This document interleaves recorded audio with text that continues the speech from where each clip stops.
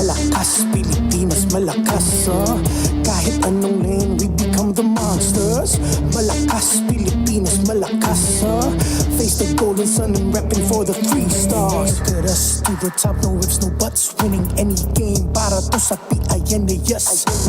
Di mo matitinag aming boses sa new level. Nasa kalye man o mobile, you know I become a legend. Listen, open fire, we unite, we winners. But with pressure, like diamonds are made of. Switching the lane na parang gera, HP racing made a setup. Pagkakatang buhat ni Hilda, full dome SS parang Laila. Susundan ko ang iyong wakas, kasama pataas, tagumpay natin to dahil tayo'y malakas para sa Pinas. Nasa amin ang alas, hindi to atas, kinikilala sa taas kasi kami ang malakas para sa Pinas. Nasa amin ang alas, hindi to atas, kinikilala sa taas, ganito kami sa Pinas.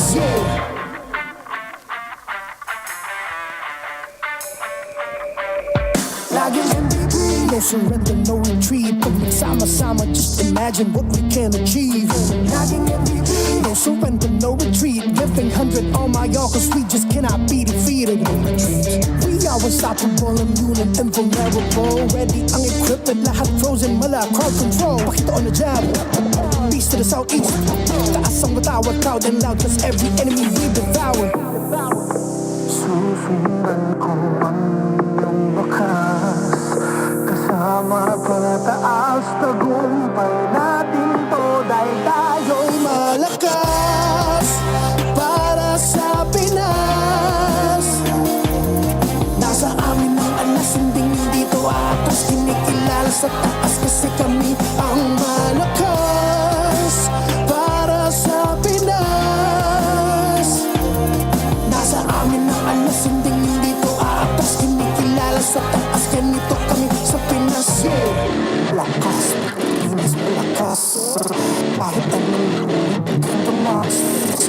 Malakas, Pilipinas, malakas, face the golden sun and repping for the 3 stars.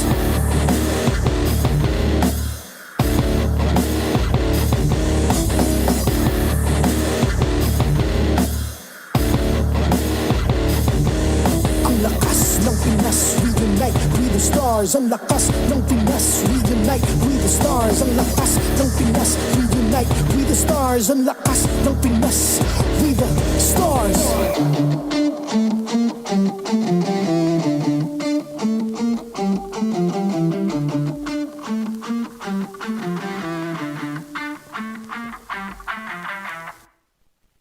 The 16th season of MPL Philippines is brought to you by the following sponsors. Infinix GT30, the power behind every madlang gamer. Victories you can count on. Smart, the simply reliable telco partner of the MPL. BPI, the official bank partner of MPL Philippines. Masepik na bukas, buksan sa BPI. Our partner in esports, Clear Men. Power up your dandruff-free scalp. Supercharged with Clear. And Nor. Sarap panalo with Nor. Don't miss any MPL action by following our official Facebook and subscribing to our YouTube channel. Follow MPLPH on TikTok for more content. Experience MPL live and stay in comfort at the Green Sun Hotel. Enjoy the promo exclusive to MPL ticket holders. This is until October 13, 2025, so hurry and book your stay. We're weeks away from the playoffs, and you can secure your tickets now. Join us at the bigger stage for the biggest clash of the season. Go to the official MPLPH website to secure your seats. MPL Philippines is monitored and supervised by the Games and Amusement Board.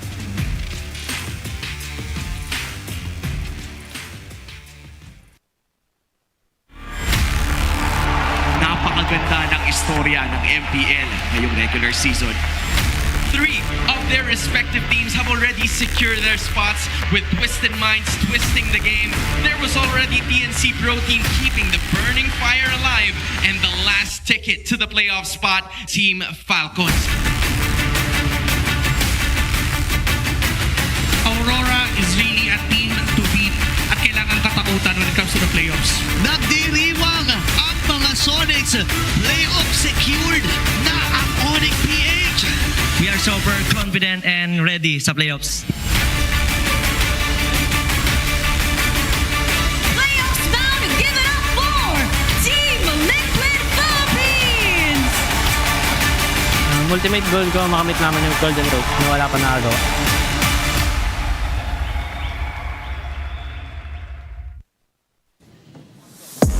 And as of this moment, we already witnessed the 8 weeks na nakalipas and already kompleto, or we've already completed our playoffs lineup.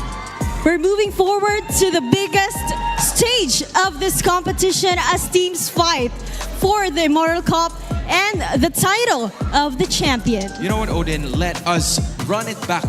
Kung ano ba yung mga nangyari all throughout this season, especially with what happened specifically doon sa eras of the league. Because at the end of the day, that's what we're all talking about.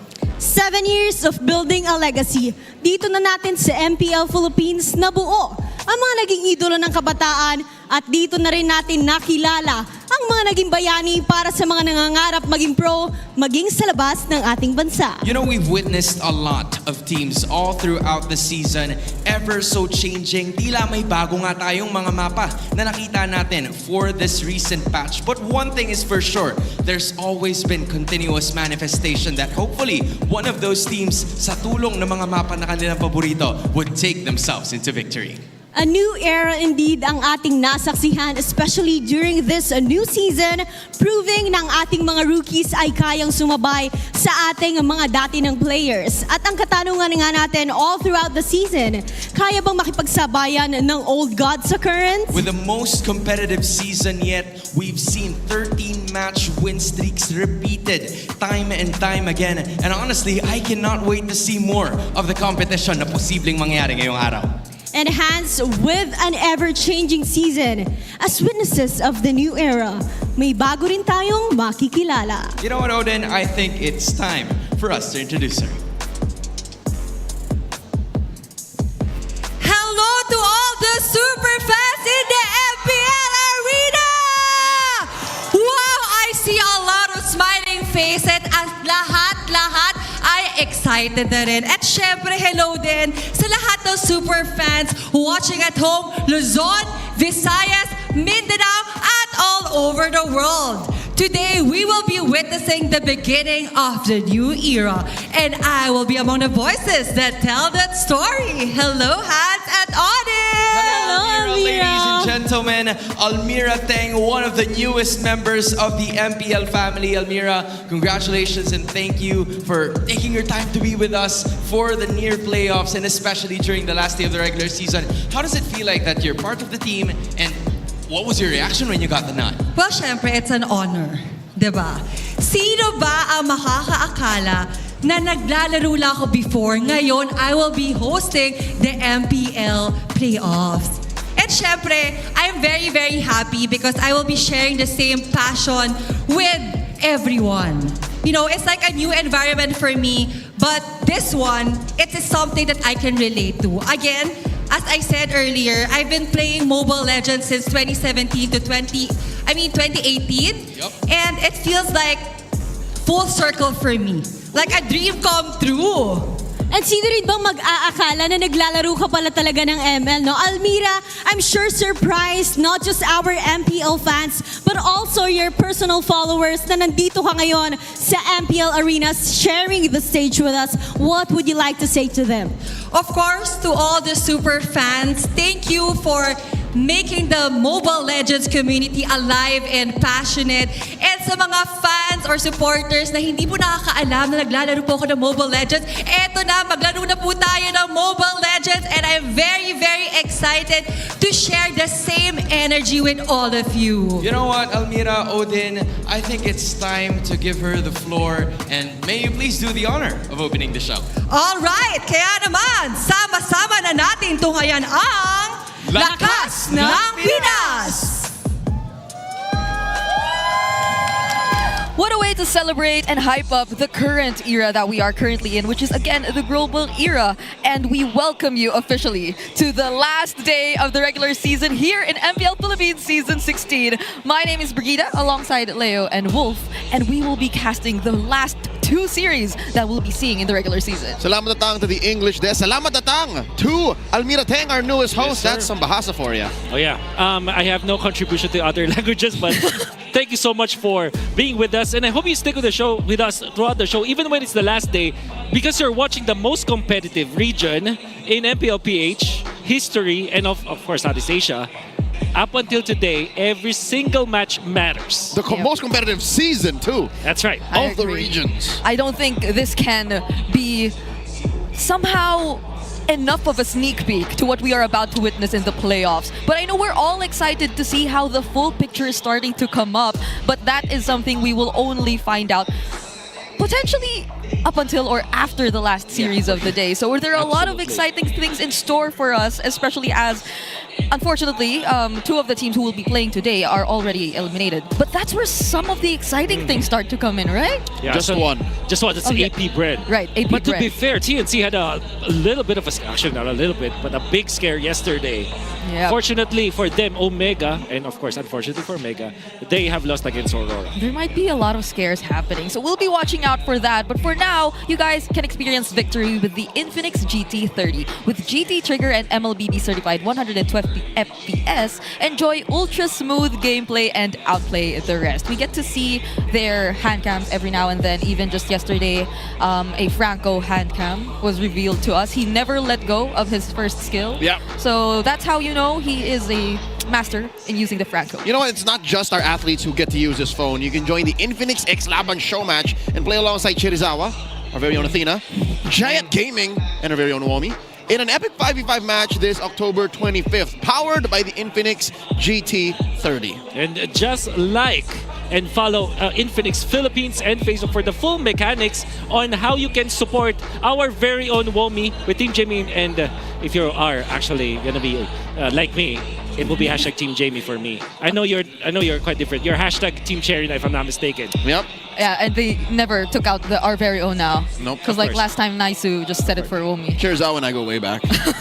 So we can't forget that. And of course, we also cannot forget to level up your game with Vibe by BPI. If you download and sign up for VPI, you guys actually get 50 raffle entries. That's right. Last month, 200 lucky winners received 1,250 MLB diamonds each. This month, we've raised the amount for you to potentially win. Get this, 50,000 diamonds. That's 4 zeros. Yeah, a sneak peek to how much diamonds Brigida has in her account. So what you can do is download and sign up for Vibe right now, because you can begin an epic tomorrow with Vibe by BPI. And of course, this tournament is monitored and supervised by the Games and Amusements Board. If I were to be completely honest, my diamonds were indeed close to that, but because of how expensive the aspirants role cost me, they are no longer around that value. It's a shame that I can't request for those skins. Yeah, I would have bombarded your inbox.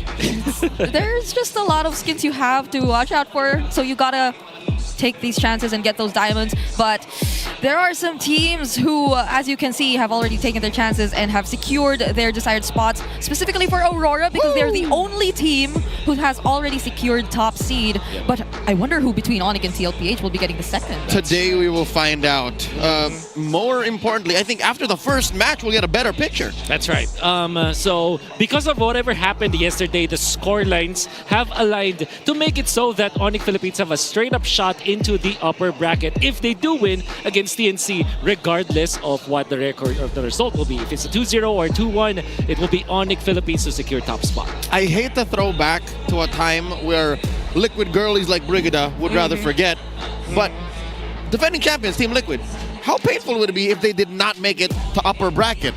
The last time this happened, season 14, They dropped first round. That's right. I very much could recall that happened because I was casting that in the Filipino desk at the time, and it was a very unexpected turn of events. I mean, play-ins, sometimes they just bring out the most unexpected outcomes when it comes to the games. So this so far is our official playoffs bracket, and as you can see, Falcons are already waiting to whoever Team Liquid Philippines or ONIC. Okay. So what you're seeing right now is the fact that Falcons, no matter what happens today, they have already been secured in the sixth rank. So that means that they will be facing rank number 4, which could be TLPH. Rank number 3, I mean, which is TLPH or ONIC. And now Twisted and TNC, they're just going to be waiting for this match to decide which team will go to 4 and 5.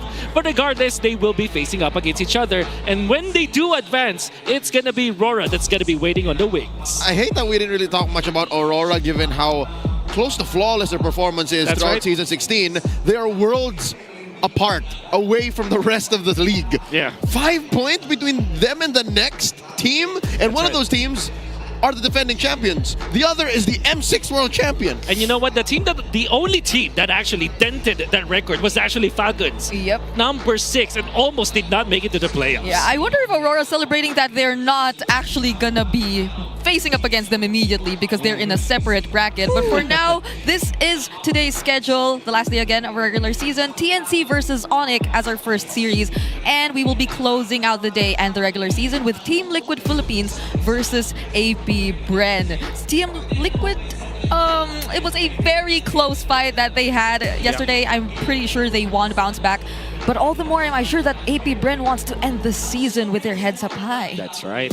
In fact, it's always been this. There's always been this proverb in the MPLPH space where the team that does not have anything to lose or anything to win is the scariest team to face. That's the story of last night's closer. Team Falcons wowed the world, but here today, Brusco and Chakno will be facing off in the final climb. Again, ONIC still wants and can very much get to upper bracket. TNC, they can spoil that. Yeah, and we saw just now Chaknu and Brusco in front of our screens. Some may have a bit of mixed feelings about what we last saw from Chaknu yesterday, but we'll talk more about that later because now what we are going to be focusing on is the jungle battle. So huge emphasis between King Kong and Zaida, and I feel like these are well-deserved. These are two players in these two teams which I feel really took the spotlight this season. So it wasn't a perfect run for both of the teams all throughout the regular season. And what I can say about the two teams, and this may be a little bit of a criticism, but I think they're both dependent on their junglers. In fact, I would say that amongst all of the junglers that we've seen all throughout the season, both Zaida as well as King Kong have performed well. I think there was literally one series where King Kong was shut down in terms of KDA, but when it comes to performance, you look back at that game, he still performs so well. And I still believe that King Kong and Zaida, they're the quote-unquote carries of their respective teams. All they gotta do is beat TNC and they lock in that upper seed slot. I'm pretty sure King Kong is locked in right now. He looks like he's asleep, but I'm pretty sure his 1.8 million followers on the TikToks will be watching. Hey, I know how he acts. Did you see that Suyo video? Okay. I think it's Flying Clouds, right?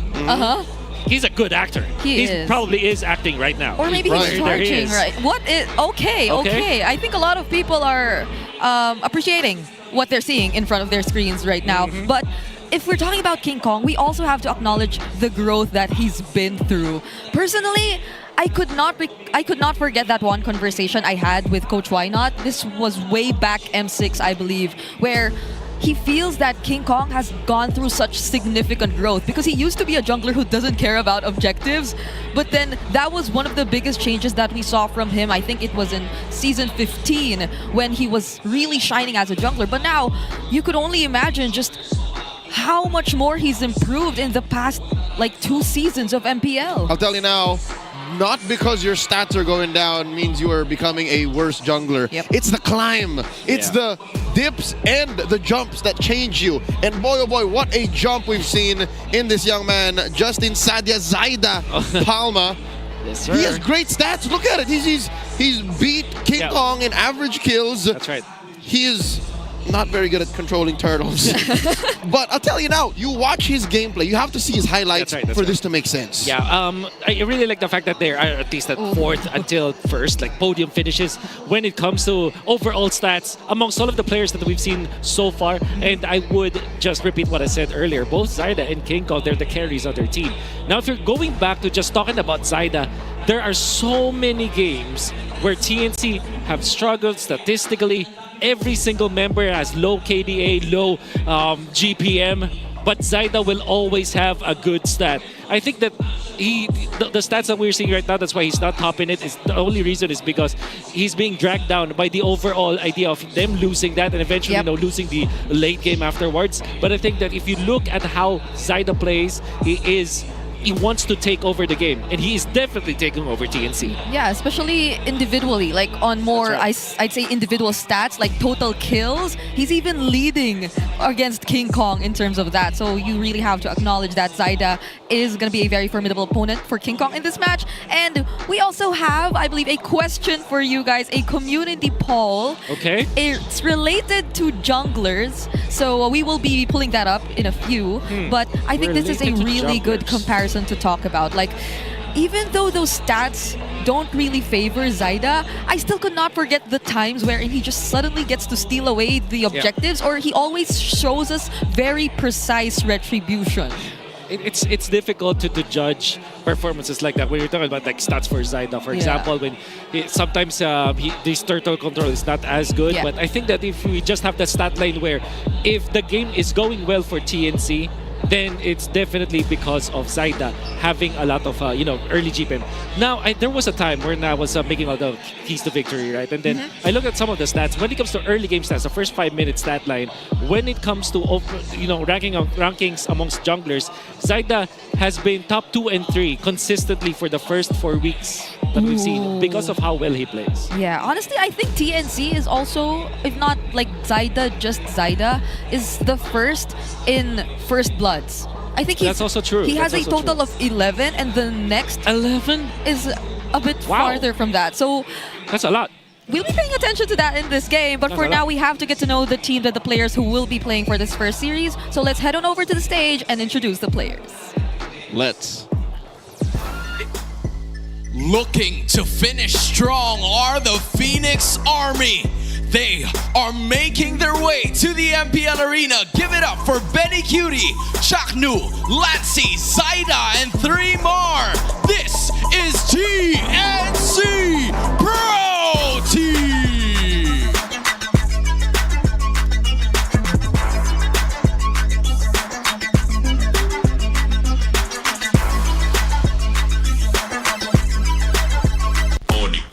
And going up against them, you know what time it is. It's Kelra, Brusco, Super Friends, King Kong, and Kirk. It's time for ONIC Philippines.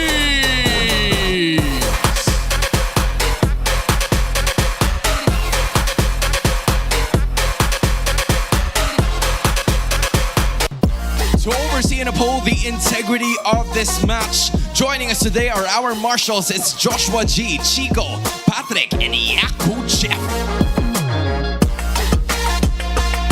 Joined by the teams are their 2 respective coaches. Good friends, Coach Etomax para sa TNC and Coach Why Not for ONIC PH.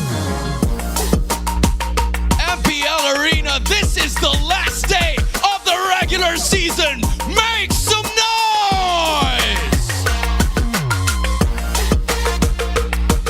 I love seeing that we already have a jam-packed arena in as early as the afternoon. Let's take a look at TNC Pro Team for this match. I'm hoping to see TNC recover. Yesterday, they suffered a loss after picking... I'm trying to forget. Okay. They picked Hellkurt Rome. Yep. And I met them after the match, and the rest of them seem to be in good spirits. So I'm hoping that against the defending world champions, TNC can pull it through. Yeah, I could hear Renmar disappointed noises when you say Hellcurt. But now let's talk about ONIC Philippines, the defending world champ. Yeah, that's Kirk, King Kong, Super Prince, Brusco, and Kelra. In a match that matters so much, they're going to be rocking Kirk instead of Ryota. But we do know that this is the lineup that wanted the championship anyways. But we're just looking at some of the important stats here. ONIC, red side. Yep, are they red side? Yeah, Yes. they are red. Right? So it's really first blood. Really just about the first blood for TNC. But one thing that's also important here is turtle control, which if you're looking at, is quite close for both the teams. When we know that both teams are close in a specific stat, it just means that we can expect that area as well to be close in game. Yep. I think the early game is really where we should be taking a look at, especially when it comes to TNC, especially if they become a bit more experimental, similar to what happened yesterday. And we are not going to go into the specifics of that because I know people have mixed reactions, but it's not just them who are being a bit more experimental in the last few weeks of the regular season. So I think there's a lot to look forward to in this match, but I wonder what they had to say in the Smart Ping Test. Ping test? Check. Chakra connection, chakra is gone. Ayaw mo ng Brusra. Pwede ah. Brusra connection. Mas okay na manlamig to kaysa manlamig siya. Untitled. Uy, may nagwawala. Hey! Ano yun? Kung di pa kayo nakakabili ng ticket nyo, bumili na kayo ng ticket kayo sa Cuneta. Kahit sino papanggain! Shock noise, Benny Cutie, execration combo yun ah. Natamaan ng lindol guys. Stay safe guys. Mag-iingat kayo palagi guys. Ingat kayo palagi. Kamusta ang lahat ng tao sa mundo? What happened? Guys, ina-invite ko kayo manood sa playoffs sa Cuneta. So, ikaw naman. October 22 to. Manood kayo, bumili kayo ng ticket, baka maubusan kayo. Panoorin nyo kami dun guys. Maraming salamat sa mga nanood. Sa mga manonood. Sana matapos ng mga sakuna sa mundong ibabaw. Pray lang tayo guys. Kaya picture kami tatlo. Bang! Mga ganun no? Anong message mo sa younger self mo? Message ko sa younger self ko. Hindi, kay AP side kay AP. Proud ako sa'yo. Hoy, proud ka? Bakit daw? Bakit? Proud ako sa'yo. Alam ko yun. Phoenix Army magingay. Tol, ano word of the day natin? Lasok. Wag yun. Pangangamba. Word of the day now, guys, pangangamba. Okay, so that's the word of the day, pangangamba, which means worrying? Or like... Yeah. Yeah. It's a bit like that for TNC. But for ONIC, Kelra does look very happy today. Would you agree? He feels nothing for the matchup. He said nothing about their opponents. Actually, there's literally nothing except the fact that he recognized that it was an execution combo. Back in what? That was the... Season 7. So what era was that? That was the Crown era? The start of the Crown Age of the era. Crown, yes. That's right. Oh. Age of the Crown. That was the grand finals, Execration versus Blacklist. All right. I wonder what Kelra's favorite era is, because like I would immediately think it would be global, but maybe he has a different answer. But for now, we have to listen to the keys to victory. Let's head on over to the Howl. Welcome to the Howl. Ako pala si Wolf, bringing you the Infinix keys to victory. It's TNC going up against ONIC Philippines. Para sa TNC, pasok naman na sila sa playoffs. Pero para sa ONIC Philippines, importante itong matchup na to. If they win, they can get to the upper bracket. At alam naman natin, mas komportable talaga doon sa taas. And this is something na kailangan ng ONIC Philippines. But for TNC to stop that from happening, ang first step para sa kanila, bigyan si Chakno ng fast catch style heroes. At alam naman natin, pag naglaro ang TNC ng much faster with Chakno at the helm, kapag meron siyang mga catch type heroes, mas maganda ang naging resulta para sa TNC. I'm very impressed on how they played the Jawhead in the previous game at every time naman naglalaro si Chakno ng mabibilis na catch heroes, it will be better. Plus na yan kapag mapaganda pa yung mapa para sa kanila. And they also have to spread yung mga damage sources nila. Ngayon ang ibig sabihin nito, minsan ang TNC naka-funnel sa isang hero yung late game scaling nila. Katulad ng mga draft nila with Fredrin, Zushin, tapos meron silang Arlot, and then kukuha sila ng isang hero katulad ng isang Moscow o kaya naman ng isang Nathan, kung saan isa lang yung pinaka-scaling para sa kanila. Naging awkward yung isang laban nga nila nung bigla pa silang napilitang mag-Hellcurt na last next pick para lang meron silang additional damage sources. Kapag hindi enough yung damage sources para dito sa side ng TNC, nagiging magulo yung laban para sa kanila. Now for ONIC Philippines, they have to play fast. Kailangan mas mabilis sila dito in the early game. Alam naman natin, kapag naglalaro ang ONIC Philippines ng aggressive at disruptive, hindi nakakahinga yung kanilang kalaban. And speaking of hindi paghinga, ito yung pwede nilang gawin. I-pressure si Zaida dun sa jungle with disruptive roamers and strong mid XP combos. Kapag tuloy-tuloy ang pagiging aggressive ng ONIC Philippines, lalo na at tinarget nila ay si Zaida, hindi magkakaroon ng win condition ang side ng TNC. Tingnan natin kung mapipigilan ba ng TNC ang ONIC Philippines today. Back to the casters. So it seems like a few moments before heading into the draft, there is a bit of highlight on Chaknu and what TNC has to give him and let him play in order for them to operate. I do agree that it should focus on crowd control and not damage. Yeah. Don't let your roamers pick up the slack that your cores should have. So I'm looking at heroes like Grok, looking at Khalid, because those two provide both crowd control and damage so that we can avoid the H word. The H word? Is it too much to ask for something as big as or impactful as a Minotaur, for example, or a classic Chaknu Atlas? Oh. Is that something that's weird? Maybe a little coof in the house? I'd want that. Because I feel like for the majority of the season, it's been mostly the Gatot Kacha. Although he has shown us some different picks every now and then, he's stuck with the Gatot Kacha for I think 9 games in total for this season. So now we will be heading into the draft, but I feel like before anything too, the map generally will matter in whatever these two teams will be having or will be prioritizing. So I wonder what they will get. Oh! Now, broken walls. It's broken walls. You know, you mentioned the Gatot Kacha, which is interesting because it's technically a catch hero, but I would put it in a category in a box where it is actually a sustain hero. And the win rate for Chaknu, you'll be surprised. 22%. On the Gatot? 2 out of 9. Yeah, it's a matter of a high sample size with very little returns. Yeah. It's all reliable for the Mamba, but yeah. You know what? It's hard to build around. You know what has a big enough sample size with the high win rate hero for Chaknu? What's that? It's the G-Rock. Yep. At 62%. He's the first Grok post-rework that actually won. That's right. So, I mean, we've seen like a rising number of Grok first picks too, right? That's right. But could TNC be actually considering that? The way that they're banning so far, it seems... On the blue side, I think they like the Yisun or the Lancelot better. Yeah. I believe the metagame that we have right now, maybe the Yisun is no longer the priority because there's always that, and I'm not that proud to say this, the presence of the Alice. That is actually a soft counter to the Yisun. Because as a Yisun, you want to hit like constantly and you want to reset your traceless. But if you're facing up against a tanky hero like Alice, again, I'm not proud to say that, you just can't play as easily if you're the Yisun. She's just a cleaner Uranus. A Uranus with a stun. Yeah. Yes. Well. And a reposition that actually works. Yeah, especially when there's a flicker, so there's more ways to keep repositioning. But I'm wondering if ONIC Philippines are willing to let go of the 1-1 so they can get a chance at picking up the Lancelot, or are we expected to, of course, not see the 1-1 get through? Every time that ONIC Philippines let go of the 1-1, they have lost all of the games. If I'm not mistaken, they've lost all of the games. If not, maybe they've only won once. But I'm pretty sure that they have a very low win rate against the 1-1. And now up against Benny Cutie, of all people, will they pick it up? Or are they gonna take the Grok? Oh, there it is. Oh my gosh. Oh, there it is. This is worth it. This is worth it. First pick Grok. We've seen Grok banned more often in the first 3. Yeah. And now that it's come through, you don't want to prioritize the Yisun first. Yeah. This is it, the Grok.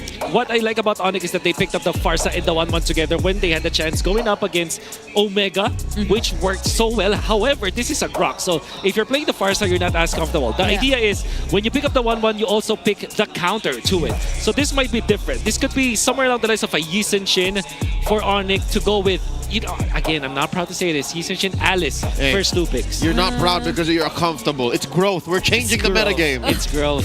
Why are there so many changes happening in the last 3 weeks? Growth, not gross. Oh, okay. Whoa. Wait. Whoa.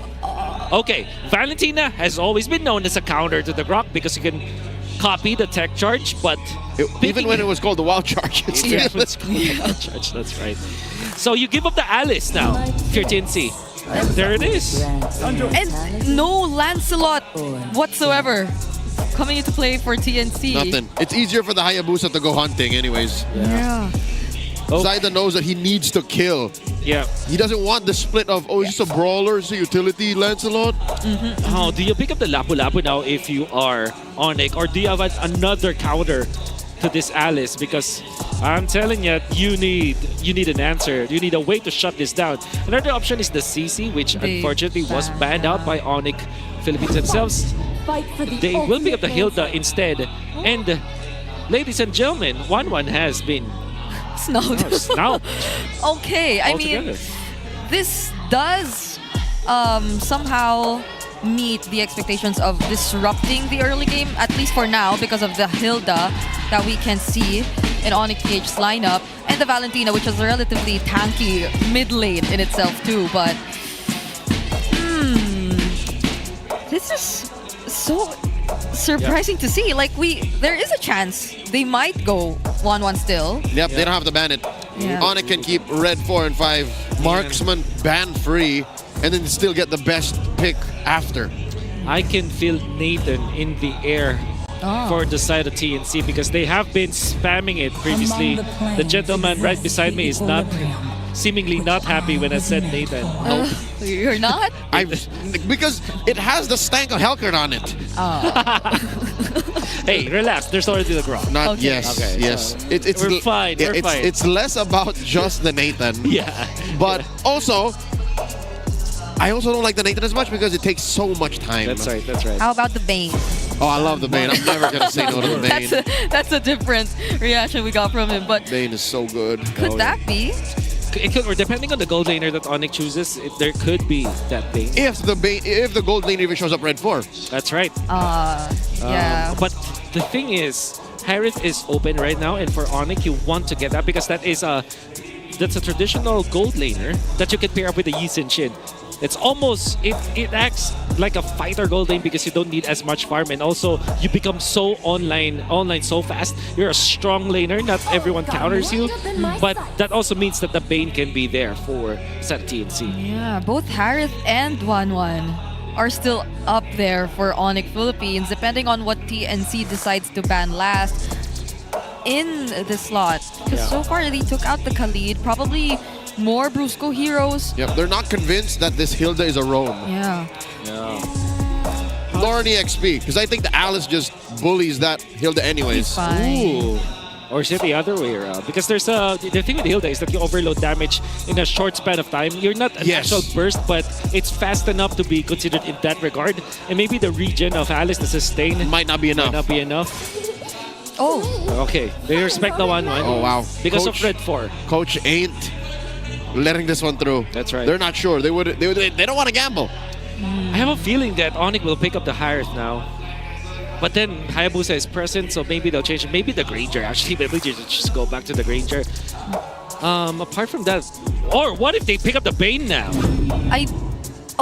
They don't reveal it yet. It's Uranus. So they pick two Uranuses into each other. Urani. Effectively, Urani.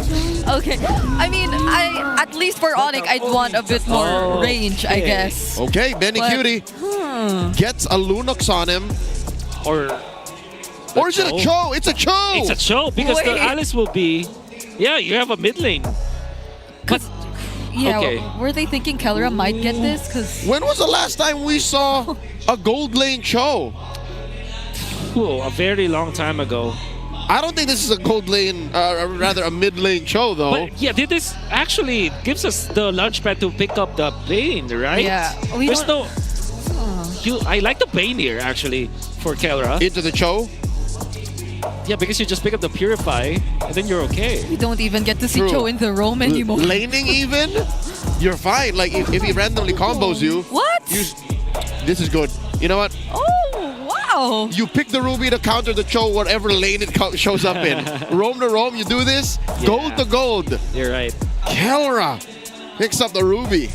And it is looking like a Cho gold lane that Benny Cutie is going to pick up. Seems like it's a Cho gold lane.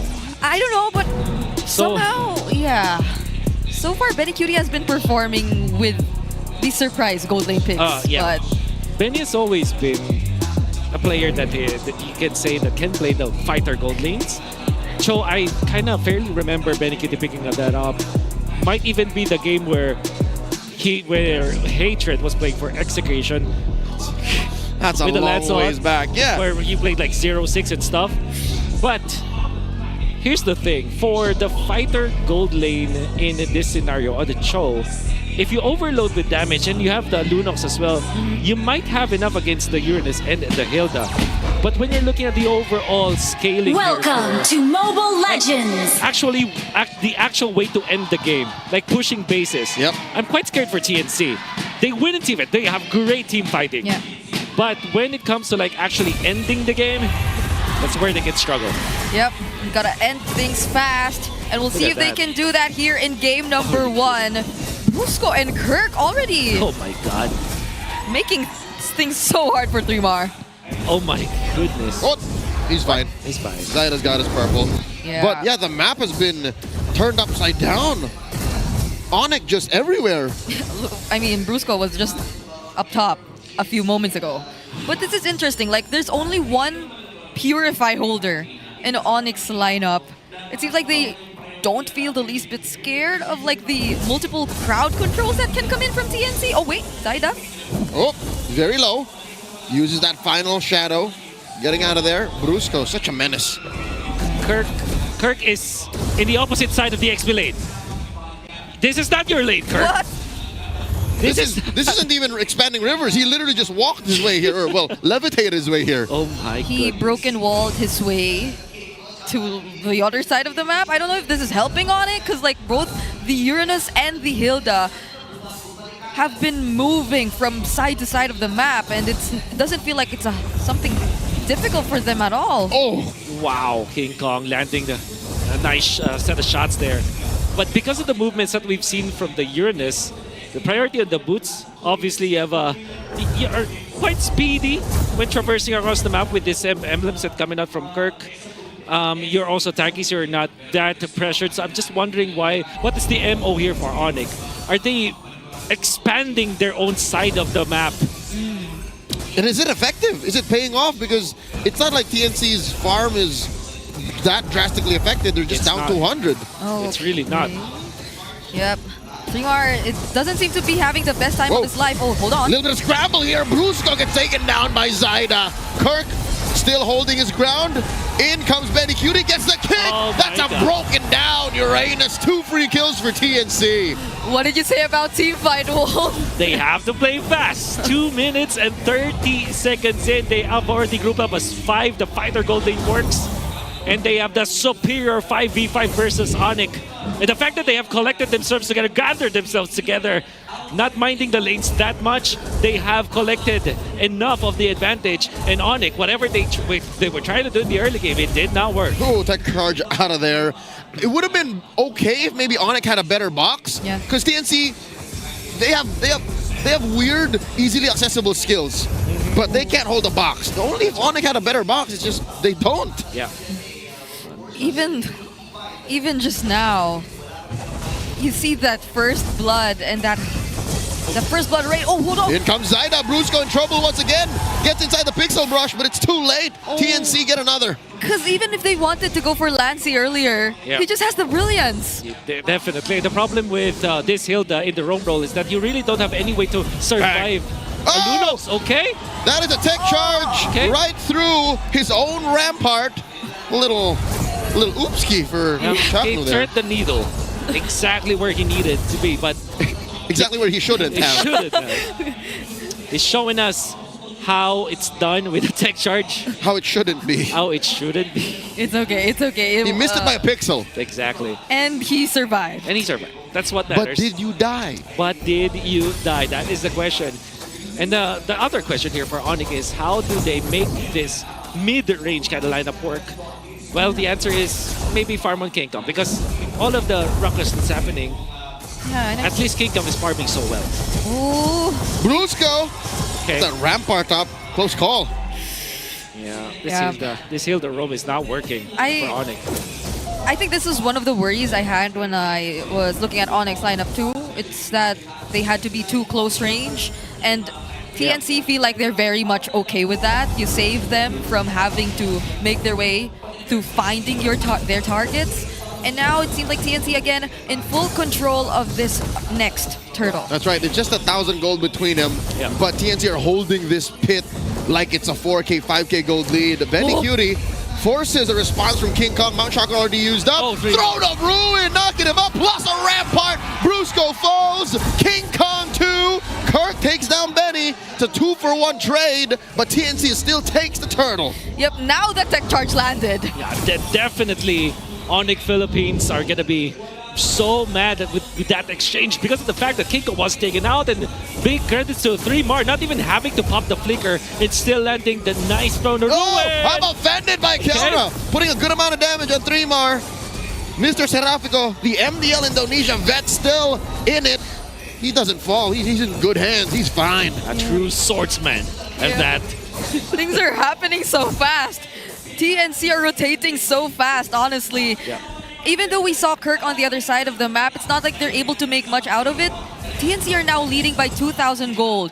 And it seems like such a struggle for ONIC that they're being a bit too reactive. And can I just say that this is TNC. TNC's win condition, main win condition, was to win the team fights, and then next is to actually win the early game. And I gotta say, ONIC Philippines cannot afford an early game loss. And the fact that this mid-range kind of lineup from them did not work in the early game, King Kong has been shut down after having a good, decent early game. Kelra is not scaling. Kirk is also not scaling as much, although he got a kill. And most importantly, Brusco is not contributing to the team fights at all. This is a big disaster for ONIC. I'm finding it difficult to look for a way for them to get out of this game. I'll tell you now, they gotta bend over backwards to recover here in the mid game. Kirk does buy enough time, running the long way around, taking the scenic route, all the way down to bottom lane, where ONIC are able to translate into a turret. Yeah, I guess ONIC too might have to take advantage of areas where TNC aren't prepared, and in situations where they could really capitalize on the numbers, because similar to what happened down bottom, it's not like Benny Cutie could really commit to defending that turret. And those are the things, the small things that they can at least do for now. TNC getting a little careless. You see that passive push up top? Yep. Well, that is okay, yeah. Because they want a team fight. I think that's TNC's MO. Because they do excel in team fights. They want to group up together. Yeah. They don't want to be... They always want to be within arm's reach of each other. Oh, Turtle now at half health. This is the final one. In comes a stolen wild. Tonic charge. Chaknu dropped the zone. A turtle for TNC. Brusco taken out. Rampart by Chaknu. Keeping ONIC where they want him to be. Kirk got 3mar on him. Got shadows up. Zaida not biting down on the bait. TNC happy with the conversion. A turtle and a turret. A decent attempt coming out from Brusco. You can even say that's a noble attempt from him. Almost took out Zaida. But just because of the gold lead that TNC has, Zaida survived that onslaught coming up from Brusco. Like, if you think about it, it's a high IQ play to start the turtle fight by putting down the Hayabusa from TNC. However, because of the fact that ONIC does not have enough farm, they have lost that team fight. Yep. By the way, Benny Cutie finds the way of the Dragon and you. The last time he played Cho in the gold lane was in Season 8 to confirm all of our theories. See, I told you it was a long time since we've seen a gold lane Cho. 2021. And 4 years! In what year are we right now? 4 years! 2021 was just 21 years old back then. Oh! I just turned 22 then. My birthday's in November. That's right. I turned 18. Okay. Did I? But I don't know. You sure did. Okay. Happy birthday. Going back, I think that was a really commendable play done there by Brusco. But the thing is, it seems like now we see him alone more often than not. And 3mar and Chaknu feel like it's so hard to deal with them at this point. Yeah. TNC are gonna deathball right now because they can't afford to. Oh, in comes a shadow kill. Spreading the damage around Prince and King Kong. Prince put at about arm's length of death. That's right. And speaking of Prince... Uh-oh, they got plans for Kirk. Is this wise? Oh, there's a rampart. Kirk dashing on out. The passive, the enhanced attack used by Chaknu. In comes King Kong. There's nothing they can do to this Uranus. He still has Purify. Yeah, to be fair, that's a Uranus. But yeah, speaking of Prince, only has the glowing one right now. Standing at 4,000 gold.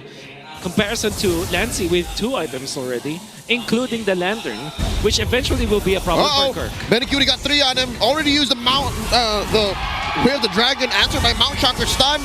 Kirk here delaying the turtle, or rather the Lord take from TNC. In the coming stolen tech charge. No one home. Super Prince misses the mark. Giving over a kill and the Lord. TNC take everything. They trade up for Lancy. And they're still going. 3 more falls. TNC wants to get on out of here. You could hear the Sonics. They're starting. They're cheering after they took out 3 members from the Phoenix Army. A cross-map play coming out from ONIC that looked like it will not work. But at the same time, TNC, if they are separated from each other, they can be picked apart. Exactly what happened versus Benecutie. But then again, with Super Prince attempting to go for the stolen tech charge plus filter play, it's almost a coast-to-coast play and almost actually hitting the wall, which could have been good versus Zaida, but ended up giving the Lord to Zaida. Still on it, gets 2 kills and will equalize the Lord. For now, they are going to be having some sort of breathing space. But Zaida does not want that to happen. Yeah, and before everything happened, Kirk bought so much time too. He even forced the Chaos Assault from Lancy, so I feel like they could have used that to burst the objective much faster, but just because he was there, the other members of ONIC were eventually able to catch up. So I think they aren't able to really maximize this objective that they're able to secure, although you can't take away the fact that majority of their outer turrets are most likely gonna fall. You know what? Even with that Lord being taken care of quickly by ONIC, with all the fumbles prior, I think this is just what we can expect from TNC, their pace anyways. Wolf, you already mentioned how they can't take turrets the old-fashioned way. That's right. They don't have an actual marksman. They don't have an actual... No matter what happens, they can only really convert from a death ball. So That's right. I think this is still up to TNC's timing. That is definitely correct. Because if you're TNC, the clear way for you to end the game is if you wipe out ONIC Philippines. And in order for you to wipe out ONIC Philippines, you gotta be together. You have to put all of your pieces together and deathball against ONIC. And for TNC, the only reason for them to be split apart is when the map is not in their favor. So for ONIC, the outright way for them to win or at least equalize in this game, to prolong it enough for them to have enough of a farm against TNC is for them to split the map. So far, Kirk has been doing that. Yeah, and I feel like that's what TNC were doing earlier too. By the way, we look at the Infinix hand cam. This is Zaida, a level 15 Hayabusa, still a level ahead from King Kong. Experience victory for every Madlang gamer. And that is exactly when they were winning majority of the early game. When they were just grouping up together, letting go of some of their turrets every now and then. Their tier 1s, clearly they lost them early on. But when they had to deal with it, maybe that's where ONIC tries to make a move. Because they know that there's someone who needs to manage the waves. And if it's going to be Benecutie, then he could be the ideal target.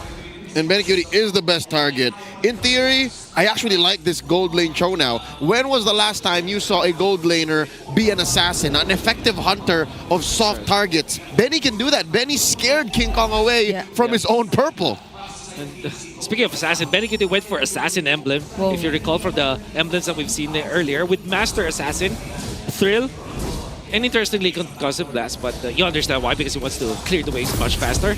And then he went for Endless Battle and War Axe. So that means that, yeah, there is a one-shot potential if it will be King Kong and Super Prince as the targets. You cannot show yourself if you're King Kong. Earlier, he even used it in an opposite direction, but it was still enough because everyone, or even Chaknu, could provide the follow-up tech charge and Rampart. But this is exactly why King Kong still decides to hide. They have very minimal information, but look at where Brusco and Keller are hiding too. They're taking that long bush down bottom, the corner of the map. The Dons, Kirk taking it from the other side. Three-Mar decides to oblige him, throwing out that little shadow gleam into the Y-brush. Chaknu finally checks it himself. Spots Kelra. Brusco with the conceal. Super Prince as well. There's a Rampart looking for a big ticket tech charge. Zaida gets caught out. Super Prince kills him. No retribution for TNC. The Lord gets taken out by Lancy. Oh my God, this went sideways for ONIC. Down goes King Kong with a trade 2 for 3. The Super Fam don't want none of this. Could have been the perfect pickoff already. But but then they lost 3 members. And that's because the members of TNC have stuck their goal. Kirk's fine. Okay. There it is, Lancey pressing that panic button, holding on to his Purify. Brilliance on out, stealing away King Kong's purple still. TNC on top. What would have been Super Prince's top highlight of this season. Stealing the tech charge, going for the flicker play, finding Zaida one shot against the jungler. Only spoiled because of the zone coming out from TNC. They pressured King Kong so much, put him low. 3mar was actually on the job. And then Lancey, just at the right place at the right time with that ultimate, with that Lunox bomb, taking down the members of ONIC as well as the Lord. Call it a Lancey DD. TNC have stick the waves beautifully, immaculately. They catch Kirk, but he's just too damn chunky. 3mar having his way. Shadow kill by Zaida. 3mar falls, and that's enough to kick out TNC from the push. ONIC still in this. Yep, they had to respect the damage that was coming in from King Kong, but King Kong, he's starting to feel Lancey too. This is a 4-1-4 Lunox, and whenever you have that Dark Ultimate ready for you, no squishy target from ONIC should be up front. One thing that we have seen from ONIC's lineup is that even when they have struggled the entirety of the game, in 15 minutes, they have the damage. And they also have that tankiness as Kirk survives that once again. But let's take a look at the replay. What a play coming out from Super Prince. And then 3mar just hugging the back lines. Yep. As soon as he saw King Kong, he's just zoning him in, out.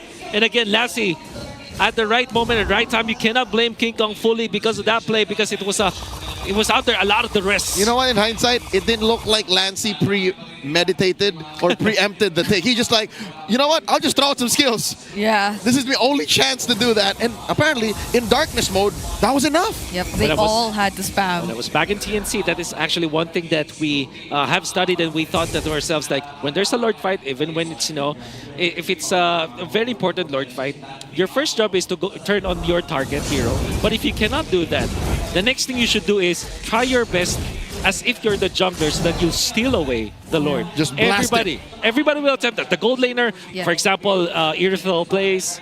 If you're a mid laner, you blast a hero that's nearby the Lord, so at least you have some influence. But the thing is, all of you should focus on trying or attempting to steal the objective, even when you have a retribution. That way, no matter what happens, you have a bit more chances. Okay. Those are things you have to take note of, especially in these very crucial objective takes.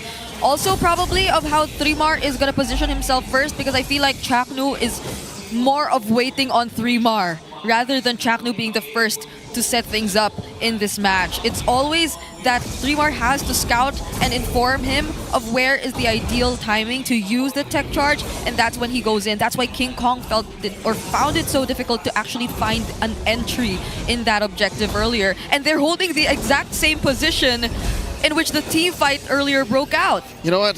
ONIC should learn from this. They have all of the lessons from the first time this happened, from the second Lord. We're now into our third Lord, and the dance still continues. Kirk taking the other side. Yep. Chaknu with the conceal, taking this Y brush. Benny is far from his box. Neymar, whoa! ruin, no one home! Whoa. Lord, at a third of its health. Benny Cutie spotted by Brusco, flushing him out of that brush. I'm offended on a 3mar. 3mar gonna get taken down here. He's still alive, still sucking a little bit of life out. He's Gleam alive. through.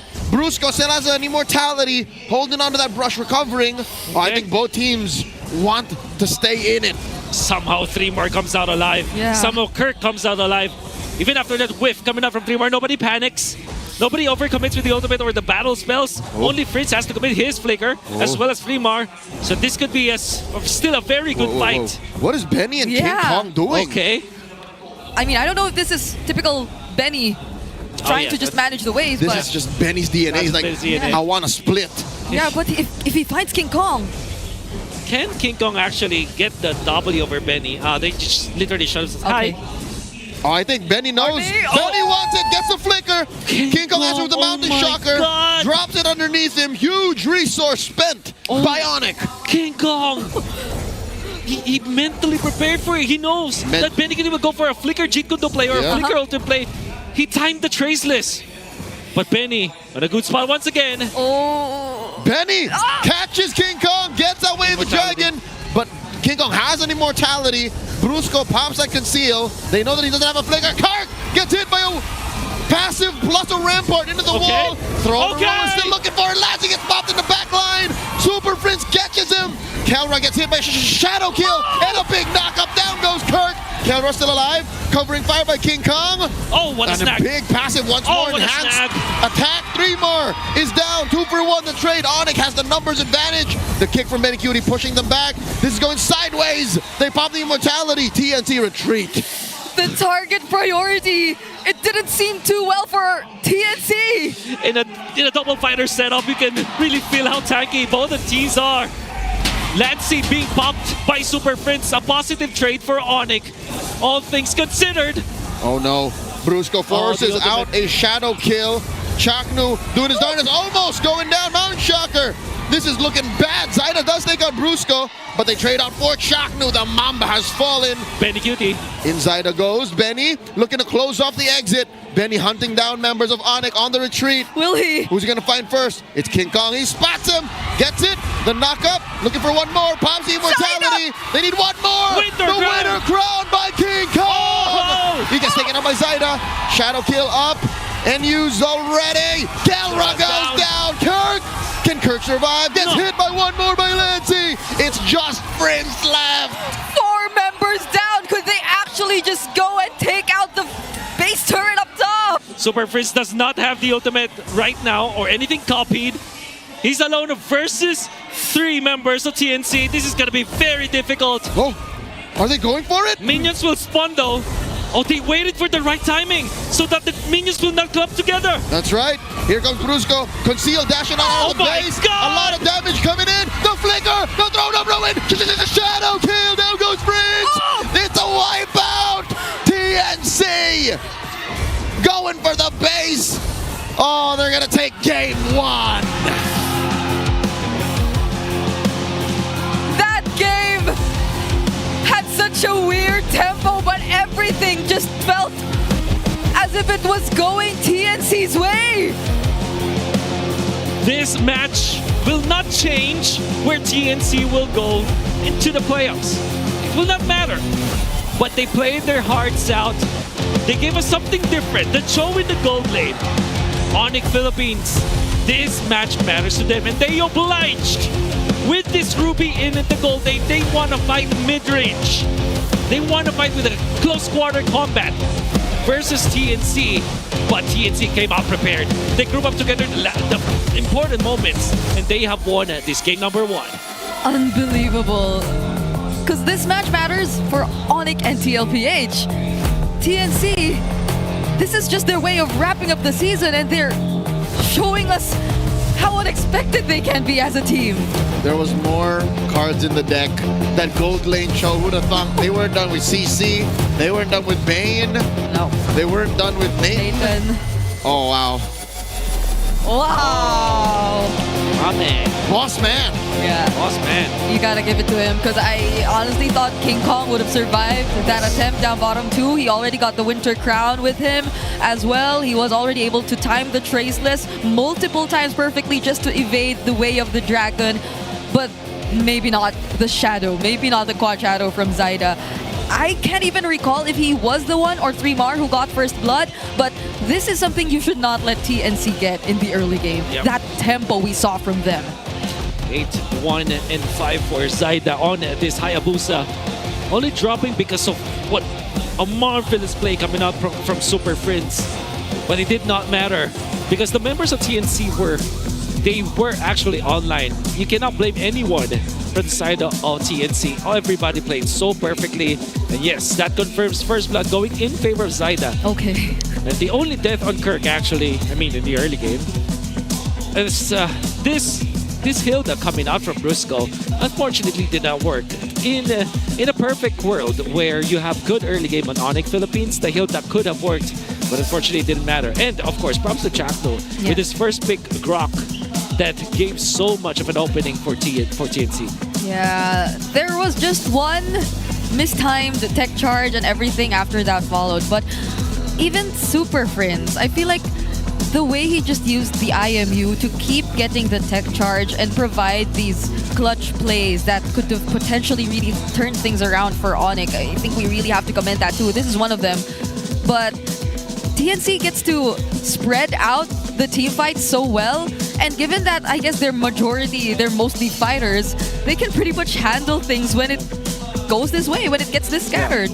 Where the fights are longer, TNC technically has some sort of advantage because when it comes to like just between the two teams, the sustain on the damage dealers is much higher for TNC than ONIC Philippines. And ONIC Philippines, in this, I mean, if you just look at their lineup and not mind the opponents, you would think that they have a mid-range lineup that once goes for sustain. But versus TNC, they want to go burst.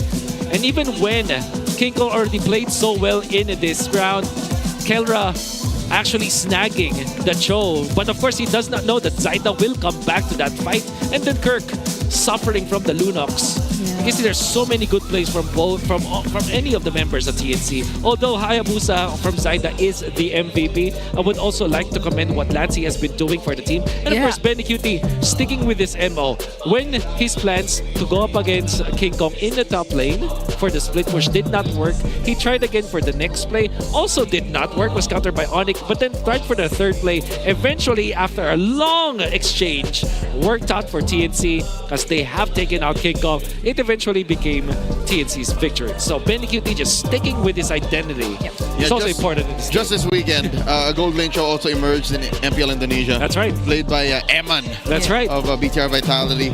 I'm excited to see how else the meta will evolve. Again, we're just a couple of weeks out from the playoffs.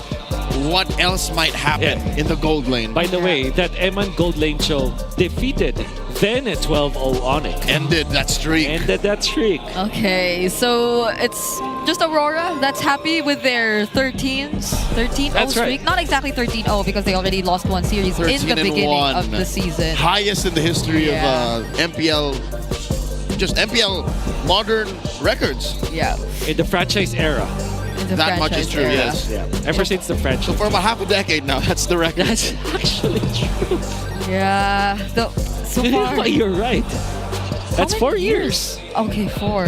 So it's just like what we saw, like the last show 4 years ago. I was 22 back then.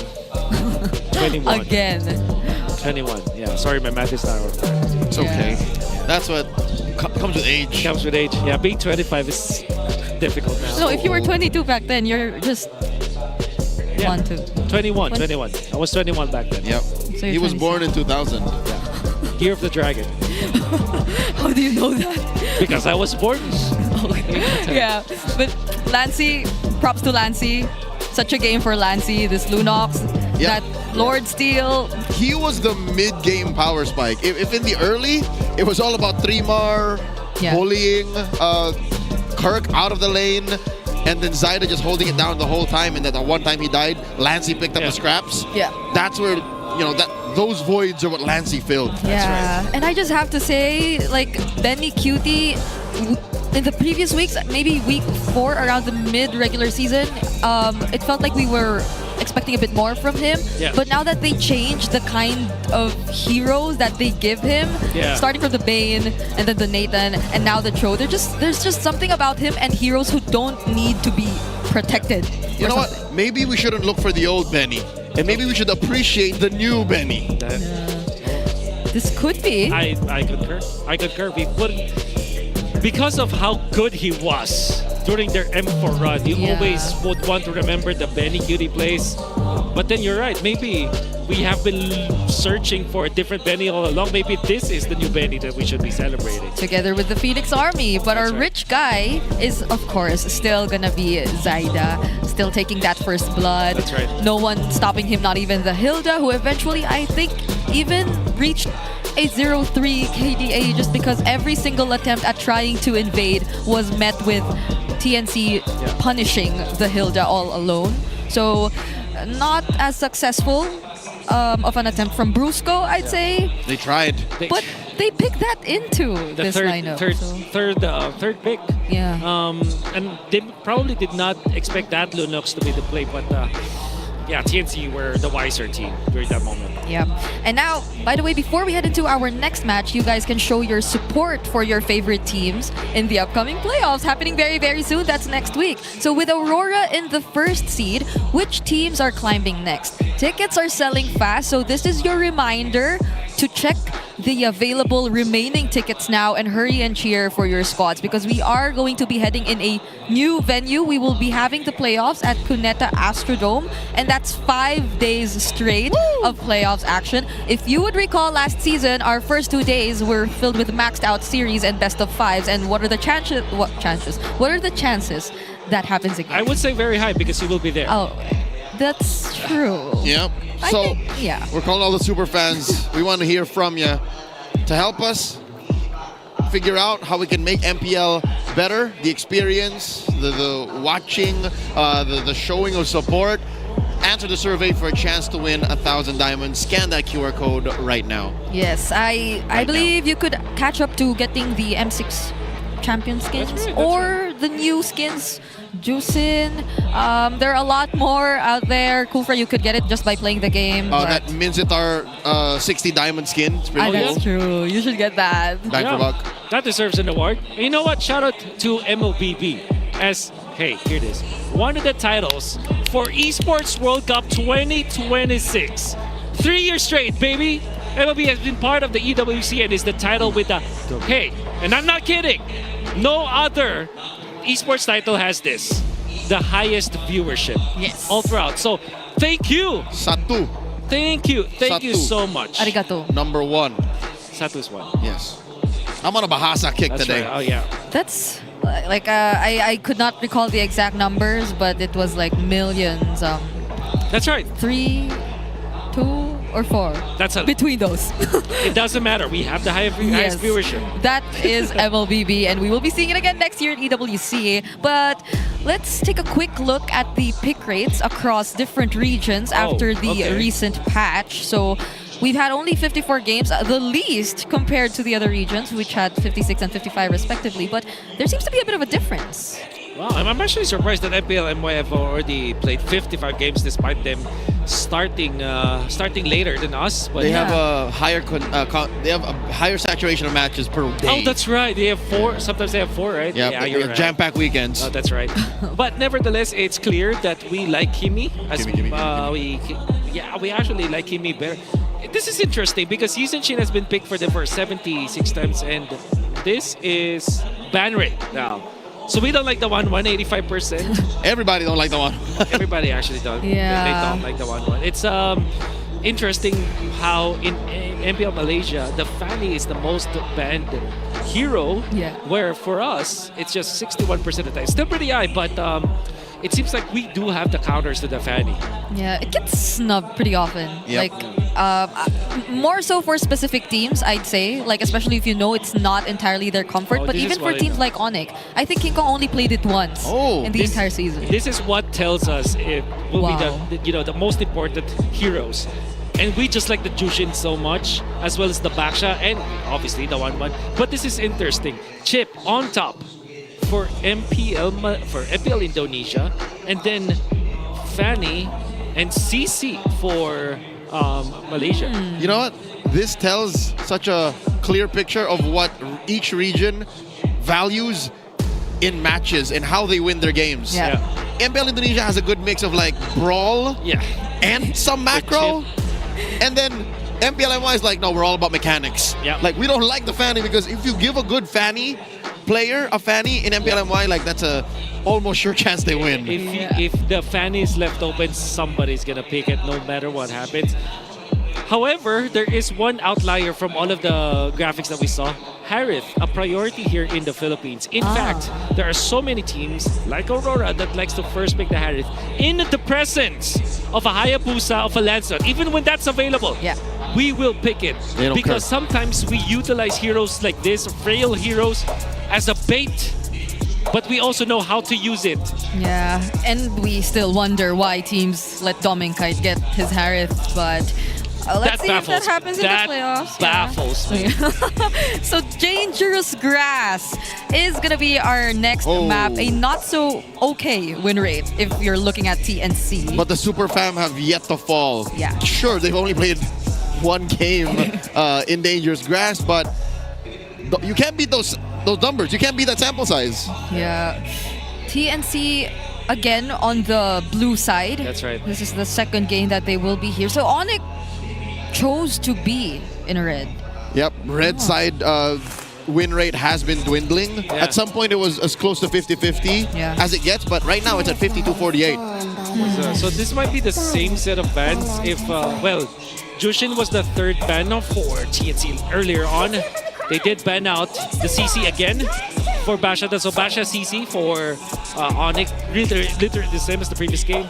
So if TNC wants to keep with the previous game, this should be Angela as their ban. Yeah, although does ONIC still want the Grok to get through? Or do they not consider the Grok to be the problem even of earlier's game number 1? I feel like they will let the Grok through. Yeah. They might just change their third pick. That Hilda third pick might have been really the problem for them, because I think that even if they do want to pick up the Uranus, they pick up third and then just ban the Lunox altogether. Yeah. Because I feel like the Hilda clearly was the hero or the pick that did not entirely work for ONIC Philippines. Although it was stretched out. Yeah, other players I think were able to do what they wanted to do. So they don't ban the Angela? Okay, I have a feeling where TNC will let go of the Angela in this game. Yeah, because the Grok is gonna be banned out.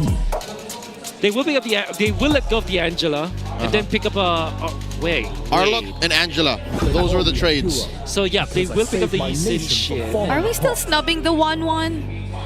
I think TNC don't want to play the 1-1. But ONIC can go Angela 1-1 if they want. That could be an option. Even though there's a Farsa. Oh yeah, they could go Farsa. Nah, they will not. Farsa 1-1 is an option because there's no Grok anymore. The Arlott's there too. Yeah, and there's no Hayabusa because they picked the Yisin Shin. That's right. That Farsa is not going to be worried. Prince should be living a carefree life in mid. Yeah. And another option might be just take the Kimi. The Farsa 1-1. It's a Farsa 1-1, right? Farsa 1-1. No? It's the Gatot Gacha. Are they gonna pull what happened yesterday and choke down on Chaknu's hero pool? Because I have a feeling they're not gonna pick Chaknu's hero in 2 and 3 anymore. That's right. Because what will happen is the Uranus should be picked up by TNC because again the absence of this Alice confirms that this second best Alice, which is the Uranus. Yeah, like why else would you do that if you had no follow-up? But you also need a way to counter, to cancel this Farsa. So Lapu-Lapu is also an option for 3-mar. Yeah. But I do like the odds better if they do pick that up. And then Lunox is also a consideration here for TNC. And maybe the Selena actually, which Letsy also likes to play. Arlott. Yeah, I think anything that can create more space for the Yisun Shin. This feels like a lot of damage so far from TNC. Like the Arlott. That's right. Might be all of it. Might even be all of the damage right now because Benny's gonna pick a fighter. I'm 90% sure he's gonna pick a fighter. Okay.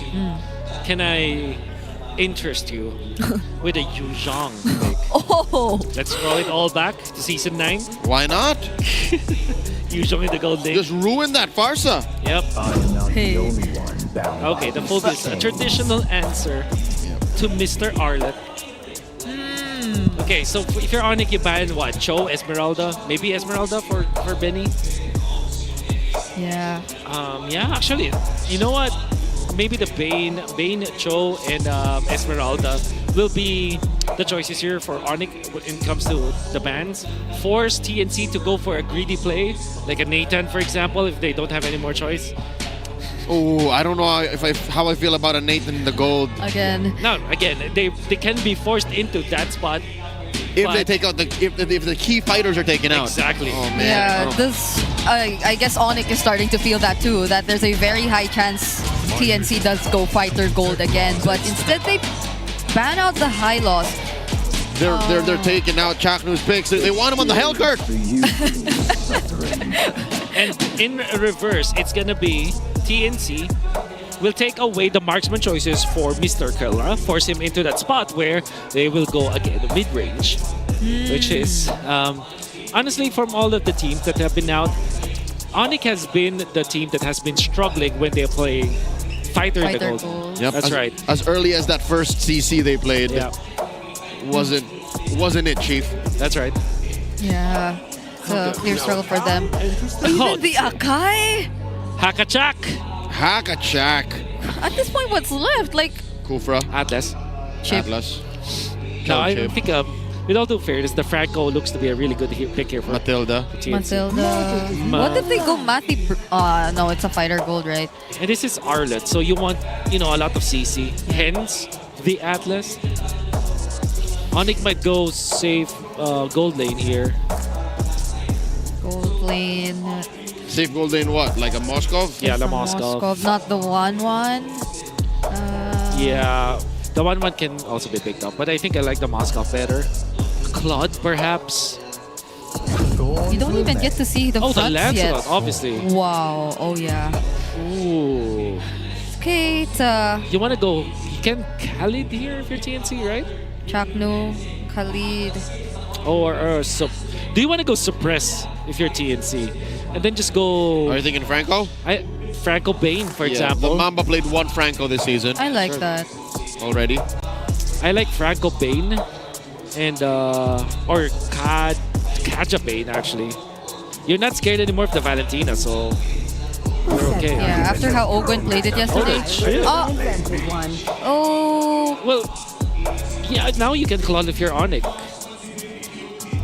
Because it's a sort of I call it a neutral hero where it does not counter anything, but it's also not countered by... It keeps itself safe. Exactly. It's not minus on frames. Yeah, there you go. I like that. You like that? You get it. Yeah, I get it. So, these two lineups, in my opinion, don't really interact as much. Lane to lane, though, you have that Phoveus winning over the Arlet. But that aside, it's really it's a game of tag. It's Chaknu going, oh, we're gonna jump on. We're gonna bring the crew to.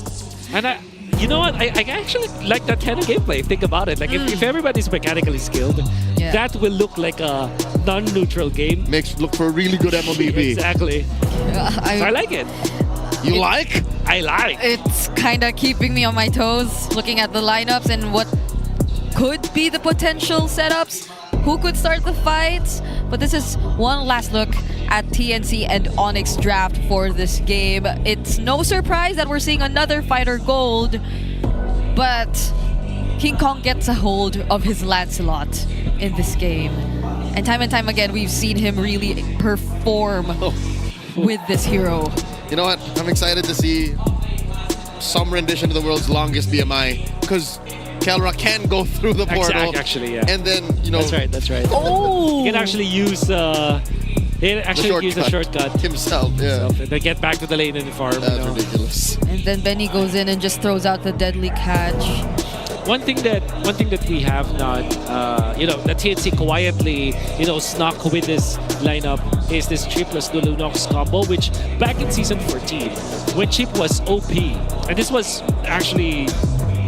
We weren't able to see it in action in the actual game. Welcome to Mobile Legends. Through scrims because the chip can be open in scrims, but during MPL season 14, the regular season, chip was always banned 100%, right? So before it was nerfed, Chip Lunox is actually a sure win combo. Yeah. What the hotness?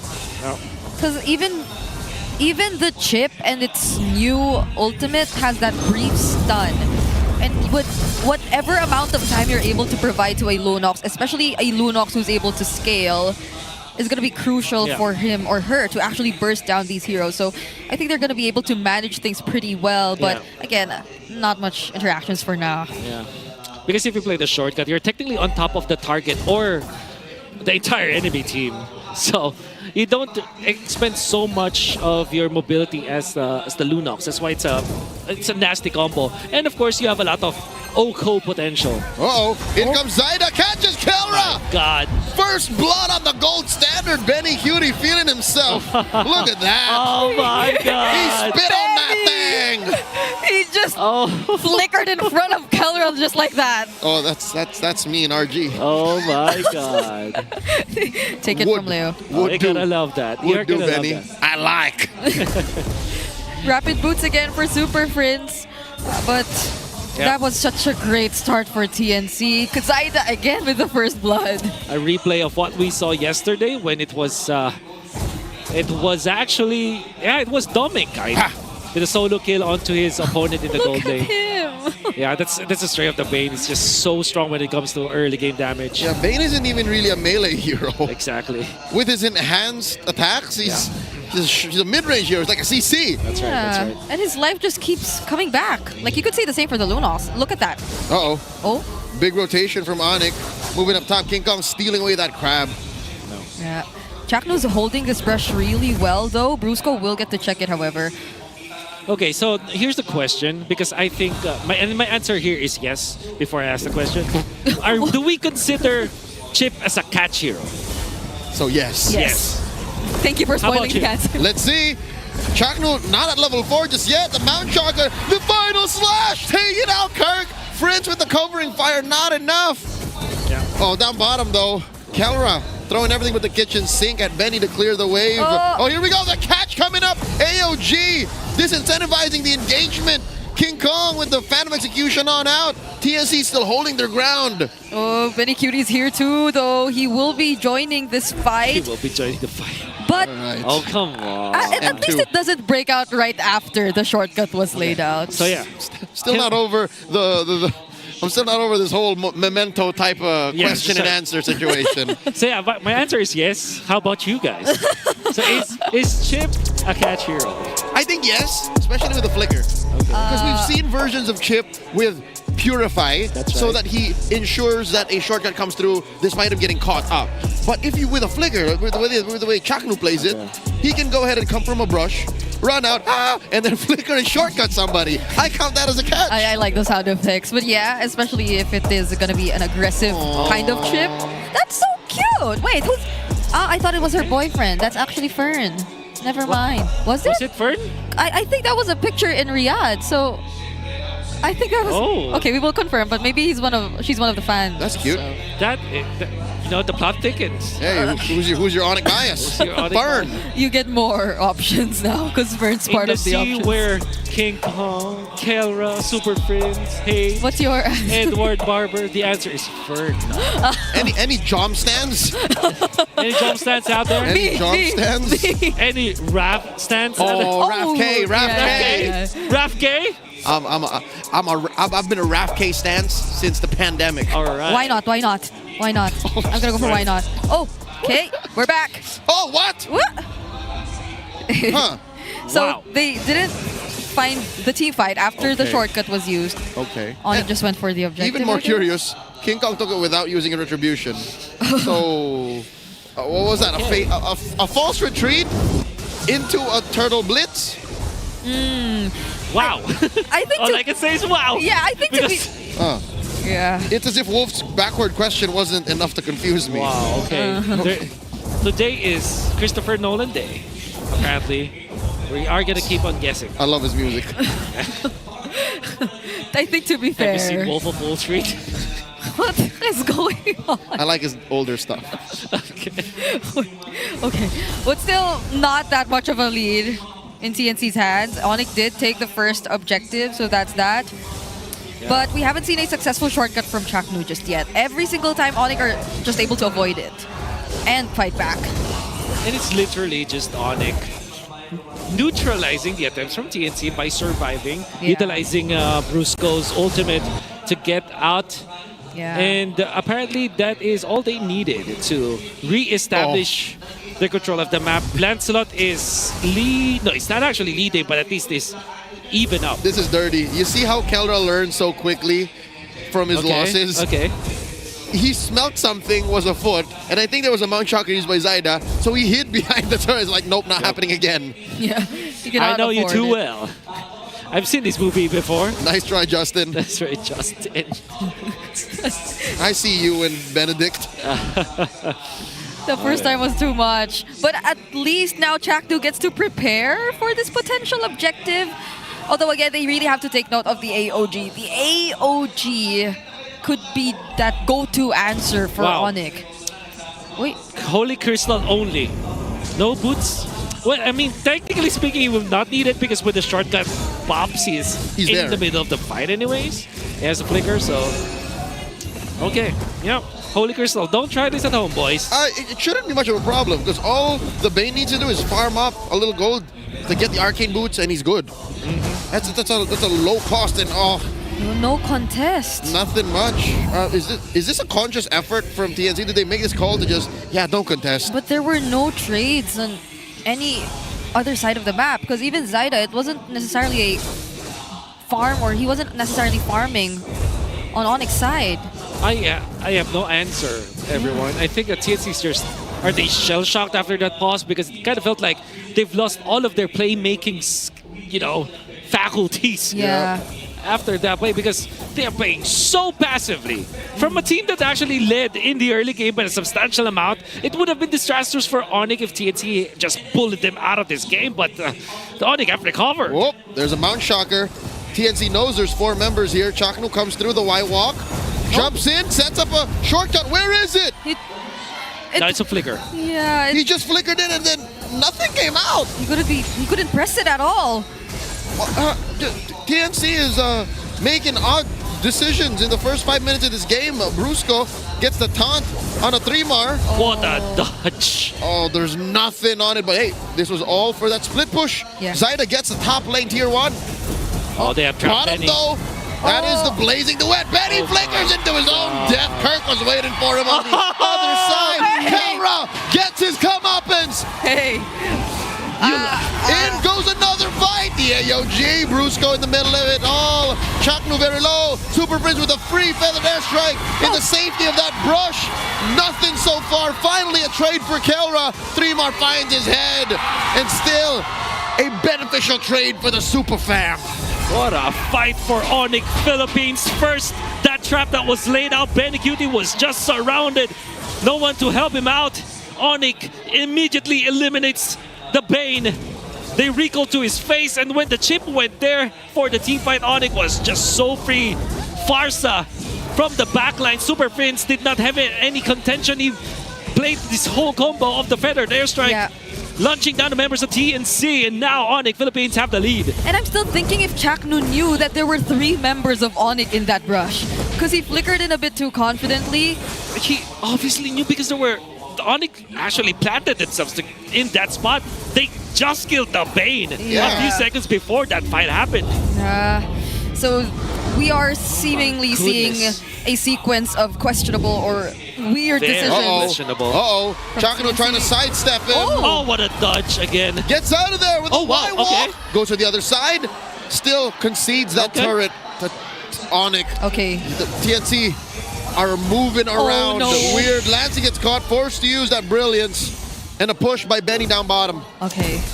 Man, the dodges from ONIC Philippines. Everybody's just trying to outplay their opponents. Like, how about that flicker coming out from Super Prince? Super quick. Yeah, it feels like TNT's running out of gas. All of their attempts to look for targets, to look for mini stuns or setups, massive setups are not working. Not even 3-mar, who we know to be very consistent. Oh, Chaknu flickering in. Chaknu flickers forward, presses a shortcut, but at the point of his engagement. Speaking of engagement, here comes Brusco, finds the Mamba, plus the blazing duet. K and K are back, baby. 3 free kills for ONIC. Oh, Benny just cleared the wave in you're surrounded mid. again. Benny! Surrounded again. Not my boy, not the Bane. 4 free kills for ONIC. I cannot with the recalls. Oh, Zaida stealing away a purple buff. The only thing that he can do for the trade, as the rest of his teammates being pummeled by ONIC Philippines. Brigida, you were talking about TNC running out of gas. I think they never run out of gas. I think they just didn't fire the cylinder. Uh-oh. Oh. Now it's clear that ONIC in the lead, a 5K gold lead. All that TNC has been doing was just looking for trades, was relying on Benny and Zaida. And this is not the TNC we know from game number 1. TNC, they kept looking for team fights, but this is the complete opposite. You know what? I just think they're spending too much time looking and they're not actually engaging, or the ones that they find aren't the best decisions to get. So they've wasted the better part of the 10-minute game so far. 100%. Again, they have all the fuel they needed, especially after getting the kill onto Kelra. A good early game for TNC, but they never stepped on that gas pedal and never really utilized everything they have. Now they're in big trouble. Might be a free kill. It is. Didn't even bother to press a shortcut. Moments of indecision like that, you can't show those signs of weakness to a team like ONIC. Yep, and that's a chip with a fleeting time first item. So it goes to explain why we get to see him being sort of a frail target for ONIC, and it's no doubt one of the easiest things to do for ONIC at this point. Looking really bad for TNC, and I think that this is not the draft's fault. This is not the players' fault. I think this is overall a team fault where they're just not fighting. And the complete reverse, there's ONIC. Even after trailing behind, they just blitzed the turtle.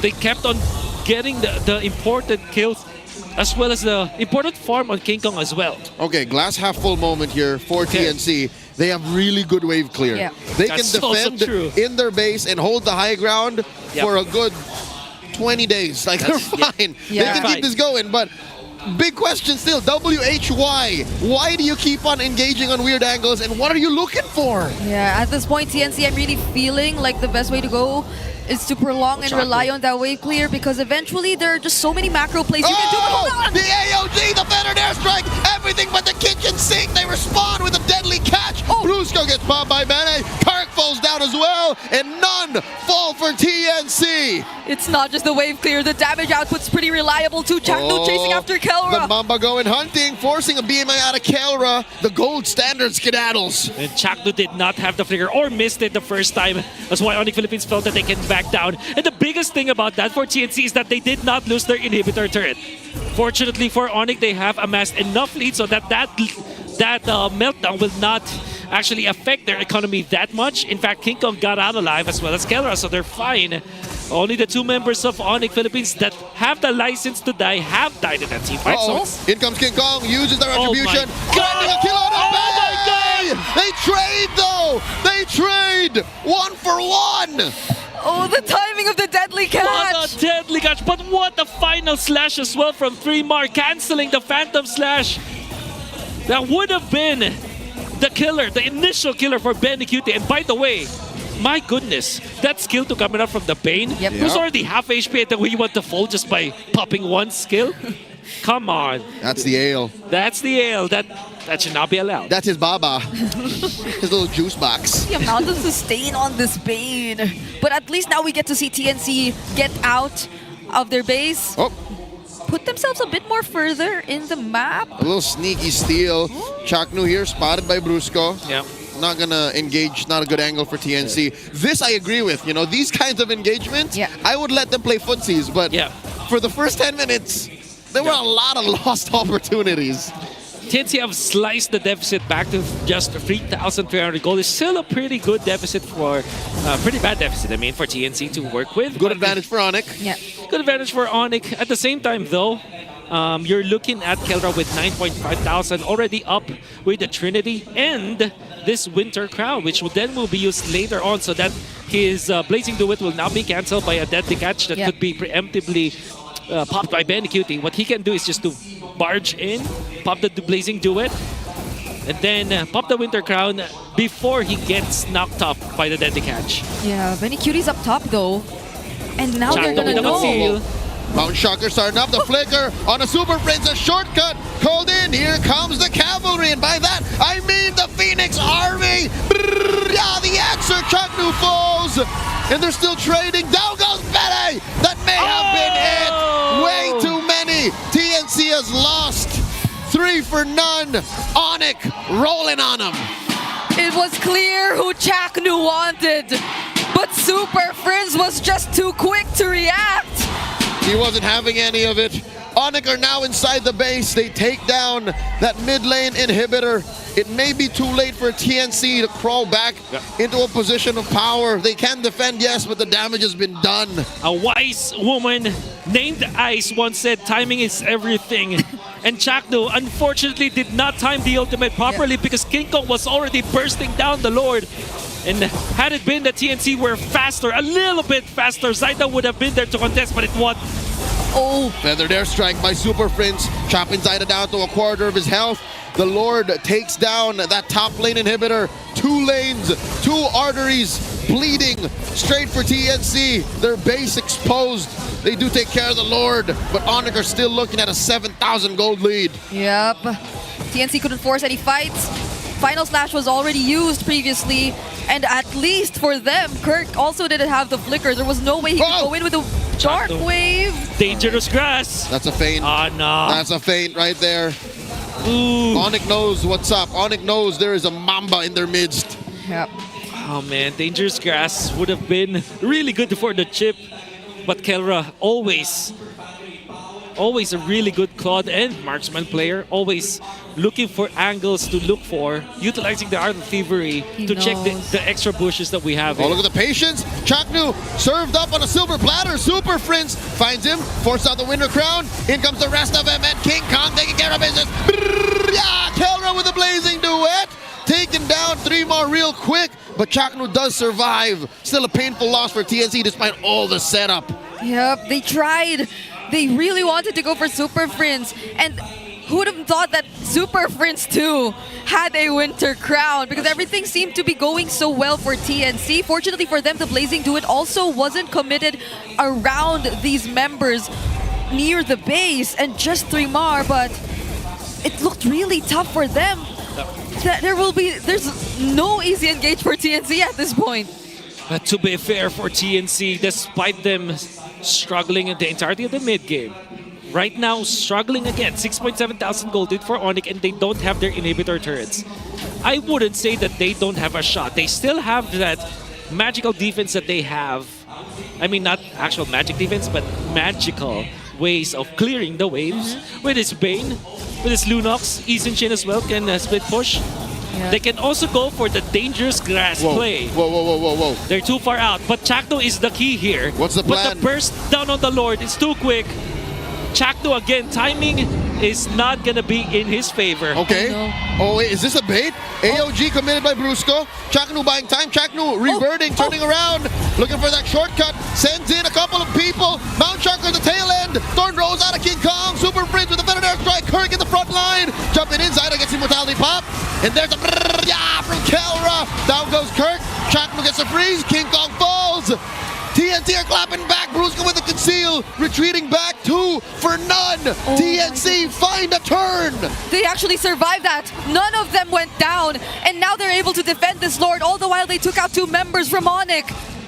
Oh my goodness, and they can defend for sure. Smartly, TNC will not overextend their hand in the bottom lane. They have taken out 2 members of ONIC masterfully well. With Chakno just baiting out the members of ONIC, and ONIC were indecisive. They really thought about like re-engaging after missing the AOG, and they whiffed so badly that TNC were able to take them apart. This Lord Blitz coming out from ONIC was really good, but it did not work in their favor because Chakno was playing mind games. Yeah, and I just have to say they were so close to taking out Zaida. But Zaida had a quick buy of an Immortality too. That's right. So he was able to just keep repositioning, getting back HP. And just when we thought that they were going to pursue that base turret up top, they just decided to join. And now TNC is the one winning the team fight. Yeah. So they just had to wait. This is looking to be a close game after a very one-sided game for ONIC. Yeah. And TNC, I still feel like they have to play decisively. And they should be the ones to be in charge of the team fights. They should be the ones starting the team fights. They should be the ones looking for a good angle. And they have been doing so in the past 2 minutes. But if they what they did in the early game, being very passive, being indecisive, I mean, it will not work well for them. Oh, Divine Glaive pickup for Super Prince. Lancy too, already complete in his item builds. but ONIC are really holding this brush. So they will be waiting a bit longer, especially possibly for the upcoming objective. By the way, I hope you scanned the QR code. You get a chance to win 1,000 diamonds right there. But these are the items we're looking at right now. Twilight armor coming out from the Phoveus. That allow him to be way tankier for front lines. I think you can pick up the Winter Crown if you're Kirk. In fact, any of the members here of ONIC can pick up the Winter Crown eventually. But we are at the point where it's almost equalized. If we get to the 23-minute mark, it's literally equalized. But I think right now we can say that this gold lead that ONIC has held for quite a long time now, which has been, it's literally nothing right now. Gone. It's gone in the wind. Exterminated. Yeah. At least they can just keep managing the waves. They can rely on Chaknu to catch up to the fight. This is a good tempo for Chaknu. Here we go. The shortcut called in. 3 Zaida come through. The Mount Shocker put on the Brusco. King Kong forces a dash out. The brilliance from Lancy might not have been the engagement they were looking for. Chakno had to spend his flicker to get there. That looked to be a really good timing for TNC, honestly, but the execution was a little bit weird. Lancy as well as Lancy overall did not come with the chip, and when he popped the brilliance, it's like he did nothing. Yeah. Keller just BMI'd out. Penny cutie. This is a good window of opportunity for on TNC because Keller has no purify. Chaknu though! Madagan burst, drops that shortcut through. In comes a brilliance from Lancy, dashing on out, forcing a feathered air strike. Back lane, Benny Cutie already used the deadly catch and he's in trouble. Gets popped. A moment of weakness. Lancy falls as well. It's gone sideways for TNC. Yep, they have to retreat now. They lost Benny, they lost Lancy. 2 major heroes who could deliver the damage and defense. Benny Cutie, although it looked like a whiff from him, I would say that that was an actually good, nice play coming out from the Bane, but King Kong just popped the Thorn Rose to dodge the entire deadly catch, punishing Benny Cutie, and now both the wave clear of TNC are out. Yeah. This is gonna be hard. No base turrets left. Oh no. Mount Shocker by Zaida. Kirk, the frontliner jumping in. Brusco still has a AOG off cooldown. Waves are crashing in. TNC, they need maybe 6 or 7 more seconds for their 2 mages to come through. The shortcut. Kelra use the blazing duet. The waves are in range. In comes Benny. I think they're out of this. I think they're good. And in comes 3 Mar, taking down Kelra. The Lord escorting these waves. 3 Mar dashing through. Kirk very low. Feathered airstrike covering fire from Super Prince. 3 Mar gets his immortality pop, gets his bell rung, gets taken out 1 for 1. They're still inside the base. AOG from Brusco. Takes a lot of damage. The base still getting hit here. They're getting pushed out. The Lord is going to take care of. The deadly catch clears it. Oh my TNC goodness. still in the game. They still get to defend. Even when things look like it was so close to ONIC ending the game. Oh my god. Defense of a lifetime for TNC. Yeah, and 3 Mar, he definitely was the sacrifice in that scenario. But he killed Kelra. They had to wait for so much time for Benny Cutie as well as Lancy to respawn. Unfortunately for TNC, the Lord marched way too late as ONIC have failed the attempt on the push. Kelra dying, and Chakno already prepared for a potential shortcut play. But you gotta be careful, ONIC. It's whatever we're seeing right now is not gonna reflect how good the early game was for ONIC. Yep. What I can say is they have done well to take care of their side of the map. Because look at that tier 1 in mid. Oh yeah. It's still standing there like rock hearts in seasons 1. That's right. Yeah. It's still there. It's still there. 24 minutes in. They do not. 16 seasons. Yep. 7 years. 7? Is it 7? Oh yeah. It is. Together with Wolf Coach would know. Hayes. Wolf would know. Coach Hayes would know. And few. And few. Wow. 7. But TNC, they have to find that perfect team fight. Hey, you know what? Can I just take us back the moment before the game started when you said that this could be a fight where because of how mid-range it is for both teams, it's gonna be just a mechanics battle. And whoa, wait, we are happy wait. to see this. What's the plan here? Are they just going to try and delay the retreat? Because look, there's a split push down bottom. It's Chaknu and Zaida. Nobody should keep it back. 3mar delaying it, forcing a freeze. And a blazing duet from Kelra. Brusco did make it back. Chaknu teleports through, forcing a response. Look at me, Mount Shocker. Gets a shortcut, and in comes 3mar. Oh, they're not fully committing to this just yet. Final slash, no one home. And that wave that they left down bottom will get a push. TNC, they might lose an inhibitor. And the Mount Shocker on King Kong. King Kong lives. And ONIC save that inhibitor, calling that Lord in mid. Oh, let's see. Forced use the flicker, almost baiting out King Kong and almost actually successful with that play. But now this is tricky. Chaknu does not have the ultimate. Will probably have it soon on this defense. Lord matching in forward. Immortality is up on almost all of the members of ONIC. And only onto Chaknu. 3mar with a good angle. Yeah. Gotta be careful. He does come from there, calls in the shortcut, plus a final slash. Kelra, defensive, blazing duet back, feather airstrike from Super Frizz, but it's out of range. AOG, taking down Laxi. Chaknu falls as well. Where's the damage coming in from TNC? ONIC wiping him out slowly, one by one. Benny falls. ONIC take us all the way. A 26-minute game between TNC and ONIC.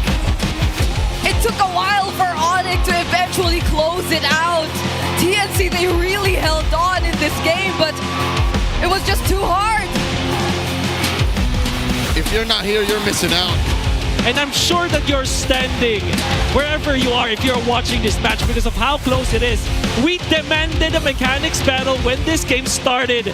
And TNC and ONIC overperformed in that game. What a fight! In that last set of clashes, 3mar with a great positioning. But of course, ONIC Philippines, with the mechanics and the reaction time that they have built over the years, reacted properly even when that game was ended by a 5-0 trade. When it comes to a full team fight, that will not say of how one-sided this was for ONIC because it wasn't at all. Yeah. What a fight. And by the way, this is the last match of the regular season. Woohoo!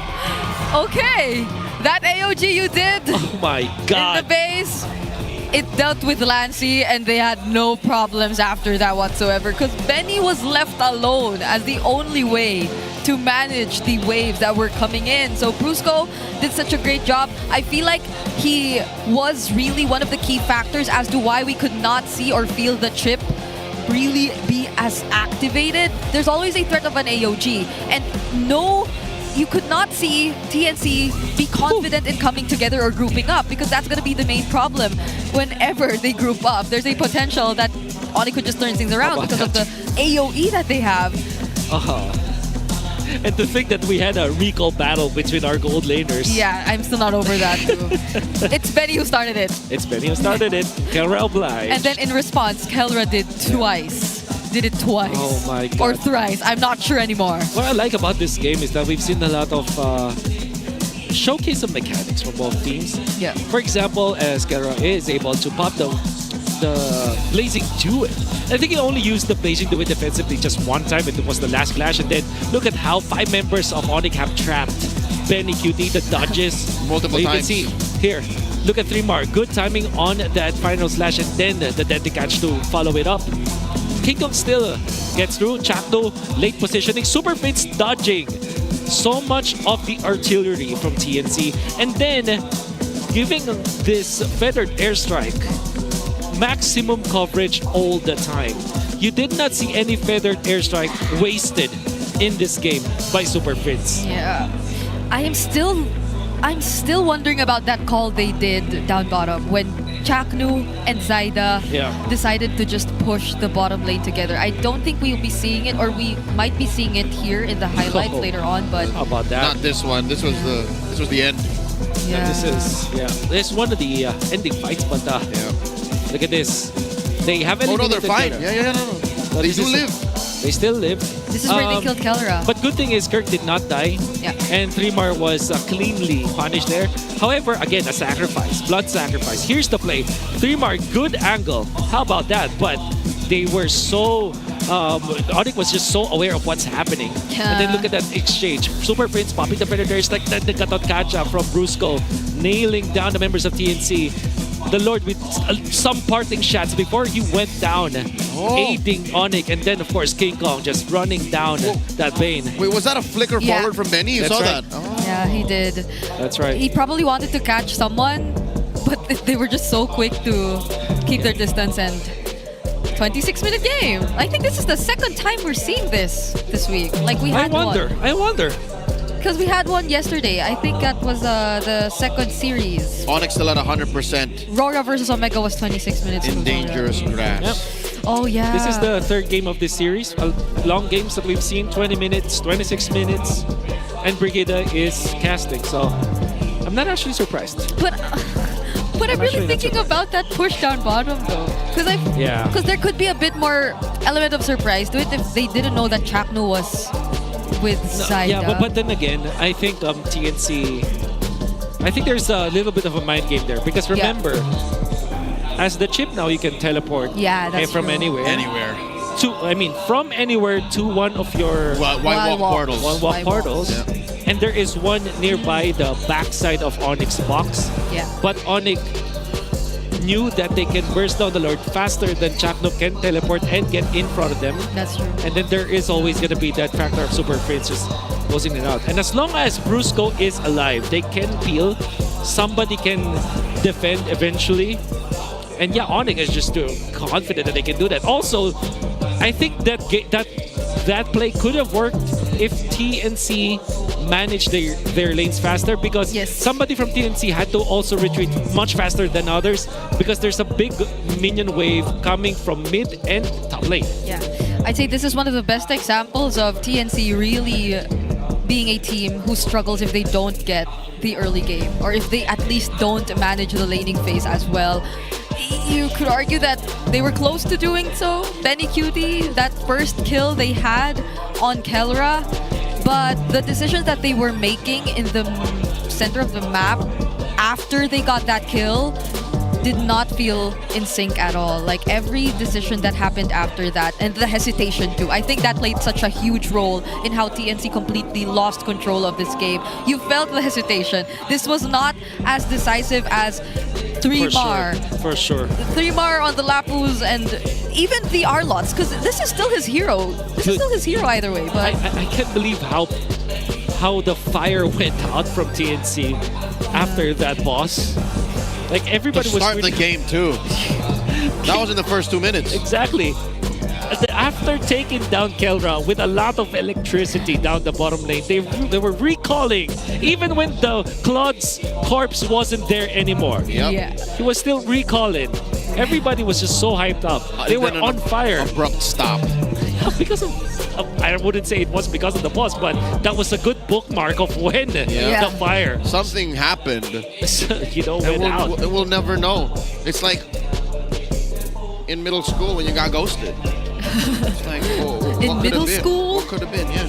Kids experience a lot of emotional so that stress happens these in days. middle school nowadays. Brigida won't know. You wouldn't know. Because I'm You're old? the ghost?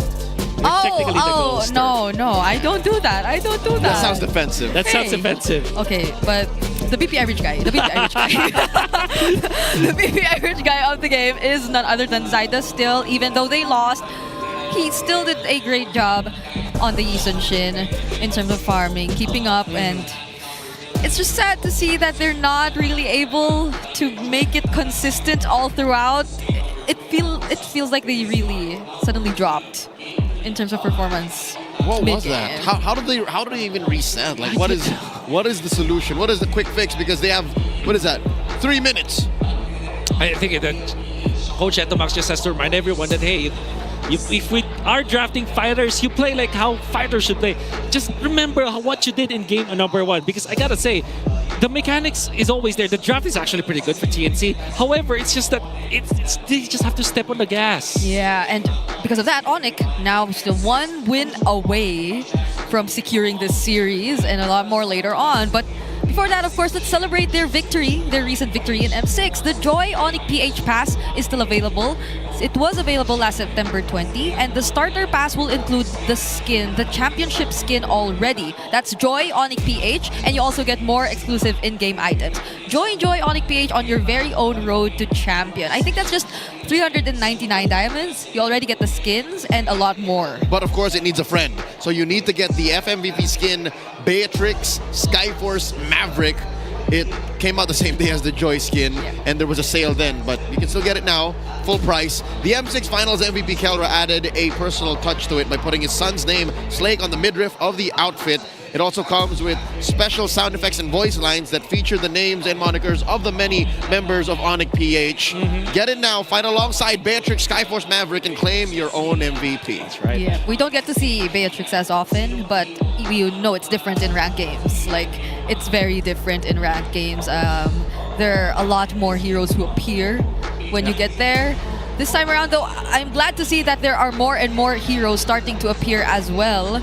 Because again, teams are becoming a bit more experimental. Their identities are changing, and we're seeing how it tends to backfire if they're not able to be consistent with that. Best example, again, TNC in this entire series. But we have a quick video for you. I think Odin is ready to talk about what to expect in the playoffs, so let's all watch this.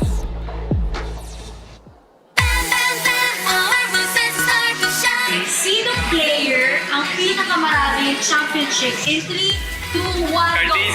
Cardisi din. I saw. Kaawat ni Gosha and Nabibi in 3, 2, 1, go! That's 16.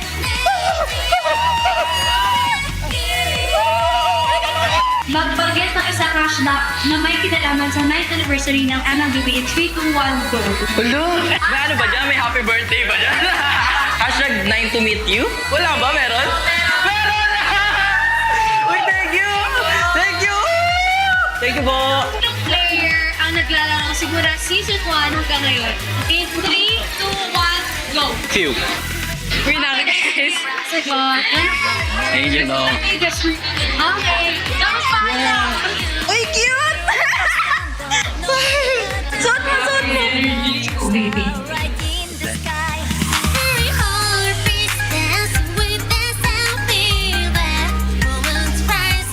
Bucket hat! Kumot po to. Sakto, nilalamig ako! Thank you so much po. Oh, ang cute naman. Ang cute ng t-shirt. Actually, ang cute, oh. Cute, guys.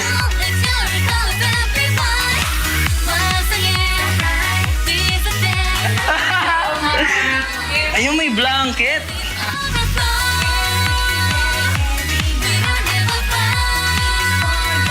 Sobra po. Happy 9th anniversary, MLBB.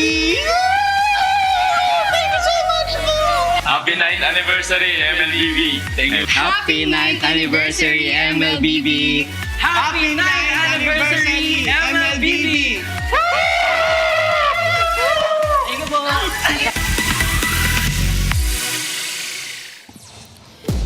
Happy 9th anniversary, MLBB, and I feel like the playoff video will be coming later on. It's we'll save that for later because right now we are gonna be resuming the series, and TNC for the third time in this series will stick to the blue side. I remember I was 16 years old when MLBB came out. Why do you keep getting younger? No, it's right. He was born in the year 2000, year of the dragon. Yeah, and when I was 16, that was 9 years ago. See? Math checks out. Happy 9th anniversary. Happy 22nd birthday. No, he's 25. Oh, he's 25. My math is not mathing. Yeah. May 13, 2025 was his birthday this year. It comes with age. It comes with age. Okay, it applies to me now. What could be the map? What could be the map? So we came from Dangerous Grass, Broken Walls, and we're going back to Broken Walls. This is our opener. Okay. So I think ONIC would like to ban the same way from the previous game. Baksha, CC, and then Grok. And this should be Kalea. No, Farsa. Wow. For TNC. That's how strong Prince was. Can't blame them though. He was such a menace. Such a headache, Halt yeah. these shenanigans. What do you play now? Especially for that or for TNC who likes to go for fighters. Yeah. And then they have no ways to deal with a Farsa. Yeah, keyword fighters, not assassins. Yeah. Yep. Assassins would have a field day with Farsa, but for sure. For fighters, like you have to walk up the old-fashioned way. Yeah, or pop a flick and then Super Fritz will just outplay you. It's much better now, but that also leaves probably the Jushin as well as the Alice available for TNC if they don't ban those two out, and of course that Kalea. So it's now gonna be the CC. Maybe this time ONIC are willing to give up the Baksha. So among the Kalea, Angela, CC, it's the Baksha that might get left open. The 1-1-2, because it never gets picked up anyway. At least in the series, it doesn't feel like it gets picked. Or maybe could it be? Because they took out the Farsa now. But that'll mean a different version of TNC again. Yeah. If they prioritize the 1-1 other than like having their mid-duo heroes secured first and then letting Benny just pick up whatever fighter he wants in the latter portions of the draft. I can see that happening. I think TNC have showed us that kind of pattern from before, even in the last game. As in fact, the last two games that we've seen, it was the Cho last pick as well as the Bane last pick. I think it makes sense for TNC to go that route again, especially because ONIC also likes to play that route. So right now, CC, Baksha as well as the Grok. Those were the last set of bans. So Baksha again. So what will happen in this game is that either the Jushin and the Alice will be out, and TNC, what they might do, and this is just a guess, is that they ban out the Jushin here and then first pick the Alice. Alice priority. Yeah. Because ONIC will not let go of the Grok.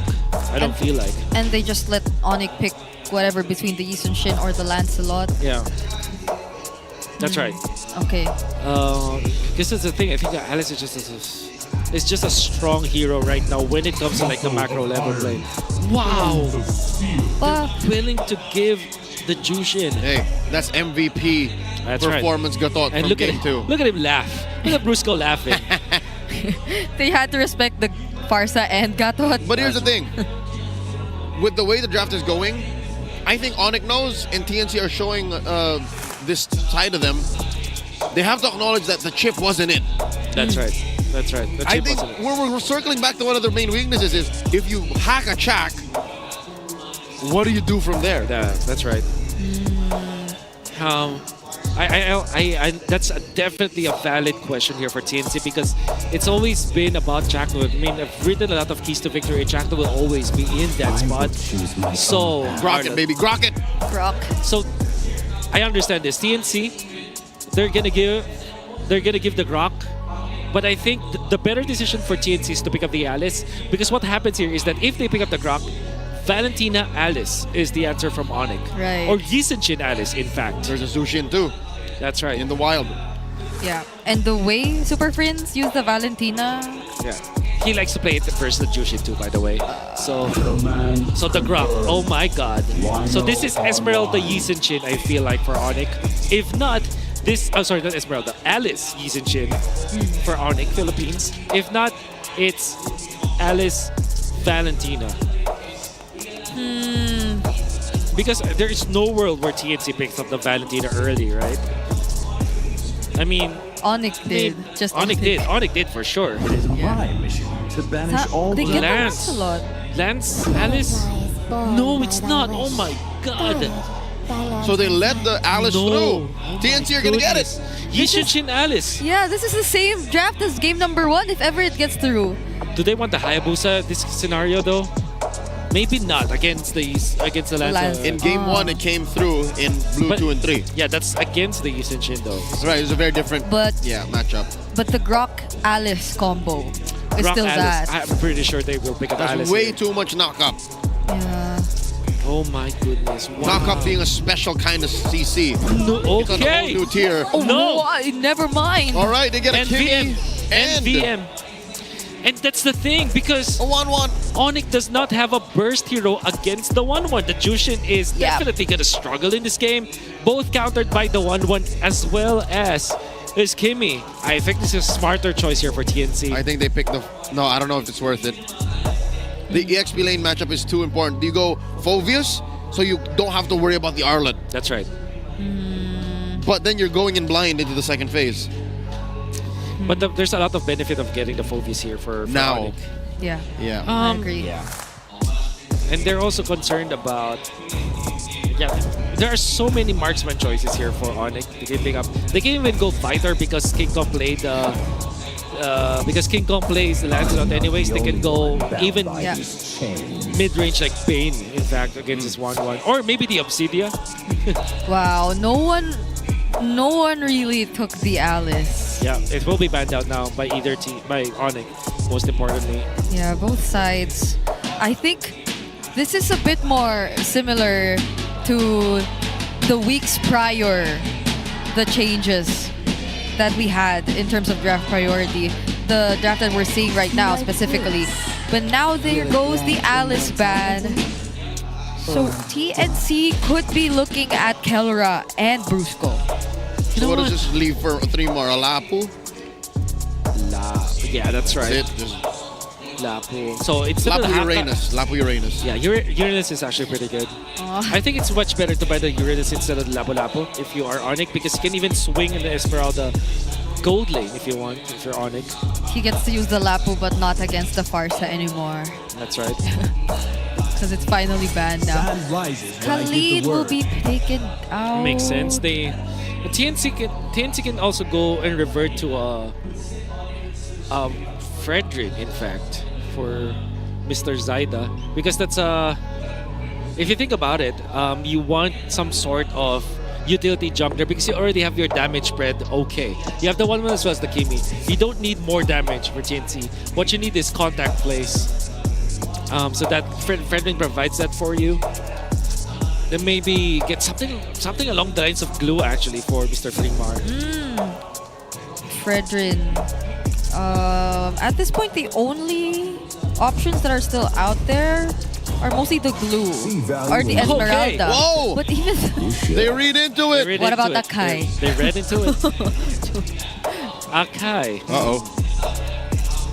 That ban really got Coach Etomax and Coach Fine Hito thinking, like, wait, what? Yeah. What do we do now? They lost it. Just not Suyo, please. Okay. That will not happen. I doubt it. Okay. Because maybe like the Hayabusa is not likely to come out. No, it was good. Not the Joy even. So might not be the best scenario. Yeah, because the Phoveus is... Might be just the Joy now. So it's gonna be awkward now because like what will Zaida actually play afterwards? They don't have the biggest hero pool for Zaida.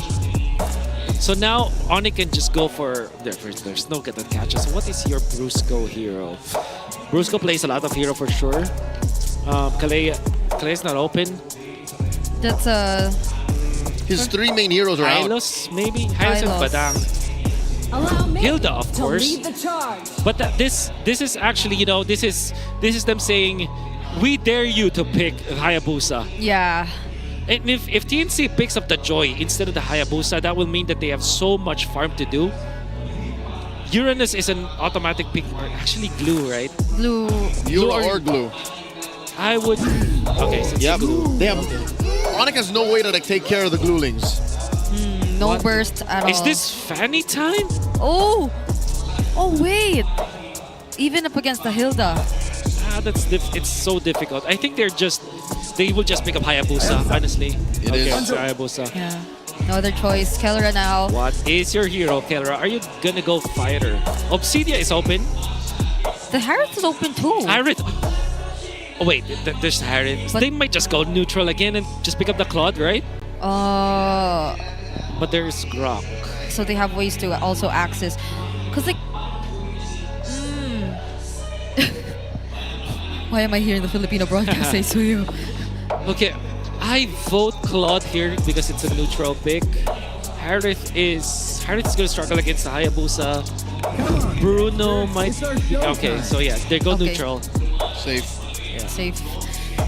Kimmy, Grok for TNC. The mid lane looks pretty okay. But that's a Hilda Juicin still. And they can't go for the invades. I think ONIC had done a great job kind of changing the focus here. Shutting down the potential heroes for Zaida. Yeah. So that Zaida is forced to play in a difficult spot. However, this is still a 1-1. If TNC are able to hold their ground in the early game, it could be good. I think this is the only time where we can say that, yeah, TNC is allowed to not play fast or risky. They can play like neutral. Yeah. They can take their time. And it is going to be rewarding for them if they don't try rushing things and they get to hit their power spikes at the right time. Because that is what their lineup is going to demand for them. This is game number 3 of TNC Welcome to versus Mobile ONIC. Legends. Upper seed chances on the line for ONIC Philippines. Let's see how TNC decides to play with this. A 1-1 once again for Benny Cutie. So we're seeing TNC actually take the slow route here. Chakno not crossing the threshold of that river. And despite the Kimmy actually being on the lead, they might force Prince here to flicker out. Rampart goes down. Super Prince knows that he'll be fine. Does not recall just as quickly just yet. Oh, shares a little bit of the heal. Yeah, both of them were able to deal really decent damage against each other. Chakno trying to disturb King Kong. But let's take a quick look at the emblems so far. Anything stand out? Master Assassin for Kelra. The good thing about what I noticed about Kelra is that he mixes up the second emblem sometimes, depending on his matchup. Whoop! Oh, quick knock up. Super Prince here forced the flicker back. Zaida giving a little mini heart attack. Yeah. Wow. Look at the win rates of the Phoveus and the Lancelot. Yeah.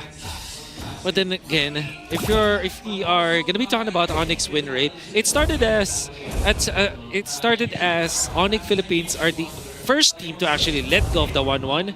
And they did it twice, and they lost both of those scenarios. But come the second leg, we saw ONIC eventually let go of the 1-1 again, and they have won twice against it. So it's 2-4-4. I mean, for ONIC Philippines when they are up against the 1-1. But this is not a normal 1-1, dude. This is the Benny Cutie 1-1. He named his daughter. That's right. 1-1. Oh! A lot of free hits on Brusco. That passive enhanced attack. Chagno knocking them all back. Zaida at level 4 on the scene. King Kong just in time rotating into position. There's time for him to get his purple first. Yeah, he will be prioritizing that. Zaida too might be considering his orange, as Rimar and Chakno will be holding this turtle either way. This is broken walls, so there are a lot more ways to go around it if they wanted to. King Kong is level 5, by the way. Zaida still at 4. Does not have his orange just yet. Traction pulse used by Lancy. Oh, I think ONIC are digging into this deep. There's a Phantom Execution. King Kong secures the turtle. Zaida, shadows on out, does not use the shadow kill just yet. But look at the damage that passively 3 Mars used the Gluling's 4 and Lancy's basic attacks. ONIC wins, pushing TNC back. Yeah, Brusco this time around doesn't feel as threatened as the Hilda. Yeah. He's able to reach the targets that he wants. Because in this scenario, TNC does not have the Turtle 1 damage that they needed. They do have the control, but they don't have the actual damage to go with it. This is just the Kimmy with the Hayabusa, who's not actually outputting the damage, and you also have magic damage output coming out from 3 Mars. So you just have to have your magic defense items like a magic resist cloak, for example, and you're gonna be a-okay. Yeah, and whenever they do force the fights around these areas with brushes, that's all the more reason for Brusco to just be okay with what's happening. And he also has his tough boots, even got Fury Hammer. That's right. Three tough boots available for ONIC in that fight meant that both Lancy as well as 3-Mar does not deal the damage. Oh. King Kong pushing Lancy back. A minute until the next turtle spawns lower quarter. Coast to coast, lane to lane, TNC are struggling. Like, where do they find their first win? Well, again, the fact that they're not dying is technically already a W for them. Not a way to celebrate, but at least for them to be comfortable approaching the mid game. But this is the problem that they will be facing. If ONIC starts to disrupt their jungling, it's going to be difficult. And that's what they're trying to do. They're paying attention to Zaida, but Three-Mar thankfully is able to help him there. So they could be prepared for this upcoming objective, but could it be Chaknu starting things off? Because I feel like there needs to be a lot of checking before the fight breaks out. ONIC are holding these brushes really well. Yep, denying TNC good spacing and positioning pre-turtle. And look at this long pull by King Kong. Puts that turtle on the other side through that hole, the broken wall. TNC are struggling. I think they're going to make the call here. We'll take a purple. We'll give the second turtle over on ONIC. Yeah, they just let go. So we did expect them to play it a bit carefully, a bit more conservatively. But all the while they're doing that, ONIC, they're just getting free objectives. Yep. And they're just getting the lead. That first turtle was so crucial, but the disruption coming out from Brusco is also important. Now Lancey has the glaive. Yeah. Wow. This is gonna be important. King Kong. The glowing one, I'm sorry. Is on the other side of the map. There's a flicker. Three-Mar looking for the mount. Does find Super Prince despite the Crimson Beacon. A lot of free hits from Lancey. Down goes Benny Cutie. Traded out for Prince. Not a good trade. Kelra disengages, Beam Ion out. Zaida still has all of his resources, but the timing does not agree with ONIC. Benny Cutie unable to take off. Man, you can see ONIC Philippines, especially with Kirk, he did not even have to pop the flicker for them to find the opening against Benny Cutie. Benny Cutie was just bursted down easily from just 1,000 gold lead from ONIC is enough for that apparently. And on the flip side, TNC took so much time just to take out Super Prince, the mid laner for ONIC Philippines. Definitely not a worth it trade for them. Yeah, they chose to fight near the gold lane. And even if Benny wanted to try, having Kirk join that fight meant that it would be 10 times harder. So now ONIC are able to potentially take the first turret of the game. It just gets mirrored by TNC though. That's right. ONIC has already taken 2. Right. That's right. And TNC can only really slip through the cracks here. Take that tier 1 up top. But I don't even think this first turtle looks like it could wear orange and white. Like, this is still ONIC. Yeah, they're holding the brushes though. Chaknu will be here. Hello! He's spotted by Brusco. And they just say hello. Yes. Very polite. How difficult is it right now? Benny Cutie does need to do a bit of catching up, even in terms of levels. Kelra is already up ahead. But at least they're somehow trying to go for this objective this time. They do not want to let it go. All right. Chaknu here, engaging on a Kirk, or should I say the other way around, because Kirk did kick out the Grok from that Pixel Brush. Brusco taking the Y Brush on the other side. Slight advantage on ONIC with the pull. Super Prince threatening a big choke up. Three-Mar does not have his flicker. Now he does. There's a conceal by Chaknu. All right, looking for that angle. Three-Mar does get the mount on the Kirk. Turtle gets taken down here. Crimson Beacon by Prince. Who's he looking for? Three-Mar flickers back out, but gets taken down by King Kong. Kelra with a blazing duet. That's enough from ONIC. They're happy with what they got. Even despite everything that happened, Three-Mar couldn't find anyone. Wait, they're not done. Chaknu gets slammed up in the air, almost broken down. And they will instead take the turret first. Massive conversion from the Super Fam. Great conversion from ONIC Philippines because of how well they spread their damage profile. You can see Super Prince already being a problem for TNC with just 2 items that he absolutely... With his positioning, I would say, is important. That's actually just the first item for Super Prince. Yeah. But it's already important enough because of his positioning, the way that he targets TNC. But how about Kirk playing a perfect focus game right now? Oh, even the purple is a struggle for Zaida to get. Does come in with a shadow. Still holding on to the shadow kill.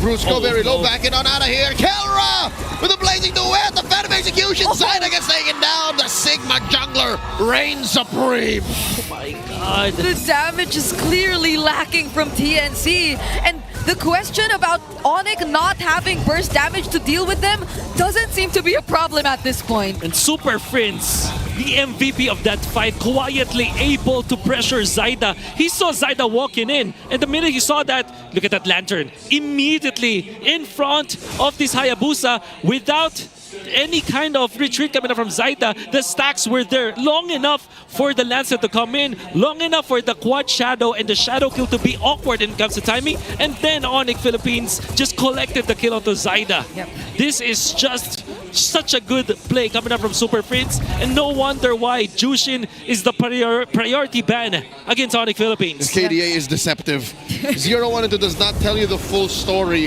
of how much Super Prince has been affecting these fights. Yep, a very impressive performance from Super Prince. He's playing this Jushin very aggressively, Crimson beaconing in, but it does not matter. It doesn't become a problem for ONIC because he's able to handle himself. I mean, he's the guy who introduced this entire Brave Smile emblem setups too for these mid laners to play more aggressively, and all the while, King Kong gets the Lord. TNC, they could do nothing. ONIC is way too productive on this map. They're using the 7k gold lead too aggressively, too fast. TNC can't catch a break. That turret push, that Lord take, the synchronization of the waves, the invasion, the steal from King Kong. Was that Grand Theft Orange? Oh, no, Zaida got it, but he was just cleaning up the rest of the small camps. That's right, that's right. King Kong is eating up the scraps while mewing. And do kids still do that? We don't do that anymore. Okay. I can confirm. Got it. Okay, as a kid.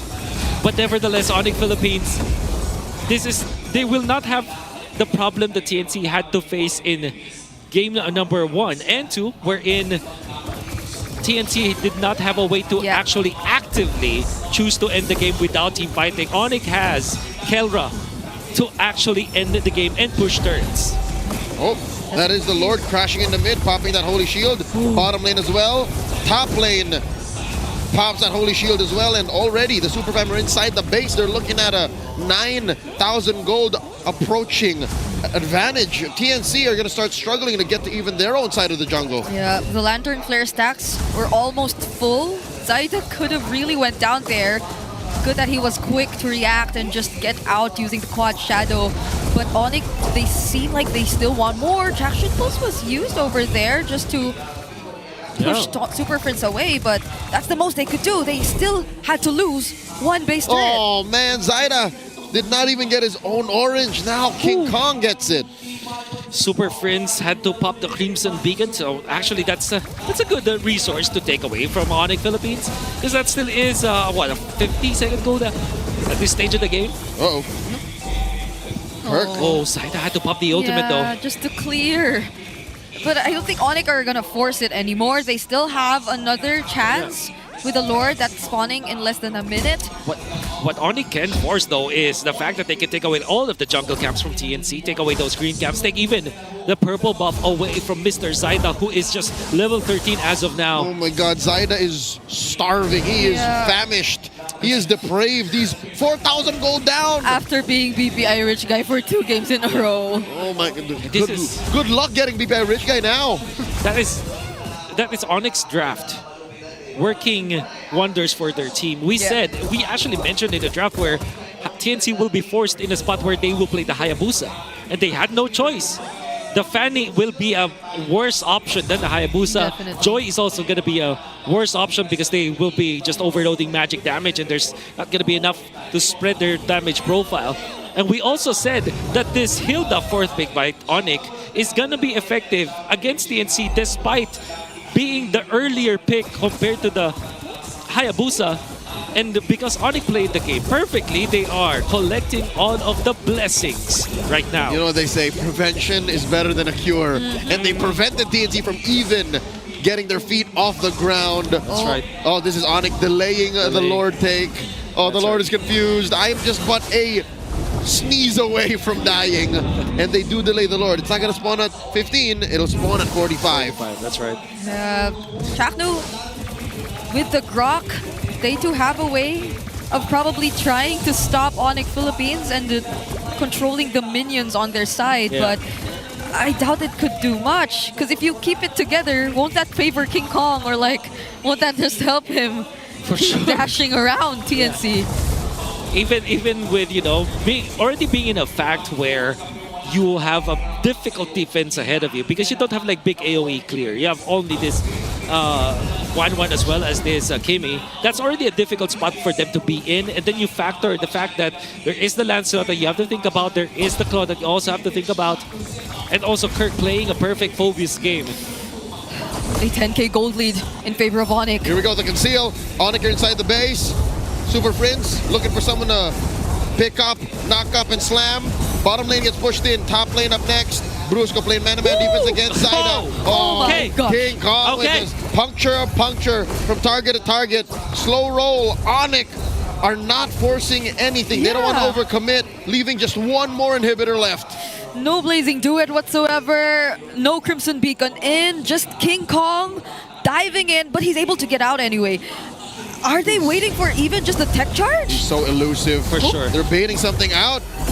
And now Brusco flickers on out of there. A little too deep. Super Prince looking for someone once more. Kirk does commit the dive. The puncture. Super Prince with the Crimson Bacon. There goes Bede. He didn't even get to fly up. There goes three more. Three defenders left. Kirk might bite it here. Gets taken down by Lancy. 1 for 2 the trade. ONIC are relentless. They still want to get in on this. They're waiting for waves. King Kong, my God. Phantom Execution My through. goodness. Lancy keeps himself alive with the wind of nature. Once more, the trade. Brusco, 2 for 2, but the base falls. The Super Fam take the series. They were clearly waiting for something.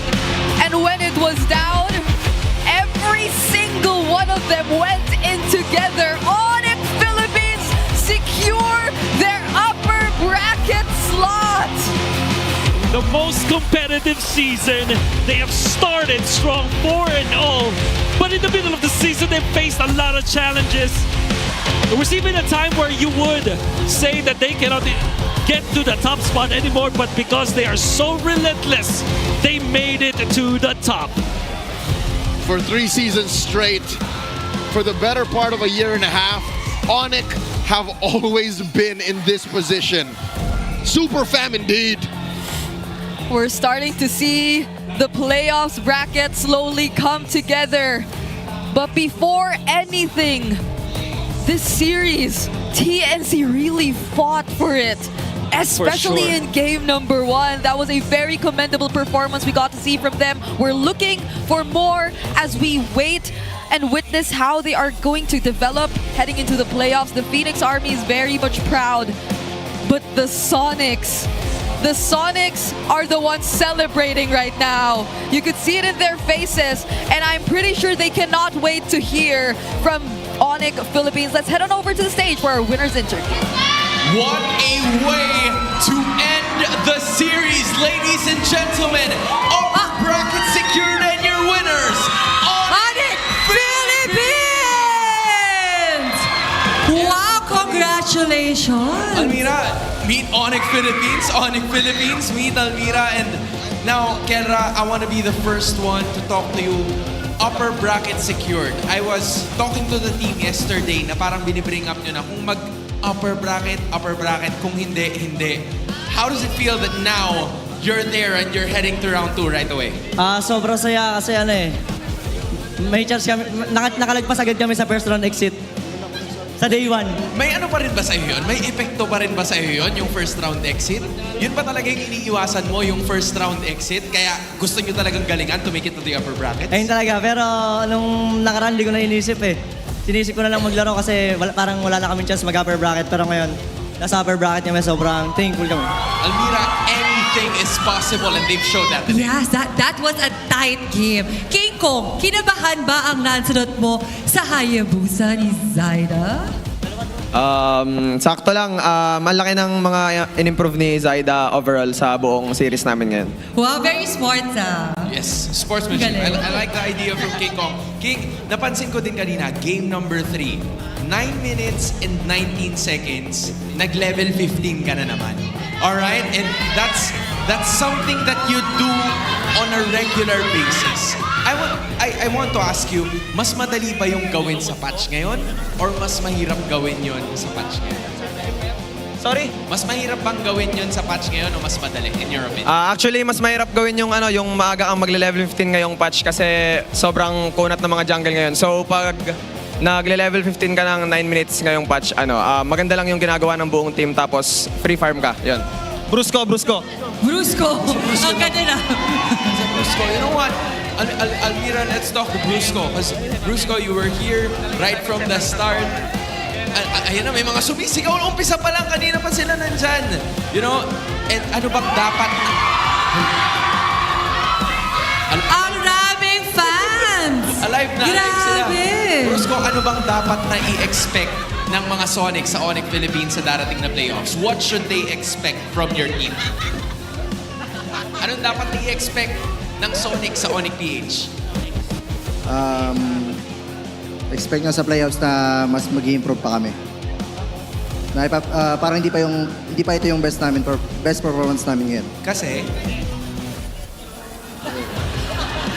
mag-improve kami.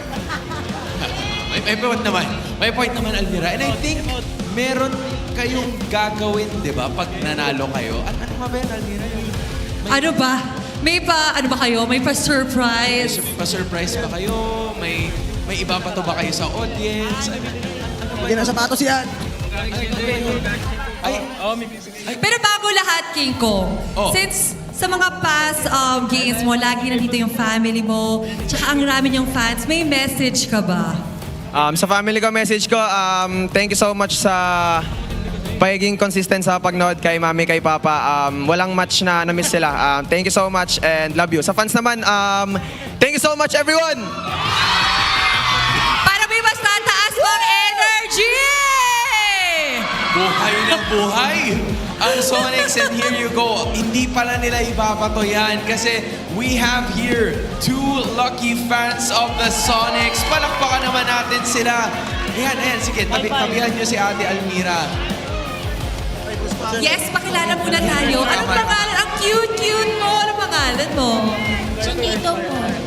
Chinito po. Chinito? Chinito daw. Chinito, tapos Chinita. Ikaw naman, anong pangalan mo? Paul. Chinito and Paul. Ay, okay. Tapos bibigyan daw pala nila kayo ng assignment. Inutusan pa kayo. No? Kayo daw ang magbabato sa mga nandun. Gusto nyo ba, inyo na lang yan? Hindi, kasi magagalit sila sa akin. Maraming may gusto niyan, pati ako. Ano pangalan mo ulit? Ang babato. Paul? Okay. Sino yung Paul? Halika kayo dito. Almira, sige. Samahan mo siya. Okay, nakikita mo yan mga yan? Ibabato mo dyan. Ay, manghihingi ng advice kay Kuya Kylra. Tanungin mo si Kuya Kylra. Kuya lang yung pinakamaingay. Saan ko ibabato? Kuya Kalma, saan ko ibabato? Pinakamaingay daw. Pinakamalakas na iyaw! Prince, halika dito. Prince, saan ba dapat ibato ni Paul to? Ayan na. Binato na yung isa. Okay. Kailangan mo ba ng tulong? O, doon naman daw. Si Chinito. Tapon mo sa pinakamalakas na hiyaw! Ang dami. Ayan na. What? Coach, why not? Kailangan ko yun na. Ay, Jayden! Barkada mo ba yun? Jayden, ibato mo ulit! Round 2, Jayden. Halika dito. Ayun na. Good throw, Coach. Good throw. Umabot naman sa likod. Good throw, and there we finally have it. Ayan si Leo. Paul, samahan nyo naman ang inyong team dahil sabay-sabay kayong magbabaw. Everybody, once more, give it up for your winners, ONIC Philippines! What a moment for Chinito and Paul, and again, a moment for ONIC Philippines as Almira. They have secured the upper bracket. This is really gonna help them moving forward. Tsaka, grabe kinabahan ako sa game. 1-1, tapos ONIC ang nagwagi. I mean, you have to expect that the Super Fam, the M6 World Championship will make it happen. But as of this point, let's toss it back to our casters. that was fun. Our Sonics were standing up in hopes of getting higher chances at getting the free jerseys. I was hope we hoping that the pitch would have reached us. Yeah, but we're too far behind, so maybe we can like ask whoever later on. But our MVP for that game, none other than Kelra. I feel like he had almost nothing to worry about in that game. To be fair, this was the last pick, Claude. And I think the word of the day, at least from me, is neutral. Neutral.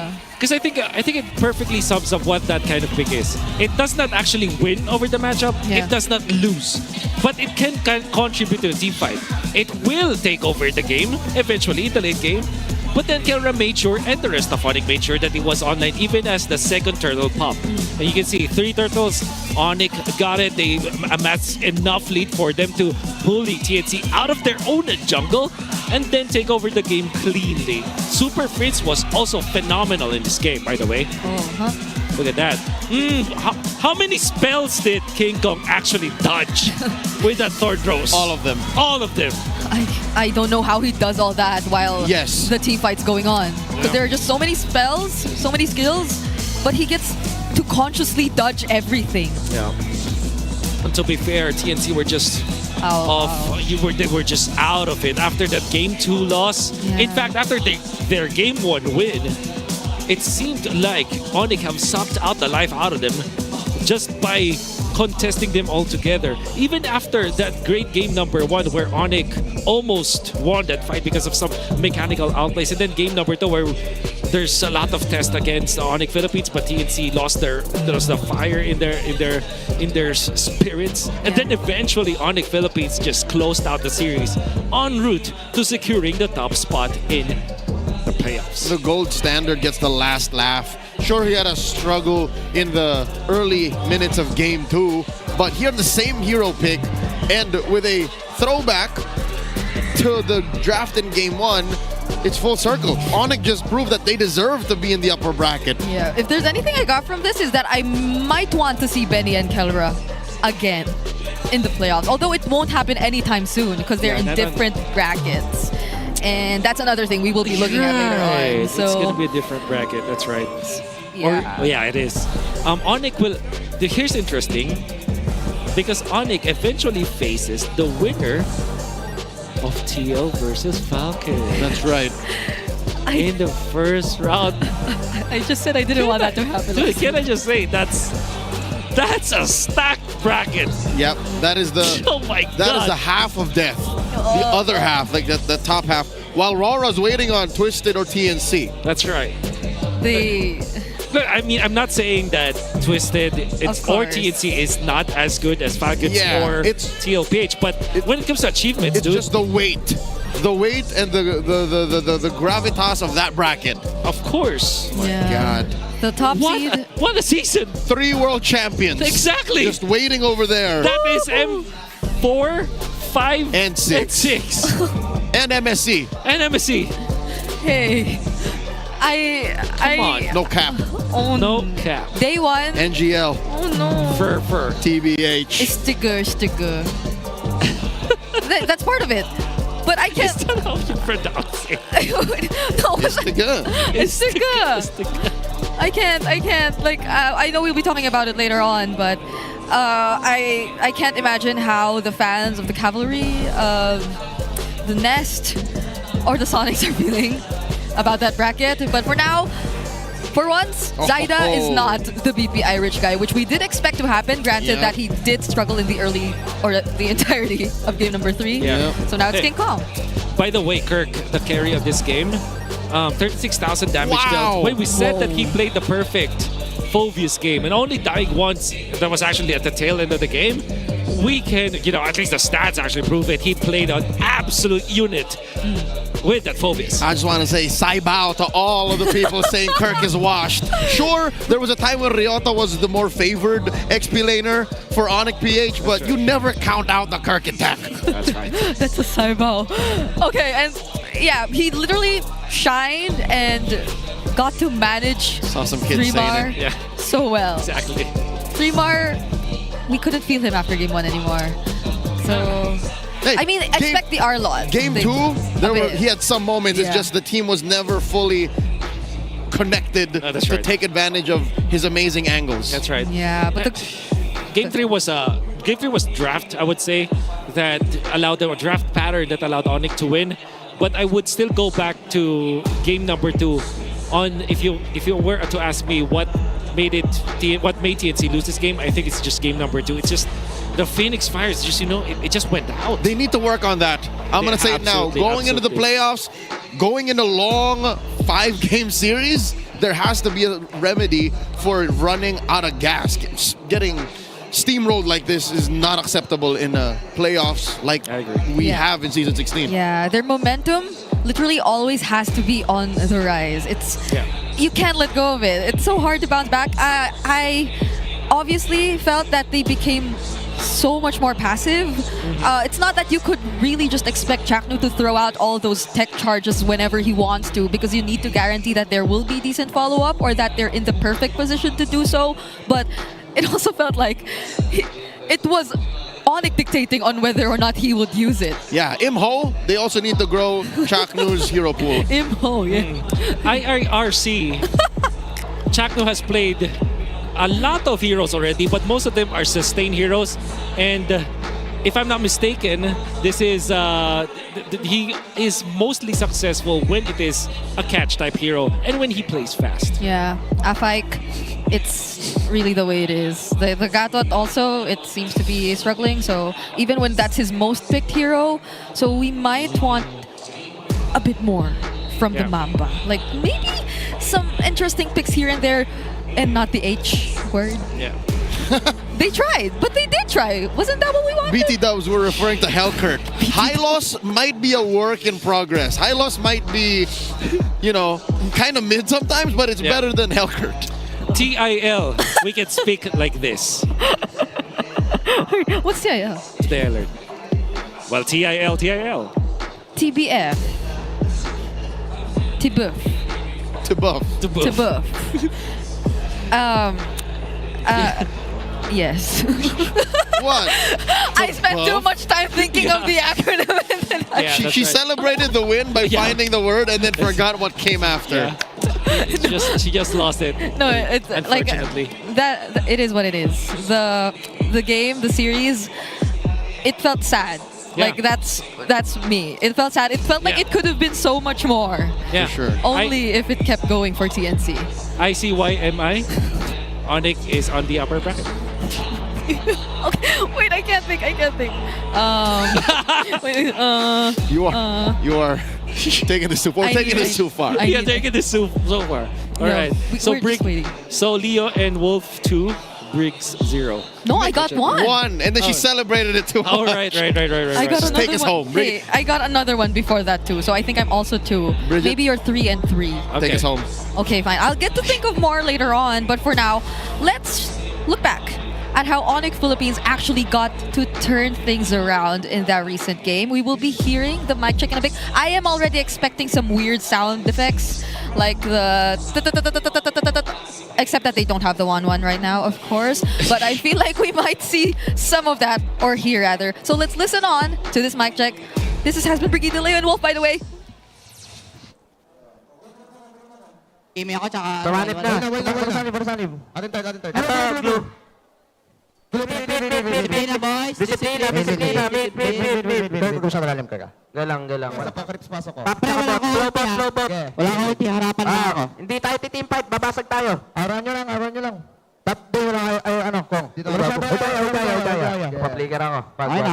Wala. Wag out. Kaya na lang, Lord. Press takbo ya. Tara mid. Huwag gagalawin to. Tap mo na. Tap. Pulis tak ako. Pangat to. Nag-second one. Bot sunod. Wala minions. Bot, pre. Shadow na. Wala shadow. Harap po. Paluin nyo. Nag-ulti ba kaya? Hindi pa. Gusto niya plikiran ko? G. Muna. Pliker Kimi. Piso blue. Sa akin. Nalalay. Ang kaya may tayo ko. Tore. Tore. Upper bracket, pre. Ganyan ang tunog kapag naglalaro ka sa pinakamalupit na liga dito sa buong mundo ng Mobile Legends. At syempre nakita din natin ang best so far na season dito sa MPLPH season history. Masasabi natin mula sa simula hanggang sa dulo, napaka-competitive na matches natin. Yung mga top teams natin natatalo ng mga nasa lower spot na teams. At tapos umabot pa tayo sa second to the last day para i-decide yung mga last team natin sa playoffs. Tapos sa pinakahuling araw pa, malalaman din natin kung sino yung huling papasok sa upper bracket match. Every single match mattered sa buong season natin. Kaya naman masasabing ito na ang most competitive season. Ayan ang tanong ko sa inyo. Sa tingin nyo ba, ito ang best season so far sa MPLPH season history? Ngayon, para naman sa ONIC Philippines on how they won against TNC, syempre, sinundan pa rin naman yung mga win conditions para sa kanila. Game number 3, nakita natin na naglaro na mabilis ang side ng ONIC Philippines, pati na rin ng game number 2. Nakitang-kita natin na wala yung sunog, na wala yung apoy sa side ng TNC for some reason ng game number 2 at biglang hindi sila gumagawa ng mga plays. Whereas ito namang ONIC, hindi tumigil sa pagdidisrupt, sa pagiging aggressive. Kaya naman tuloy-tuloy sila nakakuha ng panalo no game number 2. And then, game number 3, bukod sa pag-draft nila para kontrahin etong si Zaida, pag-ban ng mga tamang heroes like even banning the Fredrin, binigay yung Hayabusa, nag-fourth pick ng Hilda at tuloy-tuloy yung pagiging magulo doon sa jungle side ng TNC. Hindi na naman nakahinga ang win condition ng TNC, which is Zaida. Kaya nga naman, upper bracket ang pupuntahan ngayon ng side ng ONIC Philippines. Ang buong ating mga nakita from ating match number 1, but we still have a very important match in match number 2 as TLPH will go up against APBR after the break. Wag po kayong alis. Magbabalik ang MPLPH Season 16.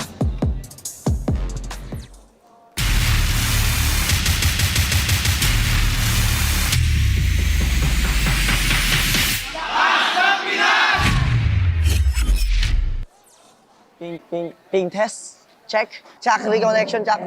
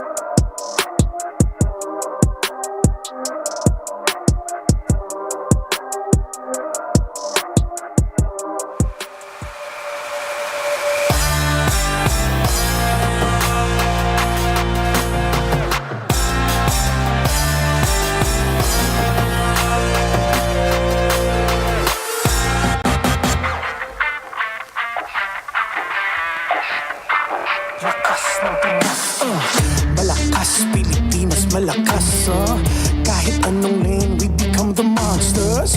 Malakas, Pilipinas, malakas, face the golden sun and repping for the 3 stars. Look at us, to the top, no ifs, no buts, winning any game para to sa PINAS.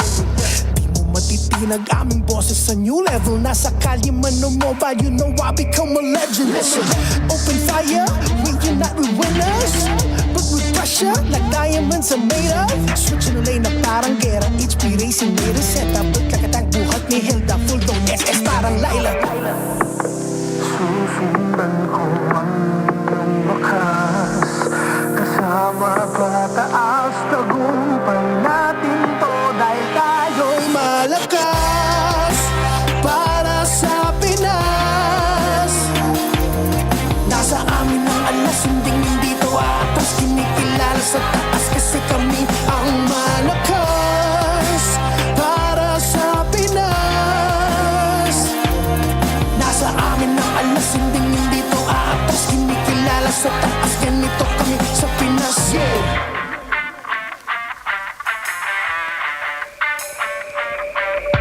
Laging MVP, no surrender, no retreat. Pag nagsama sama-sama, just imagine what we can achieve. Laging MVP, no surrender, no retreat. Giving 100 on my all, cause we just cannot be defeated.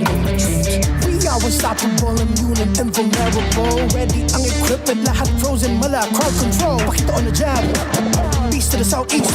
Taas ang matawag, proud and loud, cause every enemy we devour. Susundan ko ang iyong bakas, kasama pataas, tagumpay natin to, dahil tayo'y malakas para sa Pinas. Nasa amin ang alas, hindi dito atas, kinikilala sa taas kasi kami ang malakas para sa Pinas. Nasa amin ang alas, hindi dito atas, kinikilala sa taas, ganito kami sa Pinas. Malakas, Pinas malakas, kahit anong malakas, Pilipinas malakas, face the golden sun and repping for the free stars.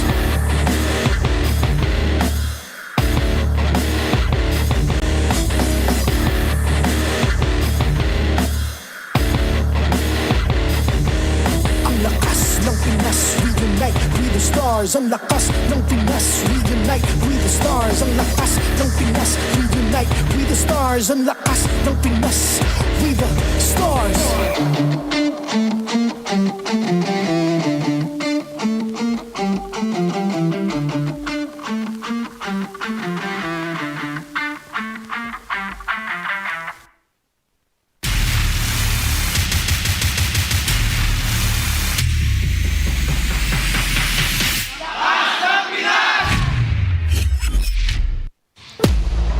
Welcome back to MPL Philippines Season 16, still on the final day of the regular season, and we're finally down to our last best of 3 of today. My name is Brigida, together with Leo and Wolf, still your casters for the second series. And in this final series, it is going to be APBR, unfortunately an eliminated team, going up against Team Liquid Philippines. This match, the last one for Season 16, regular season, has me feeling a little weird. Okay. We're coming from Liquid's loss against Falcons and APBR's sure elimination. That's right. The fan bases and of course the MPL community at large are still here. Like, it's a pretty full arena. So weird in a good way. Yeah, I'm like, okay, we're seeing this through. Yeah, but definitely because we know that for TLPH on their way to the Golden Road, this means that if they cannot defeat a team that is no longer part of the playoff contention, it kind of tells us something about their Golden Road run. So I think this is TLPH quest to prove to us that we definitely want to get on that Golden Road. Yep. This is the start, and they have to start strong. But before we head into their actual match, you can get more data, more GG, and experience the winning power of Smart's Unli 5G and enjoy it with the Smart Digital Prepaid eSIM. That's Smart, the simply reliable telco partner of the MPL victories you can count on. Yep. This is, people may be feeling a bit weird about it, but I think we have another reminder for our viewers out there. Well, if you cook. I do. You do. And for you to start cooking as well, you can marinate saute or just for the flavor, you can use the Knorr liquid seasoning literally for everything because, that's actually what I do. And this is not even part of the spiel, but I actually do use the seasoning. He has these little bottles of Knorr in his cupboard for It's sure. actually true. He actually cooks. And of course, this tournament is monitored and supervised by the Games and Amusement Board. By the way, I don't see Renmar. Because Dinong Rai was there, and he was saying yesterday that's not him. You don't see but him? I don't think that's him.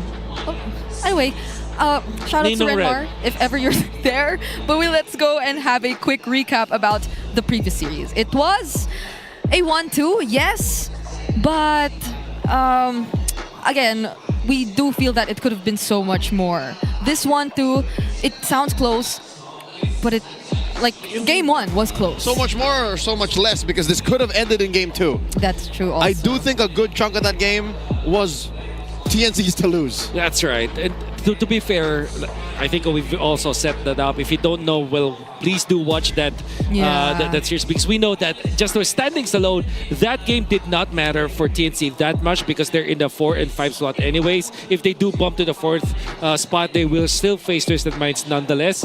But for ONIC, that mattered so much. They only needed that victory. In fact, even when the TLPH wins this series, because of the head-to-head matchup of TLPH and ONIC, it's going to be ONIC that secures second spot. Yep.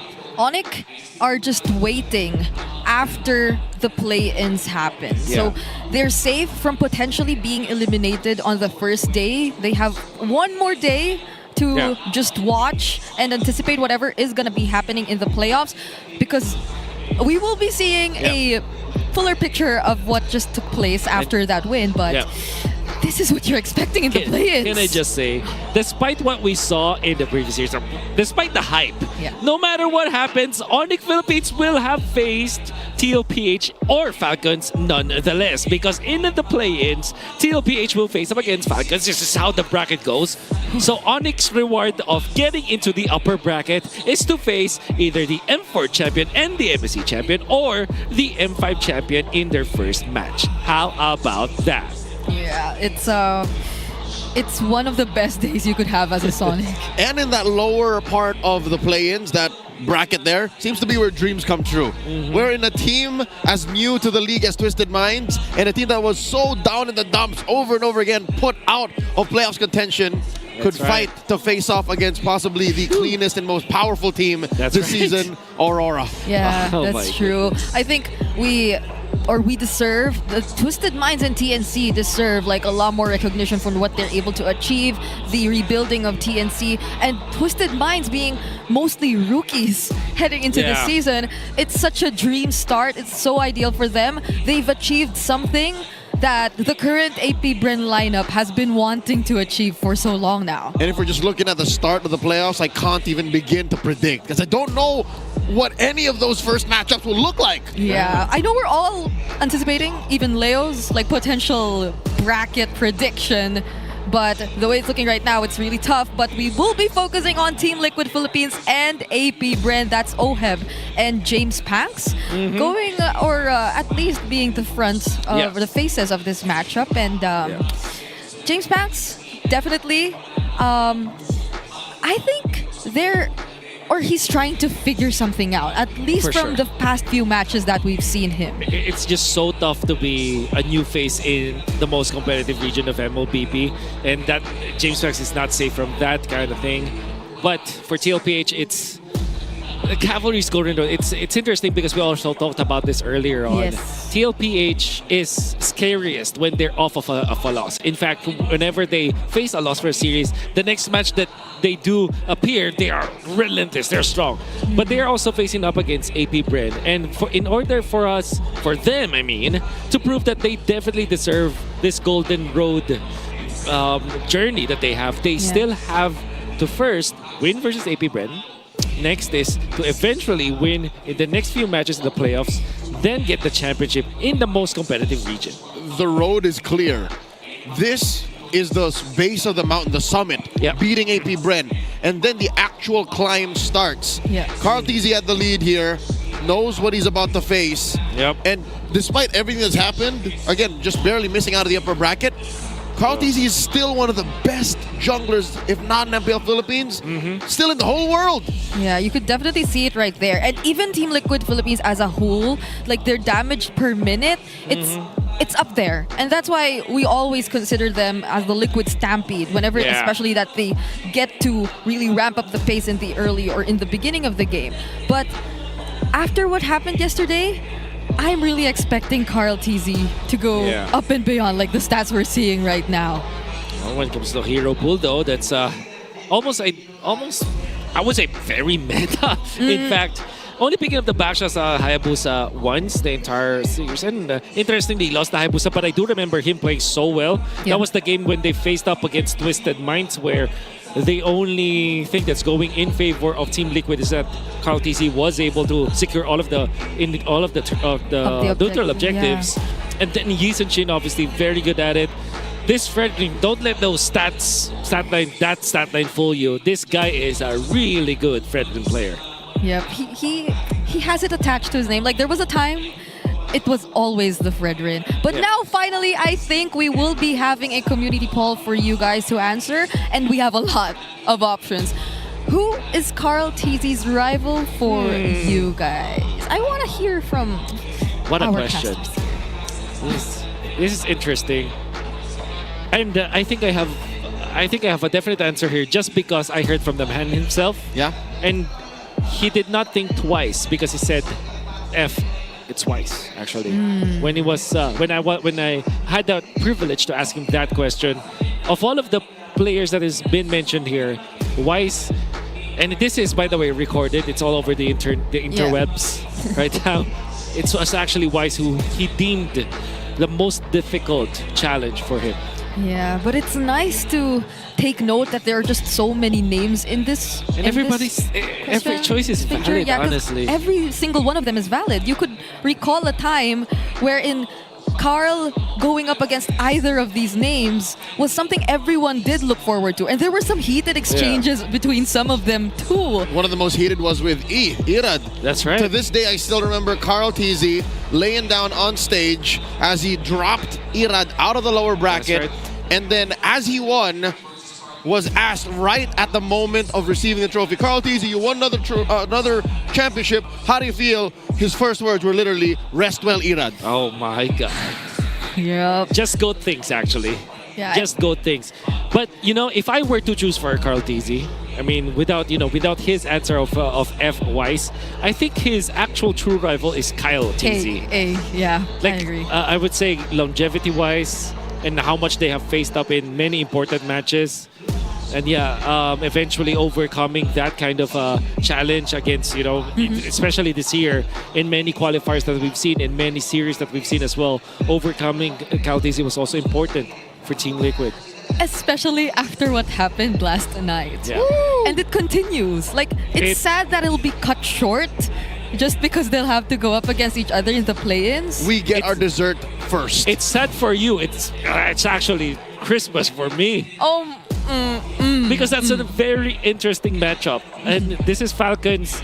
I think they have struggled all throughout the season, but to end the season like that in the Miracle Run, no. My God. What a treat. We are looking forward to so much in the playoffs, but for now, let's wrap up the regular season and head into our last series. Playoffs secured, and now the cavalry looks to finish stronger than ever. Give it up for Ohab, JP, Sanchi, Carl TZ, and Sanford. Make way for Team Liquid Philippines!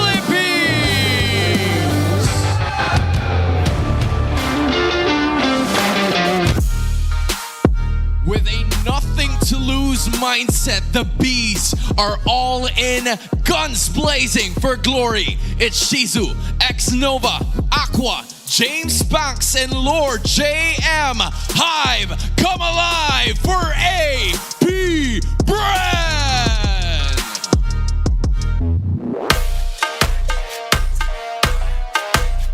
To officiate the matches that are going to be happening today, joined by our marshals, it's Joshua G, Chico, Patrick, and Yaku Jeff.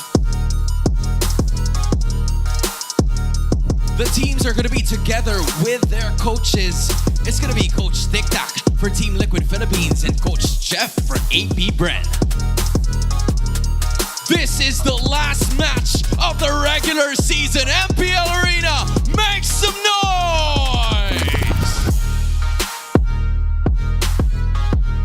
Let's jump right into it. After their loss last night, what can we say about Team Liquid Philippines? There are a few things that are scarier than a Team Liquid that is angry. It is written in the books. Season 12, when Liquid lost Conti said, oh no, we just stumbled, but we're going to come back stronger. And they came back stronger. They won the next season. And you just mentioned something about nothing to lose teams, right. Wolf. What can we watch out for in AP Bren? Well, it's also a team that also is carry. That's Lord JM, James Banks, Aqua, X-Nova, and Shizu playing without any baggage today, which will mean that they are also very scary. And TLPH has to watch out for that. Yep, this is the graph we're seeing right now. Obviously, AP Bren have been a bit more experimental in terms of the heroes that they brought out, but kill participation seems to be the closest where these two meet. And you could even say turtle control for AP Bren. So maybe the early game is something that we do have to pay attention to. Yep. Although we did mention that James Banks feels a bit as if he's trying to figure something out. But maybe it's not on James Banks. And to be fair, it's on the whole team. That's and true. we've seen a team like AP Bren run through teams as strong as second seed currently. ONIC. Remember, they swept ONIC in the twilight of season 16. They can do it, I'm pretty sure. Maybe they catch Liquid off guard. That was the only series that King Kong wasn't able to breathe. In fact, he went 0 kills for 2 games. The entirety of ONIC were just stomped by a team like AP Bren. And it felt like in week number 7, or week number 8, I mean, after that victory against ONIC Philippines, what I noticed from AP Bren is that they felt like there's a lot of pressure in them. They weren't making the right calls. It was always weird for them to engage. They were always so hesitant, but maybe today is different. Yeah, so if they could do that again, maybe looking at X-Nova, there could be something different. But for now, let's listen to the smart ping test. Kantahan tayo. Duo palubog. Malamang ni. Good luck na lang sa TLPH, guys. Ang masasabi mo, sis, di tayo playoffs? Wala. Wala? Aray ko. Manchalan. Hindi, daming last game. Pero sa liquid lang pala yan. Hindi sa atin ata, hindi ko alam, atin yan. May naniniwala pa rin hanggang dulo ya. Good luck guys sa mga napasok sa playoffs, galingan nyo. Nanonood na lang kami. Galingan nyo, mag-watch party kami. Watch party kami. Okay guys, this is the last day of the regular season. We have... Ay, game mo! Giti-giti lang, kalmado lang. Ayun o. Big smile! Okay, last game. Okay, last day of the regular season, guys. This is the last game. Enjoy the game, may ano pa rin to. Enjoy every round. Okay. Enjoy every minute. GG, tignan na tayo dito. Panalo tayo sa playoffs. Let's go! We win this. We win on playoffs. Yun! Ayun, congrats sa ONIC Philippines. So guys, sila ang pangalawang nakapag upper bracket. They're the team 2 of upper bracket. Yeah, and nice try sa TNC. Sayang, kapisaan na pag nanalo kami dito. Remember? Laban pa tayo. Tomorrow champion. 1 week. 1 week. 1 week pa. Kaya okay lang sinabi mo. Okay, X-Nova, Shizu, Sanji, and JP all looked very happy heading into this match. Yeah, contrary to what we set up, Liquid ain't so angry. Liquid is just like, whatever. We're at the point wherein we can't be salty about this. It's almost a sitcom. Yeah. If you play it. If you just put some musical funny bed, you know, that would be funny.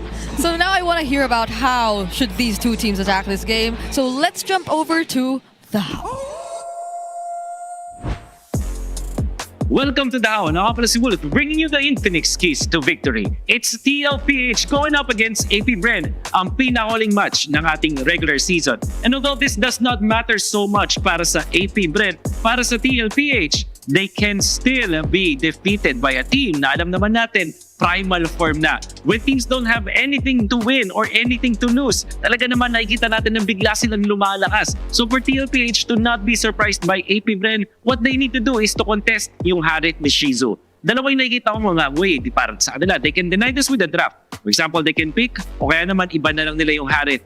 And they can also put a lot of focus in the laning stage. Kung sakaling ibibigay man nila yung Harit ni Shizu, kailangan mas magandang hero ni Oheb, kaya naman dadalawan talaga nila. And speaking of pagdalaw, kailangan mag-focus sa pagpanalo ng lane-to-lane matchups ang side ng TLPH. Alam naman natin na hindi perfecto talaga mga draft. There will be times where one lane is gonna win over another. Pero kailangan when it comes to execution o kaya naman sa mechanics na mismo ng mga teams, yung TLPH kailangan mag-focus sa pagpanalo ng kanilang lane-to-lane matchups. And now for AP Bren, kailangan ng bigyan si Lord JM ng mga dive heroes with high mobility. Na-impress ako sa performance ni Lord JM na pag ginagamit yung Alice wherein madami kang ways to get in and out at mag-initiate for your team. So that is something that maybe APBR can also use.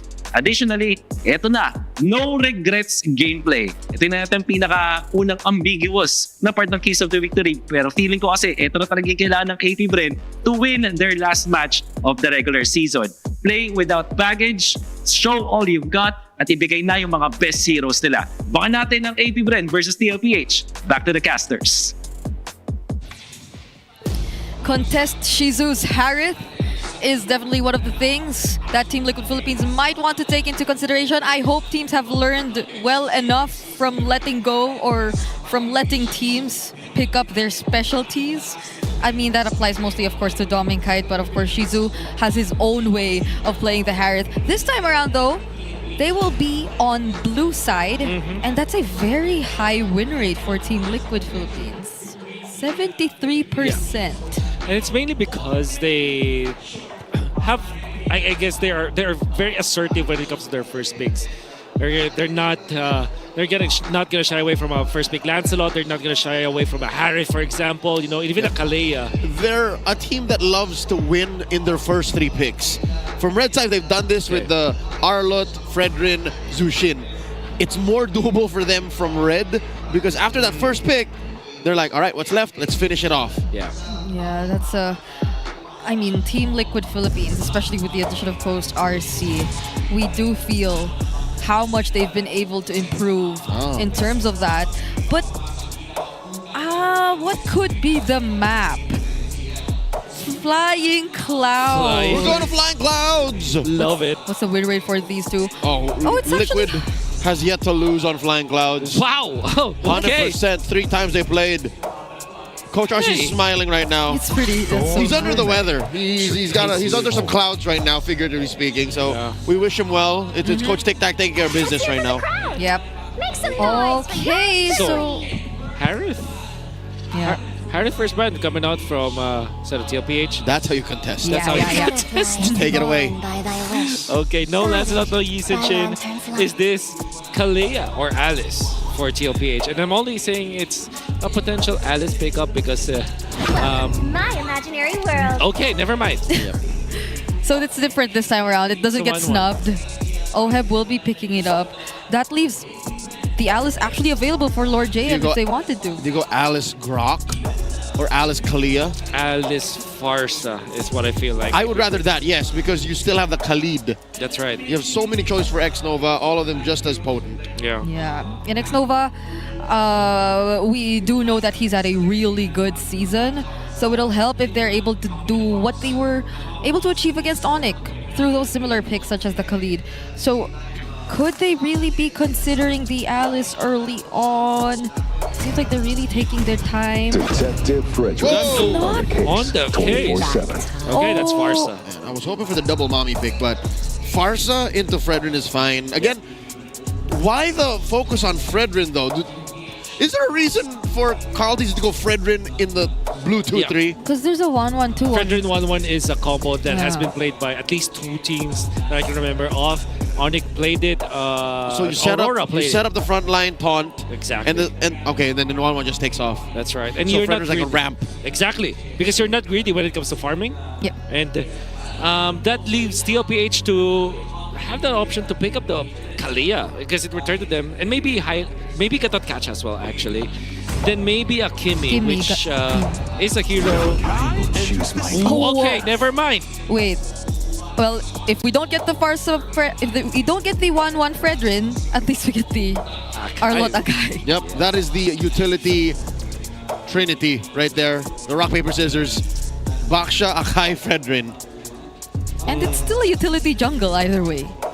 I haven't yet asked how Carl Tizzy ranks Akai and his favorite heroes. Yeah. His first is still Lancelot, no doubt. Second would be Fred. I wonder where Akai falls. You know what? Maybe we can ask him actually later on. I'll bother him later. Yeah. Make content out of it because I'm sure the people will be very happy to see that. But now APBR Would they pick up just Lapu-Lapu so that will have damage? Or Fulvius? Fulvius. It's Fulvius. It's not very Mr. 50-50 though. Oh, it's This is. It's Lapu 2X. But I can't help but worry about the potential Shizu pick.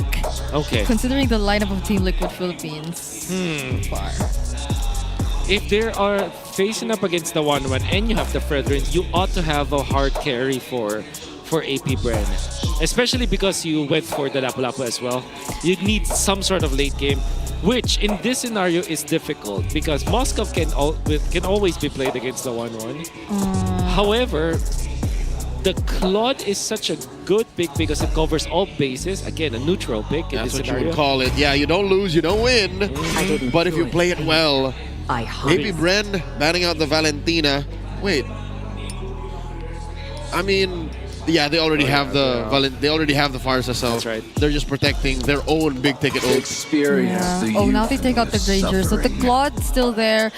Maybe even the carry if they just need some ways to keep shredding. And the but Moskov. positioning again. You definitely need someone with mobility. So those are probably the best considerations still out there.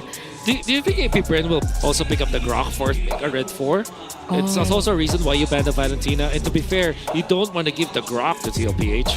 Because that's going to be a good answer to the Farsa. Good read. Grok Farsa sounds great. Yeah. And Fredrin. That's right.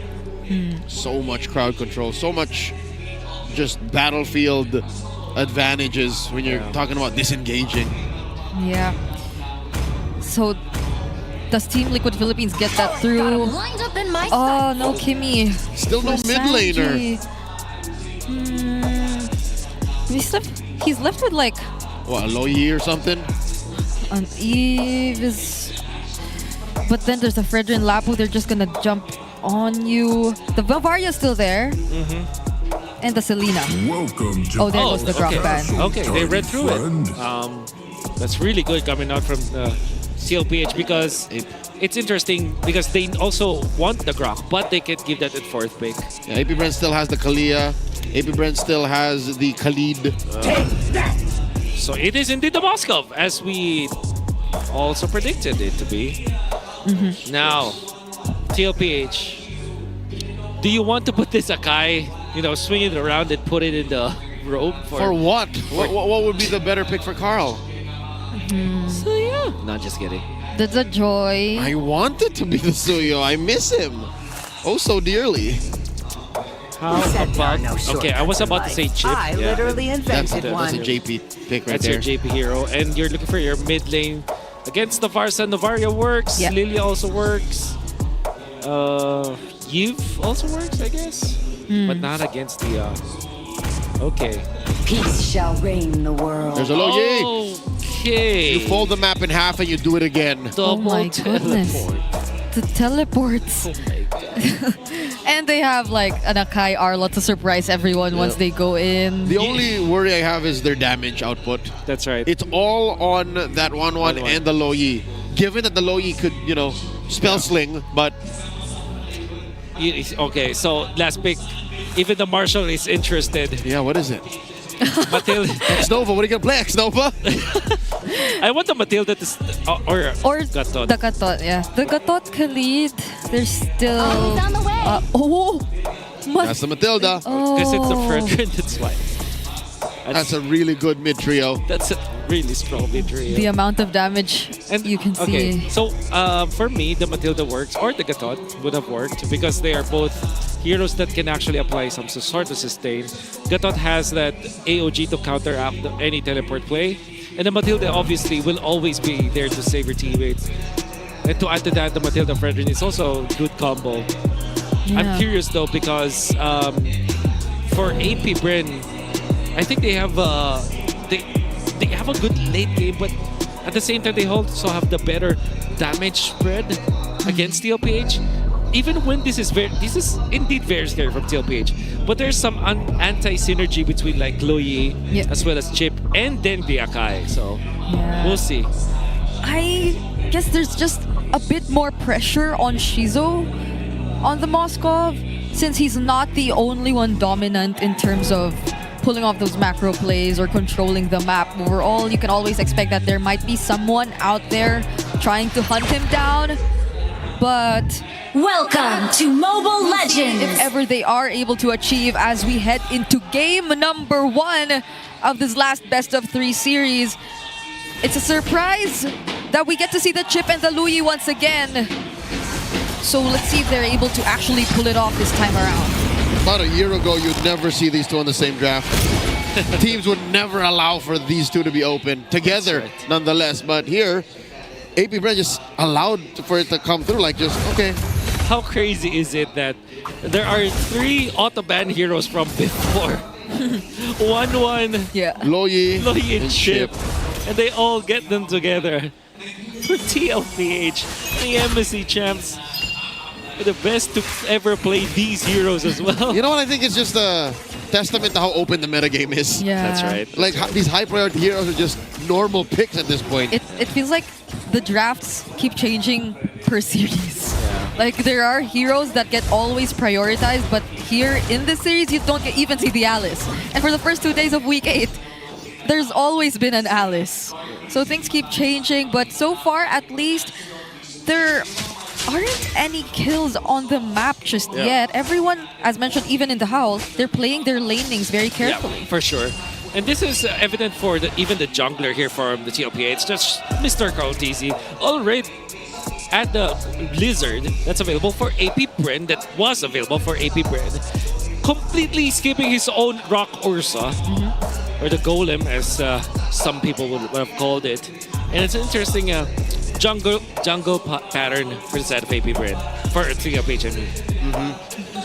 I think this whole very precautious and, how do I say, deliberate rotations in the early game are just a product of their drafts both being very similar to old utility meta. I mean, yes, there is a utility jungler in the middle, but that's just how you play these lineups. You don't want to pick fights that you can't win or capitalize on. Yeah. So both teams are on that same pace, and that's why it's so uncharacteristically slow for us. Yeah, we also don't really know how Carl will decide to pull off like the Akai and the early rotations from it, aside from it being a debut pick. Surprisingly, I'm starting to doubt myself if it really is, because it does feel like it's been always part of his hero pool, of his arsenal. Sure. But it's the first time we're seeing him on an Akai, maybe a bit forced that he had no other choice to go for too, but we're finally back. And it's still going to be that very patient start for both of these sides. None can afford to go down, especially before this upcoming objective. So far, JP keeps up top, sees 3. And what is this? Carl and Sanji holding this pixel brush. They started up already. Carltese with a heavy spin on the James Panks. James Panks nowhere to go. Gets blasted. First blood drawn. Aqua with a feathered airstrike taking out Sanford and Carltese. Where does the turtle go? Dead. Aqua secures. JV's in trouble. Oh no, the flicker forward. Aqua blasts him. The trade for Nova. Sanji, the only survivor of Liquid up top, 2-3. APBR winning. Already such a good start for Team Liquid, but oh wait, there's a teleport play. Aqua literally gets every single thing. Mr. 50-50 versus 3. Sanji, get on over here. Lord JM survives, but only for a second more. Aqua, he's not done. Pops the feathered airstrike, almost takes down Carl. Circling Eagle. Knocks Sanford up. Dad wants to keep going. One more. Give me one more, baby. The shutdown by the Apex Predator. If I'm not mistaken, he had no boots. Yeah, no boots. So it was the Fury Hammer Prio for Sanford. That's right. But that didn't have the double. Now he gets it. Because there's a lot of damage, but my oh my, Aqua getting so much. However, that is a shutdown in favor of Sanford in the direction of the Arlot, which will be really good for TLPH later on. This version of Aqua, it's like Haji locked in. It's so similar. He's just so aggressive. Flying around, always picking up the kills, and being such a nuisance to Team Liquid Philippines.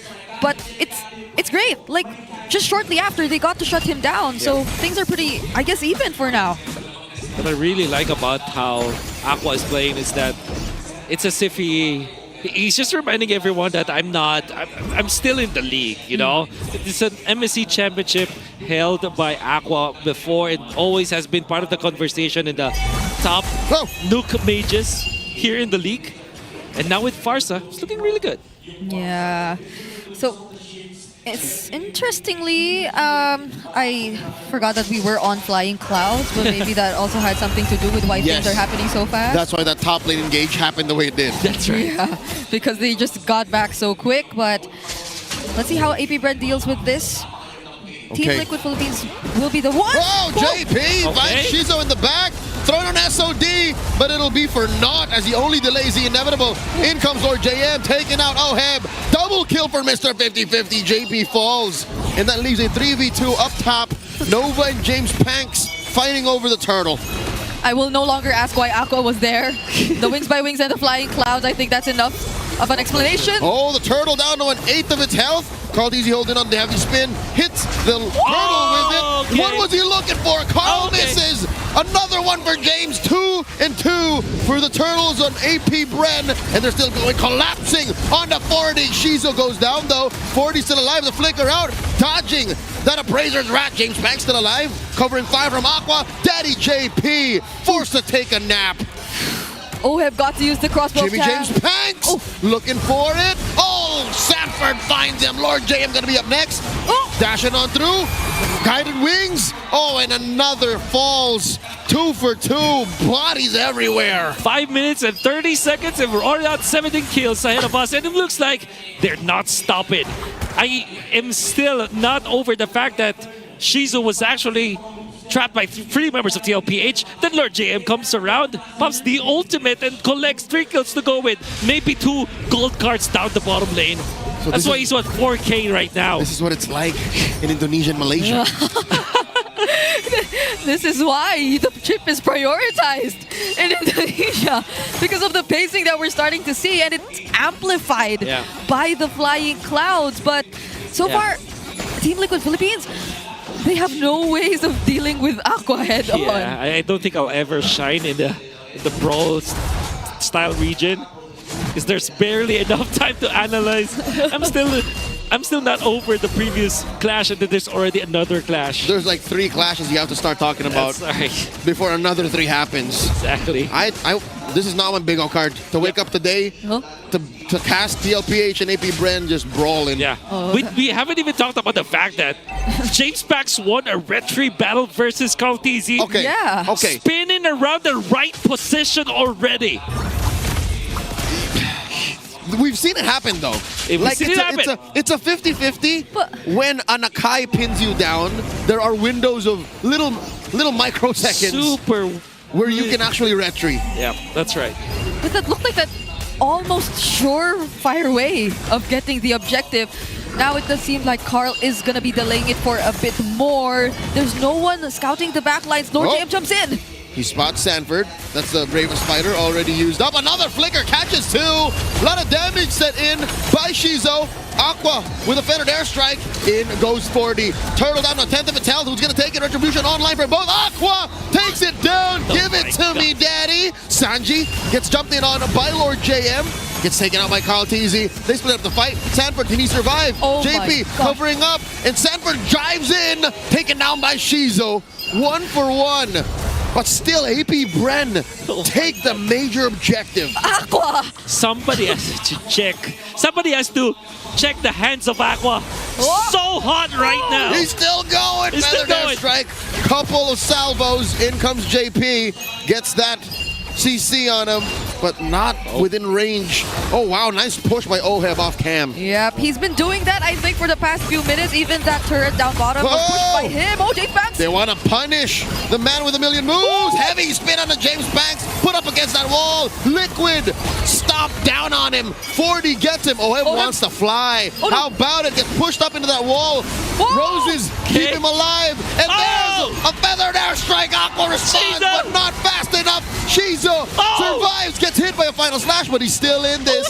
JP up next. Mr. 50-50 zeroes him. Sanford getting a little bit of life steal, some spell vamp, and they're going to disengage. Okay. I think we gotta, or at least Shizu would have to say thank you, X-Nova, in that scenario.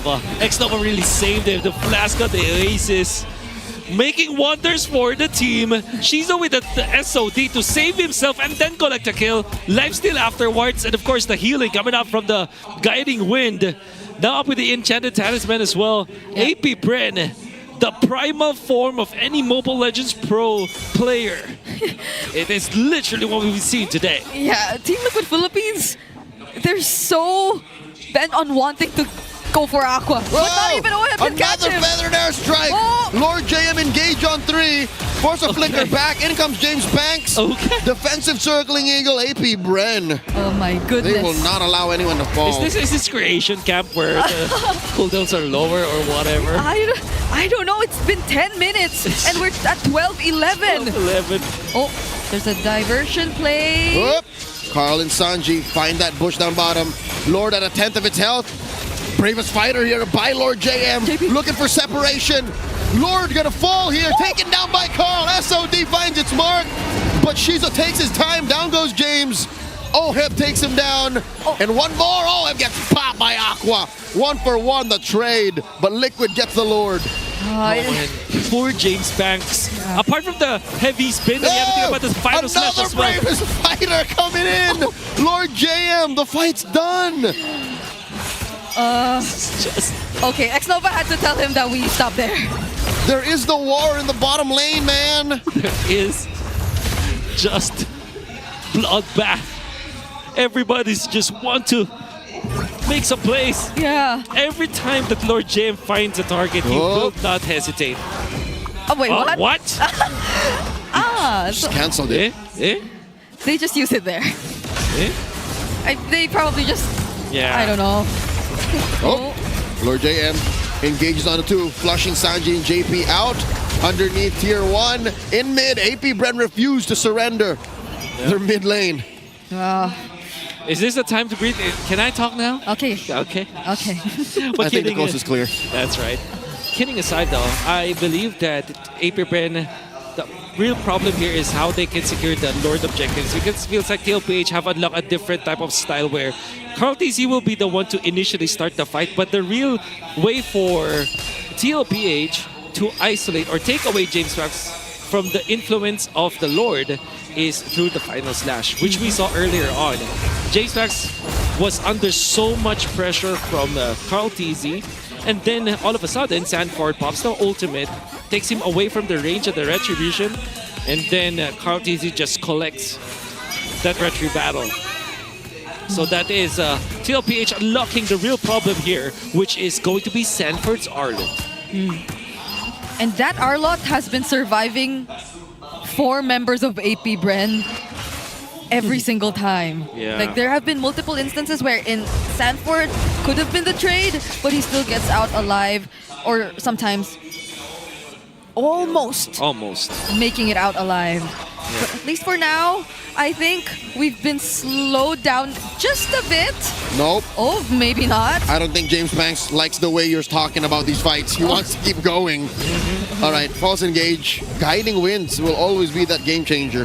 Whoa! Final slash. Fishes James Banks from underneath that tier 1. That's a taunt. Finds Sanford. Final airstrike. The answer. James Banks backing off underneath the epicenter of that ult. And just like that, AP Bren disengage. Yeah, good thing he had someone to use the vengeance on. He could have went down with a feathered airstrike at that point, and it would have been really, really great for AP Bren. But so far, Oheb and JP, they're just holding the bottom lane. Yeah. There's so much map control that Team Liquid Philippines could do. Yeah, especially because they have the teleports in their favor. They have the Loyi ultimate, they also have the Chip ultimate, and they have survived the early game onslaught of AP Bren by outplaying AP Bren themselves.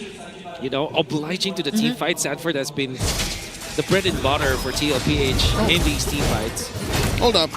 That's a defensive bravest fighter from Lord JM. Using that ult like it's a basic attack. Finally, I think Liquid are able to crack through tier 1 in mid. Oh, seems to be a false hope as Aqua pulls out a feathered airstrike. I think you're right, Wolf. These players are playing it like it's on creator camp. Yep. I'm sure that their cooldowns are just adjusted. Yeah. Cooldowns are a concept. That's right. JP, this could be a good play, but ever so wiser. Oh, Yeah, the re-engages do seem a lot more easier for these two teams. Maybe for AP Bren, especially because of the Mathilda. But Team Liquid Philippines overall, they do feel like they have generally lower cooldowns. But they're the ones holding the Lord for now. Carl TZ's already almost half HP though, and JP's just there. What is JP planning? What is JP planning? That's interesting. Is he even moving? Because, you know... He's not. Oh, he's moving a little bit so that he will avoid AFK. Do you even get a warning in tournament mode? I do not know, actually. I actually don't know. Never really had the problem to try and tell players, hey, start moving. Yeah. All right, the dance has begun. AP Bren definitely laying the smackdown on this Lord. He's just there. I can't. 2/3 of its health down. James Banks gets knocked up. Shijuk is, she just spots that movement. There it is. Why Wall X Nova gets popped? Suddenly, Carl TZ got Lord JM on him. Save me! Carl TZ on the brink of death. God. But Lord JM here flickers out, and they skedaddle. They switch over their targets. Shizo gets hit, gets taken down. No one falls from TLPH. Oh, it's Carl! It happened so quickly. A trade, 2 for 1. Oh my goodness. Lord JM jumped in front of TLPH. Actually fights 4 members, manhandled them only. And still continues to do so. Final slash and everything thrown. But the kitchen sink as Mr. 50-50 falls. Oh, man. Is it just me or did Carl's death notification get overlapped by something else? It was definitely overlapped by whatever. Oh my God, how'd that happen off cam? This game. Yeah, the fight was split too. And for some reason, this is Fly Clouds, by the way, so Shizu can get back easier. There's a teleport from the Luyi. Oh, they're blitzing. Back. They're blitzing. James Banks is within range. All right, Sanford pushing them back. Yeah. This is AP Bren wanting to contest. I think they called it off. Finally. The jig is up. And there's Psych! We're running away, but we want to suck a punch on out. Lord, That was sick from Aqua. Aqua's scaring me. Aqua is a menace today. Yeah. What? This attitude from Aqua. It's such a different color that he's wearing right now, but I like it. However, TLPH still wins the battle. They have outwitted AP Bren, especially because when Lord JM jumped in front of 3 members of TLPH, actually 4 members of TLPH, they just popped the ultimate, the diversion, getting out of there, wasting the initiation from Lord JM, then eventually collecting the kill on the Shizu. Yeah. We didn't get Aqua today. We got RV from Caloocan. This is RV from Caloocan. Yeah. Oh my God. And he's just 1 item away from a full build Farsa. Or Valenzuela. He's from the north. He's from the north. Oh, RV from the north. Winter round? What is JP thinking? The conceal? Looking for the jump? Liquid penetrates the base. He has a flicker if he just wanted to use the stun. Diversion down bottom. The switch up Aqua actually predicted it.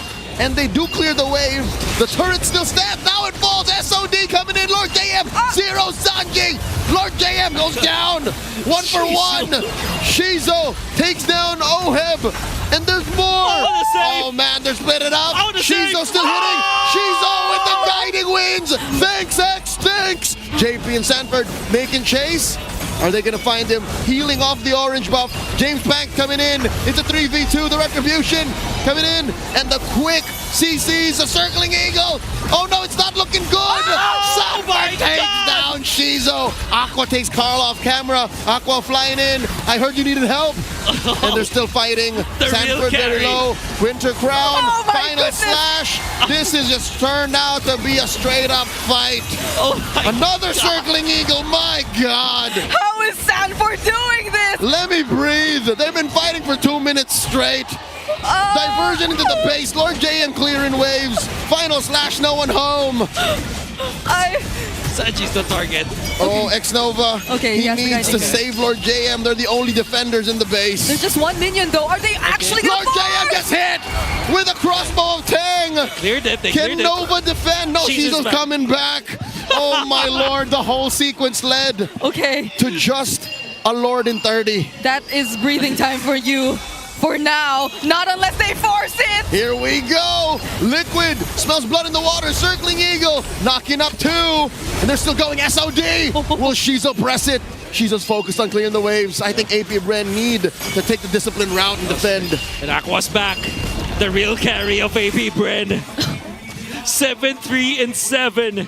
Saving them in so many fights. X-Nova as well, but TLPH. The one that they can rely on is Mr. Sanford. Army from the streets, Army man. from the streets. That's an 8-3-11 Arlot too. That's right. Both of these, this Arlot and this Sparsa, they've been doing so much in this entire game. RV versus the Apex. Everybody, they're just like side characters. This is Aqua versus Sanford. Oh, that is Carl Teasy hit with a Spear Misery. Sanford trying to split up Nova and Lord JM. Bravest Fighter set up already. There's a shortcut. Who's coming through? Carl Teasy knocking up. Feather Airstrike, the answer from Aqua. Oh my Sanford God. very low. Sanford. Vengeance on the one. Carl Teasy. The base. Help split it up. The The base. base. Oheb is there. Sanji is there. Are they trying to split? Oh no, they might get punished. Here comes Shizo. Oheb backing out. Shizo gets Sanji blasted forward. here. Winner With the crown. ground. by Sanji, and Shizo survives. Sanji is about to bite at the flicker. Aqua. The chef has sidestepped his way into a delayed kill. And it's just a trade at the end of the day. Mid laner for mid laner. Captain for captain. These mechanics we're seeing from both teams. What the hell is this game? These side steps, those small decisions. Oh my God. 20 minutes in, and the world is watching. This is what a match that has no bearing to the playoffs bracket look like in the Philippines. That's right. This is AP Bren. This They're unleashed. They're unleashed. Aqua is a problem. Shizu eventually now becomes a problem. Even the split push coming out from TLPH did not work. Whoa. Oh, Teasy. Making Oh, no. himself scarce. Count easy with the headbutt and the heavy spin. Isolating Shizo, popping his immortality. How will this young man live? Oh, Hep gets the kill. And now Nova up next on the docket. Mr. 50-50 answers in return. Bravest Fighter stunning them with the tail end of that big sword. And there's Aqua with a better airstrike, but it might be too little too late. Oh, Hep burning up. He's feeling it. Down goes Lord JM. It's just Aqua left. Aqua wants to take down Oheb. He finds kill one, but at the cost of his life. It's over. The game is over. Liquid in the base. Mission accomplished, but at what cost? Oh my goodness. That's the game for TLPH. And apparently you can pick up the flying cloud from your opponent. Yes, that's confirmed. We learned that yesterday. Yeah. What a game from Team Liquid and AP Bren. No way. That entire Sanford versus Aqua match. Even last minute, maybe he also wanted to deal with the waves, but it really looked like he just wanted Oheb. You can say that again. It was literally Sanford featuring Liquid versus Aqua featuring AP Bren. That's right. Oh my God. My hair's all messed what a up. fight. What an anime fight. Yeah. It's AP Bren.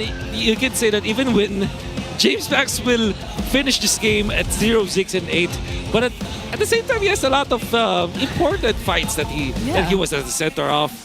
Obviously the real carries here are Sanford as well as AP Bren and Oheb at 5-5-9 on the 1-1. Everybody's record is just so dirty and messy. Oh, that's hey! Hey! Straight up final slashed our camera. That hurts. It went 360. That hurts. I need to puke. The camera went 360. My goodness, 9-3 and 14 on this Arlot. 9 out of 10 players I ask, who do you think of when I say Arlot, they would say 40. Oh yeah. And that is testament to how good he is with this hero. Most importantly, the entirety of TLPH. I can't get over it. So to be fair, I think that the most important fight happened in the mid game where there was a time where TLPH actually inflated their lead over AP Bren, because AP Bren actually were able to trade. More importantly, as Aqua collects so much, he gets free. I think the shutdown onto Aqua was the beginning of the snowball of Sanford, because he got so much out of that. And we skipped that part actually, because Aqua's already with one death during this part of the map. And look at that. He even snags Aqua. Aqua is able to survive in this scenario and able to fire back as well. And look at that. Lord JM also trying his darndest in this game actually. I'm convinced that his Feather Airstrike is his basic attack. Yeah. Well, I don't feel the cooldown. Yeah. The next Nova comes to save the day with flying clouds. Upward the flying cloud, you know. With some wings of his own. Yeah. So here's Lord JM, man-fighting, man-hunting team members of TLPH. But TLPH thought, okay, we don't need to actually kill this man. Let's go for a diversion play to the backside. And Carl TZ. Let's go for the softer one. That's why he actually got hit by a SOD. That's why he died. I actually like that a lot about Team Liquid. Like, even though it seems so brawly, when they see an opening elsewhere, they're very quick to just go to wherever they feel like they can diversion into and just try the and boss end is the here. game. Oh, wow. Here comes the boss. Like, look at this. No intent on defending, on winning this game. Nope. My mission, take down OHEB. And it was actually very. Yeah. If I'm going down, I'm taking you with me. Yep. So I like the IQ play coming out from Aqua, and I'm sure that this is it's weird that I'm actually gonna be breaking down one of the plays from the losing player. But Aqua, instead of trying to hit skill 1 or skill 2, he just nailed the normal attack because he knows that the passive will eventually close out the kill anyways. That just tells I think you. I was smart. Yeah, that just... Because OHEB just tried to juke any of the skills. He was moving sideways, trying to sidestep or cross over Aqua, but Aqua just said, okay, just can really press attack. Yep. Yeah. I'm trained on you anyways. I don't want to have to skill shot my way into this kill. If I'm gonna do something less than smart, I want to succeed because I know the base is gonna die. And that just showed us how high up there in terms of farm Aqua was. The passive could have dealt that much damage. To be fair, OHEB, I feel like he was also very low at the time, but still, without any other skills. Yeah, at the end of the day, OHEB is still a soft marksman. Yeah. And Farsa literally preys on 1-1. So yes, that's right. I think at the point of no return where APBR is like, yeah, we all died, Aqua just made his mind, dude, I'm just gonna kill him, alright? I have one mission and I'm gonna accomplish it. Yeah, this game really ended at about 20-30. That's true. Because that's all that was left in that last minute was just, let's just wait for the minions and then let's stop Aqua from killing OHEB. Like that's all that was left to it. Yeah. There was one very funny part, if I were to choose a word, because there was a time where after the Lord fight, when James Max was losing the Lord fight, 3 members of TLPH, instead of making the beeline towards the mid lane, they decided, no, Aqua is the target. There were 3 members chasing down on Aqua for a very long fight, because I think that the cameras had to be split just to show how long it took them to chase down the real big boss Aqua. You know what? In contrast to how heavy the feeling was calling the previous match, and even yesterday and day one's matches, right? That's right. Because they all lead up to finishing the playoffs picture. This was a fun game. It was. It's been a while since I've seen a fun game. So this is like teams, a no-bearing match. Look at him! He's the carry! Literally! Literally the carry! 98,000. Dude. Total damage I dealt. swear. Okay. This color in Aqua, I like it. I want to see more of RV from Caloocan. It's sad that this might be the last we're seeing from him. Hey, don't say that. For now.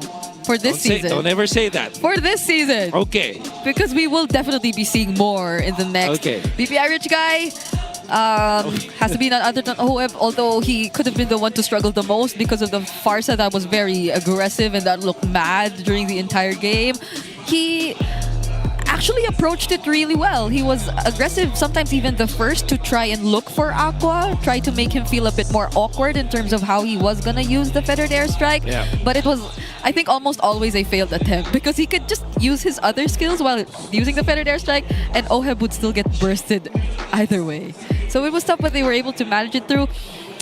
Hopefully now, though, we don't just call it Aqua featuring APBR in the next match, and we get to see a lot more others from that. So maybe some surprise setups coming in later on from Xnova. And speaking of that, we have a tank that specializes in setups and a new skin for him. That's Kufra with his epic skin Cursed Scroll. So it's available for free. You don't need to spend anything. All you have to do is open your game, find out more. Basically, play.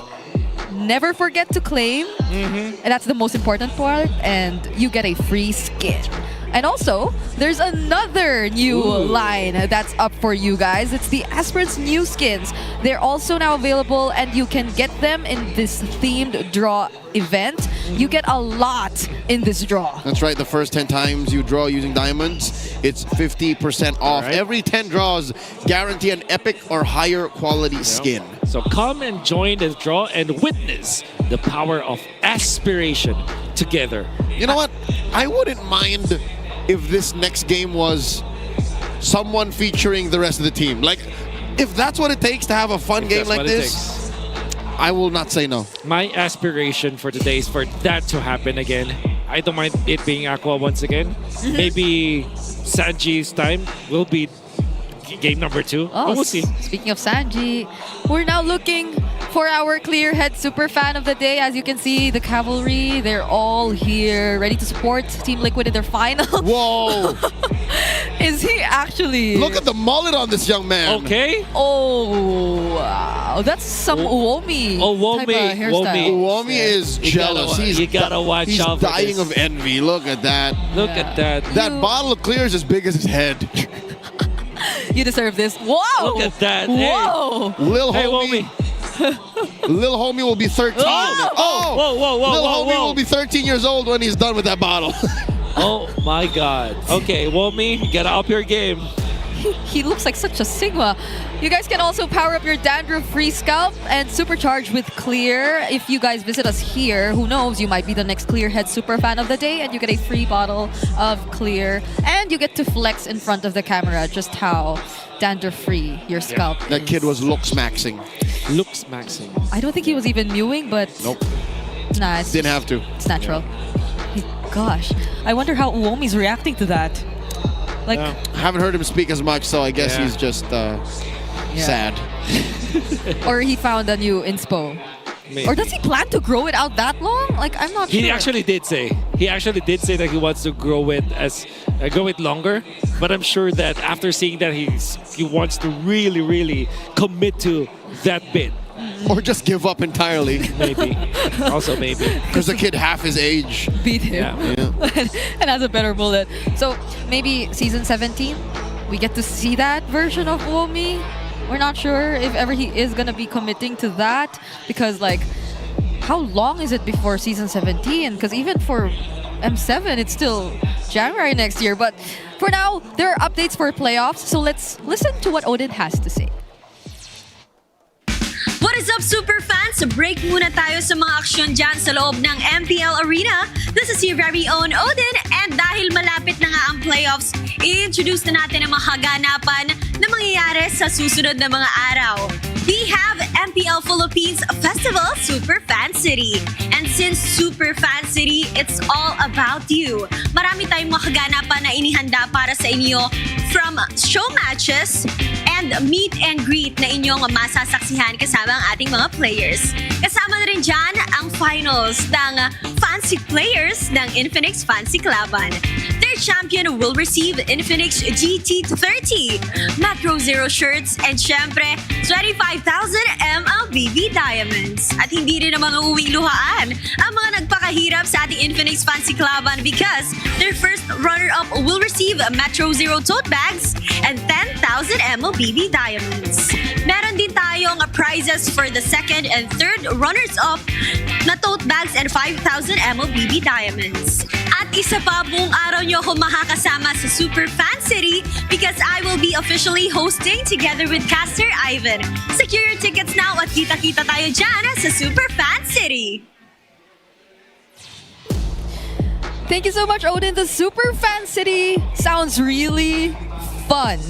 Super exciting. There are, I think, a lot of booths awaiting and activities for the fans who get to join us. But I think it's time that we get back into this series. AP Bren still has some catching up to do. It was still a really great game number 1 though, but they go for red side. Yeah, they are the red side team. What is Sanford doing? Excuse me? He's watching the watch party. 40. Hello? Was he looking for? Is he double checking what mom said shoe about- and dad shoe think of his performance? Yeah, I think that's what he's doing. Oh, 40. Okay. I mean, he's MVP, so.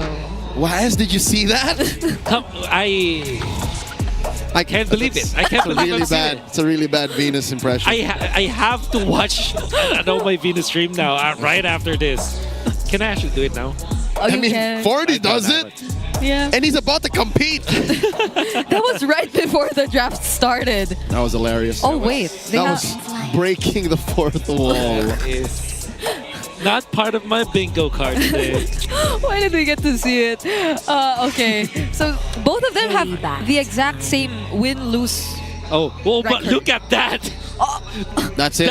That's aura. That is. That's the definition of aura. Highest level of respect. Highest level of respect. Farsa being banned by TLPH. In blue 3. Show us Aqua, please. I want to see his reaction. Because when was the last time this happened, even?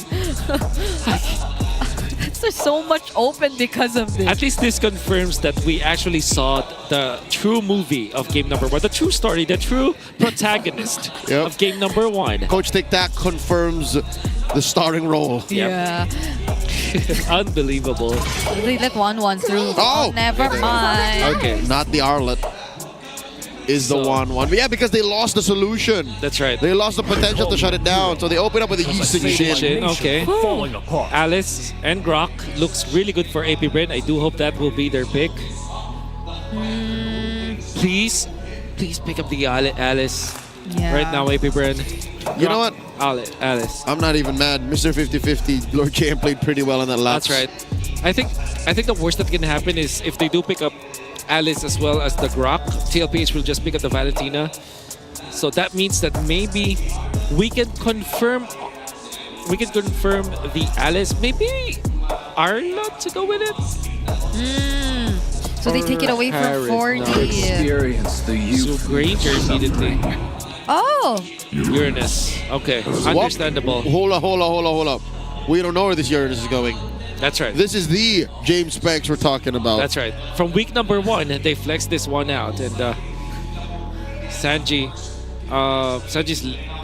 happy. That's so tanky, though. You know, that kind of makes me think maybe they want to bring the Kadita Johnson back. Kadita. Not just kidding. Although this isn't broken walls. So is it broken walls? It's not. It's expanding It's river. expanding river. So, Just the same. If you're a Johnson player, you know how to drive either way. That's right. It's your base. Because it's the same map. It's just that the river. Okay. Yeah. What I do want to see is Arlet and maybe Kalia. There you go. Kalia. Okay. In my dream world. That's not Arlet. That's Lunox. Yeah. So Pretty sure Arla doesn't have pink hair. Yeah. maybe think about where you want to put the Uranus now. Yeah, that's Oh wow, they answered the Uranus like that. Yeah. Because even if the Alice was still open too, yeah, they already have an answer through the Lunox. Interesting with the Lunox pick because this can also be a gold lane Lunox, right? That's true. Okay, so thorns remain. All right, no Uranus jungle. This is AP Brand being very honest this time when it comes to their core choices. What? And a random stallion appears. That is. How does he see? He doesn't. Yeah. He sees in 2D actually. Horses didn't actually know that they see in 2D. No. They actually do. What? Because of how their eyes are set? That's right. Oh, wow. Yeah, that's right. Oh. So- I need to check that. AP Bren, take out the Ruby. Given the potential of a gold lane fighter since you're using Shin in the jungle. Ruby, maybe a Bane? I don't know. Bane ban? Bane ban could also be, yep. However, with this Lunox and this Kaleo, you already have your ways to deal with the Uranus. Yeah. That's why TLPH picked it up, actually. I still feel like Alice can work for TLPH. But I mean, we've been hyping the Alice up for quite a long time now, but we have not seen it being picked only once the entire day. Yep, not by Liquid either. Not by Liquid either. I don't recall an Alice in Sanford's hand. He's never picked. They did not ban the Arlet. Among the plains. All right, there's the Eve. So they're really cracking down on Aqua. That's right. 3 bans on Aqua. So what are the other heroes that Aqua's known for? Novaria? He's the only one to use the Zetian in this season too. Zetian? Xavier. Oh. Hell no. Yeah, these are his season 9 Sicilian, maybe? Vexana. Oh, the Louis out there too, but in before he picks up Angela. Oh my god. Hey. I'm not so sure the first 3 picks are Angela-able. Are they not? Uranus? They're mid. They're mid in like the hierarchy of Angela-ables. You know what? I agree with you. I don't want to see Aqua and Angela anyways. I want it to be like somewhere along the lines of Sicilian, Valentina someone even. who has mechanics. Here was Valentina. If you're talking about mechanics. Okay, yeah, Valentina. Okay, that's mechanics. Yeah. All right. Still kind of a blind. There's the Alice. Oh my god. Debut pick. Wait. Okay. Gold lane. Cho. That's right. So Oheb. Finally, an Alice in Sanford's hands. Okay. And a Cho in Oheb's. Okay. The second time we see a gold lane Cho. Today. Okay. I want to see a surprise hero for AP Bren. Like a Franco. Kaja. Is Kaja even... You know what? Maybe... Yeah, Kaja's better. What are you stealing as the Valentina here? Kalea Ultimate. But you still gotta be within range. Yeah. That's right. You are safe now, highly summoned. Whoa! That's the jawhead. Okay, that's... Okay. It's not suppressed, but it's hard locked It's a pick off. Yeah. Ooh. So, I feel like a suppress hero is good versus Alice in general. Because it means that even with the Alice can pop the ultimate, at least he will knock. I mean the passive. At least you have ways to lock him down. It's also great versus Isojin because Isojin hates that kind of CC quality. However, with this jawhead, I don't know if there's a massive combo with it. Yeah. But you do have anti-armor. You reduce the armor of your opponents, which means that the Graveyard, the Lancelot, can work at a certain point. Yeah, I was supposed to say the Jawhead Valentina together feels so long ago. But at the same time, maybe that's not the full picture that we have to look at. Like, there might be a different plan that AP Bren has in mind in terms of their execution, but this is their last chance. Welcome to Mobile Legends at Team Liquid Philippines. This is match point for TLPH. Potentially the last game of this season, or the regular season. So what do these surprise picks have in store for us? The first time we're seeing Sanford on an Alice and a gold lane Cho for Oheb. Hey, in principle, this lane is very similar. They play similar. They just want to be in each other's face. The Uranus and the Alice. Oh, Sanji! Put down to a tenth of his health. That's scary. Oh, that's how I think about it.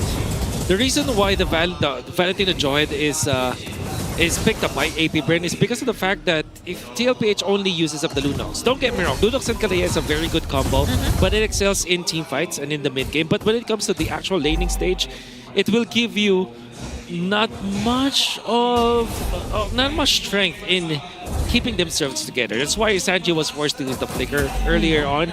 So between Kalea plus Lunox versus Jawhead plus the Valentina, I would favor Jawhead Valentina, in fact. Yeah, even the goldie so far, which is a bit like something you would expect, is managed pretty well by AP Bren. So maybe that's what they're mostly banking on for now.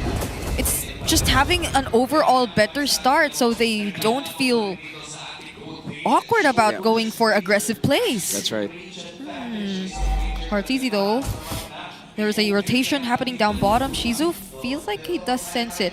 At least he's not getting invade as much.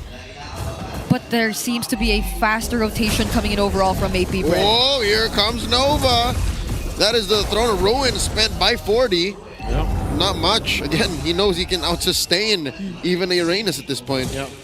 And it's just weird to see a combo of Joy and Uranus because they're not synergizing so well. Yep. They don't have the burst from Uranus. It's not even a combo It's or not a even a combo. combo, that's right. It's literally just two dudes. There, it's water and oil essentially. Yeah, they're just scaring each other. A lot of damage. 40 takes the gleam.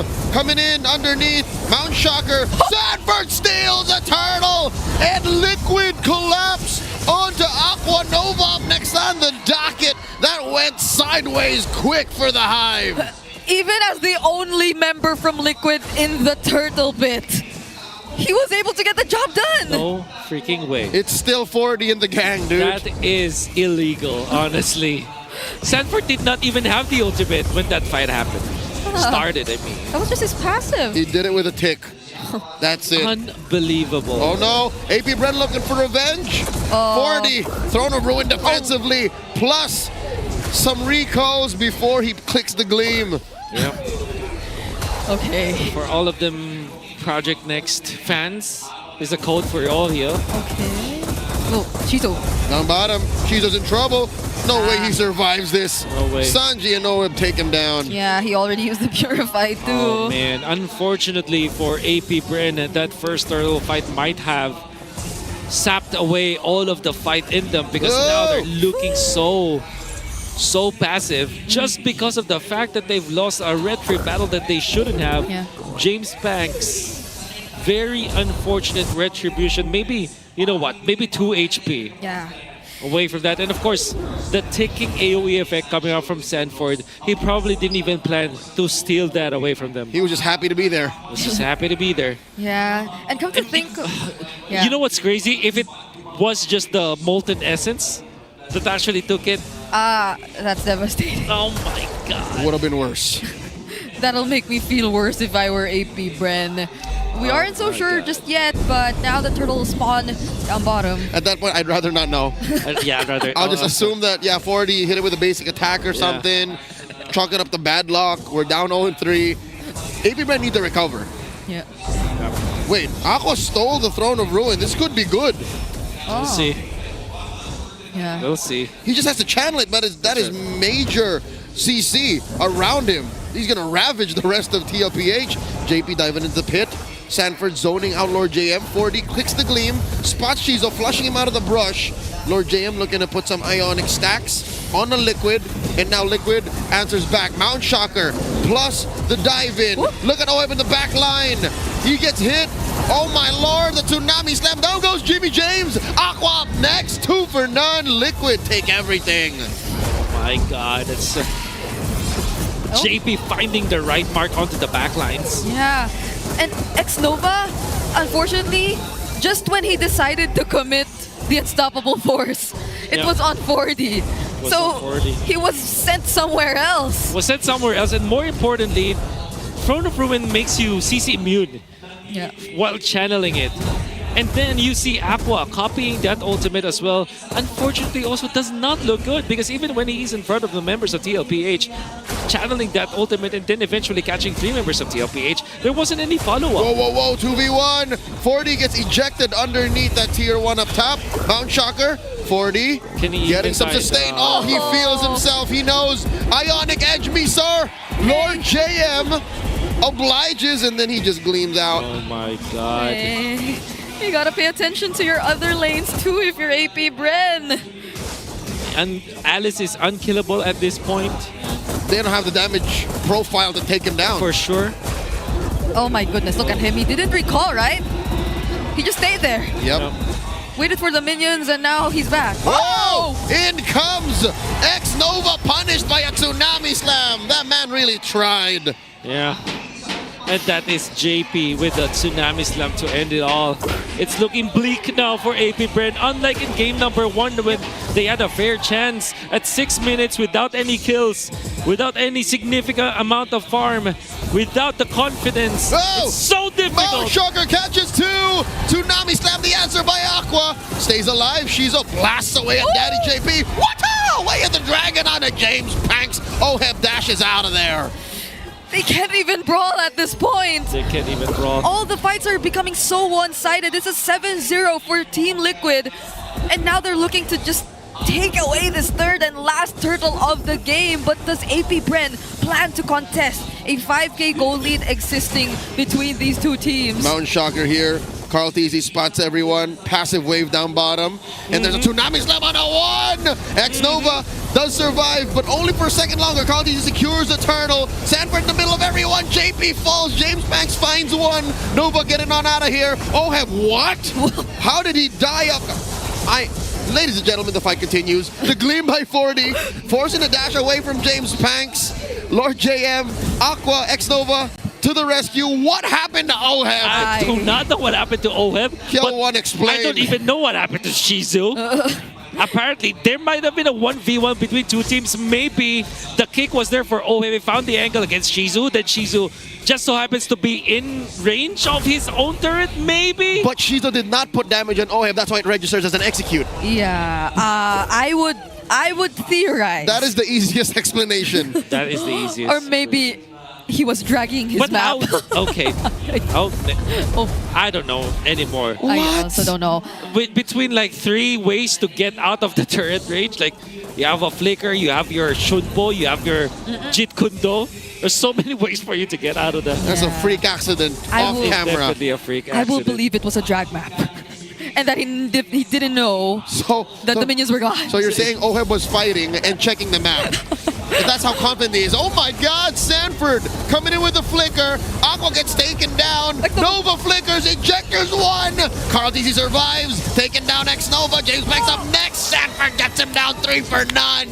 Liquid are stampeding through the hive. Oh, Lord JM, do you want to pass Lord there? JM, Mr. 50-50 survives the engage. Carl DC survives all of it. 40 looking for more. Shizo blasting away. He's trying his darndest, but you can't help but feel this 8,000 gold lead as Carl Teasy commits Grand Theft Orange. Yeah. 11-1, only 1 kill. That's one from James Banks. Even after that flicker ejector play, the miracle set coming out from X-Nova under that second turret of AP Bren, the mid lane, with James Banks being alive, it's still not enough. It's not. Even when James Banks got that close to Carl Teasy. Oh my. He looked like he could deal with it, but apparently it's not enough. Now they're just bursting down this Lord Mr. JM though. 50-50. Oh no! Wants to find that steal, but gets slammed 6 feet into the ground by 5 members of Liquid. Unbelievable. Endless battle, brute force breastplate.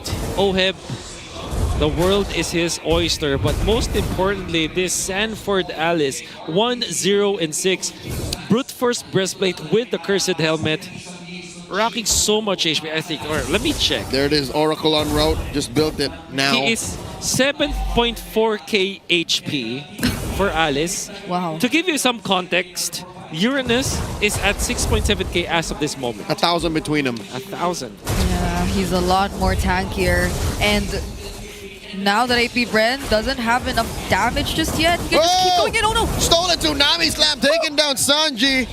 At the cost of their mid laner's life, they take down that tier 2. Oh. It's good enough for AP Bren that buys X-Nova the immortality. Better than nothing. Better than nothing for sure. Yeah, actually Shizo's starting to hurt.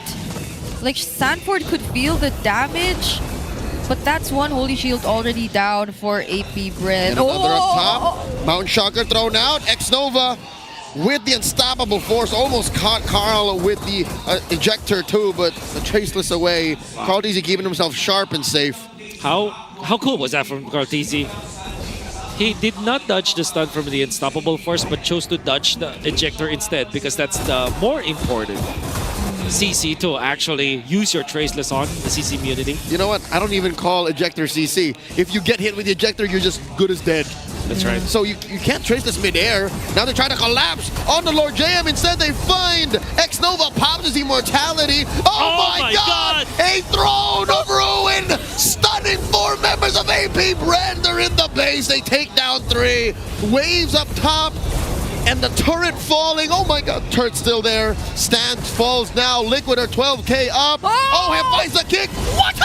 Taken down 1 more. And it's just Lord JM left. Mr. 50-50 gonna be here to witness the fall of his base as Liquid stampede through the final match of the regular season, sweeping AP Brand. So many debut picks for the series, especially from Team Liquid Philippines, that they were able to pull off every single one of them. What a way to bounce back, especially after last night's loss. But all the more, what a way to wrap up the season overall. GG well played to AP Brand as well, especially game number 1. That was a treat for all of us. A battle of 2 protagonists. Aqua is just so good, but the man of the hour was Sanford, the real main character throughout this game. GG well played to AP Brand. And wouldn't it be nice if we heard from them? It will be. That's true. So I feel like it's about time we head on over to our hosts to hear from AP Brand before we wrap up the season. AP Brand, this is week 8. And alam namin na marami kayong pinatunayan this season. James Panks, for the last time this season, sino po gusto magsalita sa inyo? Ikaw daw, yan. Ikaw, James Panks, for the last time this season, what would you like to say sa lahat ng supporters ng AP Brand? Anong gusto mong sabihin sa lahat ng sumuporta sa buong AP Brand the whole time? Ang gusto ko lang sabihin, thank you sa pagsuporta sa amin. Tsaka sa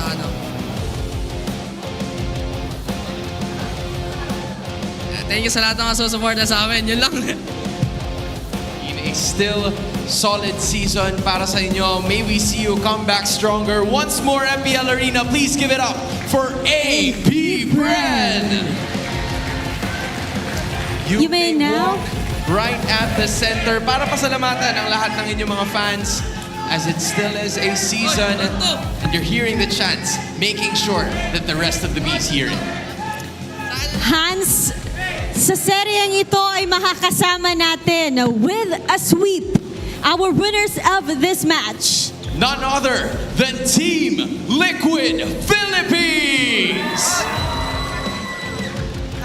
Carl, bakit parang nanggigigil yung mukha mo ngayon Oo nga, ina-operan kita kanina. Ayaw mo kong operan. Hindi, pero legit, like, totally different. Tama si Odin, totally different aura ang meron kayo for today specifically. Ano bang nangyari? Was it because of yesterday? Ano po kasi, medyo malungkot kami sa di kami nakapag-upper bracket kasi talagang goal namin yun. Pero kanina lang parang nung nag-huddle kami, parang doon lang kami nakapag-reset kaya medyo mainit yung aura kanina. Pero pagdating naman sa stage, naka-reset na lahat. Carl, alam natin na before yung nakalaban ng Team Falcons kahapon, nung tinanong kita kung sino ang gusto mo makapasok, sinabi mo noon na Team Falcons ang gusto mo makapasok ng playoffs. And nangyari na yung nangyari kahapon. Sa play-ins, kayo ang magtatapat muli ng Team Falcons. How do you feel about that? Very confident po based sa match namin kahapon. Tsaka tingin ko naman makapag-readyan namin silang sobra. Would you say, Carl Easy, na ang Team Falcons ang iyong best rival? Out of all of the players, the teams na naging kompetensya nyo, would you say that Team Falcons is the one na lagi nyo nakakaharap and the best rival out of them? Siguro in terms of mga team fights, macro and macros, sila yung number 1. Pero tingin ko talaga na best rival namin yung Blacklist talaga eh. Pero yung Falcon din, pag kami naglalaban din, laging cinema eh. Cinema. Absolute cinema. They've done it before. Hands up sa lahat ng mga nanonood lagi ng laro nyo against Team Falcons. And Carl TZ, ano ba yung meron sa inyo ng Team Falcons? Kasi lagi natin nakikita na mataas yung level ng mga laban nyo lagi. What's with Team Falcons and Team Liquid Philippines? Siguro po sa playstyle po medyo similar po. Tsaka yung coach din kasi dun galing sa amin. Kaya siguro nagkakontrahan eh. Basang-basa Asan na kayo? Medyo familiar. I want to talk to Sanford this time. Sanford, way before week number 1, nagpunong braso tayo. Tapos tinanong kita kung ano sa tingin mo, saan mo nakikita yung team nyo right after the regular season. You said 1 or 2. Unfortunately, you're at 3. Does that discourage you or mas lalo ba kayong na-motivate para lalo pang galingan going up into the playoffs? Feel ko po, yes. Mas kailangan po, mas na-motivate po kami na mas galingan namin kasi ayun nga, naangatan kami ng ONIC, so kailangan namin mag-double effort para makuha ulit yung spot ng upper bracket. You know, from a scale of 1 to 10, nasaan ang power level ng Team Liquid Philippines ngayon, and what should the cavalry, the fans of yours, expect pagdating nila ng Cuneta Astrodome? Well, ngayon feel ko number 3 kasi yun yung standings eh. Pero may chance pa naman magbago yan. Nakadepende na sa amin yun. With that being said, a lot of the people here today came over para suportahan kayo sa inyong huling laban towards the regular season. What is your message to them and everybody watching at home? Thank you sa lahat ng sumusuporta. Sorry, di namin nakuha yung upper bracket pero abangan nyo sa playoffs, mas gagalingan namin. Still a solid showing, a sweep from your winners, Team Liquid Philippines! A solid effort coming in from the cavalry, knowing how it's done, Odin. This is how you end the regular season. We could see how hopeful they are na kaya pa nilang bumawi pagdating ng play-ins sa ating Cuneta Astrodome. With that being said, makikita natin sila at ang 5 pang mga playoff contenders. But as of now, you're gonna have to look at our casters. All right, so it seems like the reset for Team Liquid took overnight. But it was very effective as seen in the sweep that they were able to achieve up against APBR.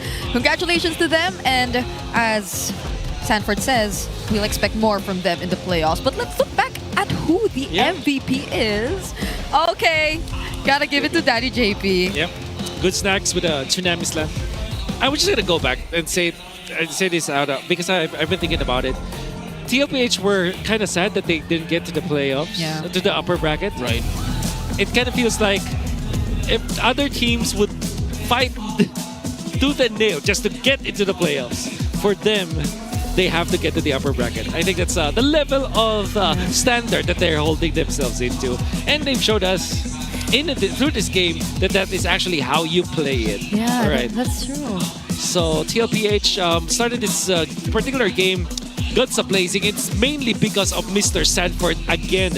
This time with the Alice, and then eventually in the mid game it will be Mr. JP who will get the counter plays like this one in order for them to close out the game. If I may argue, I think all of them played excellently. I agree. To the point that JP's, again, setups and assists are what really made him get the MVP performance.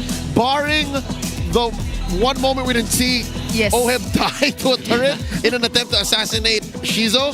Yeah. Everything was almost flawless. That's right.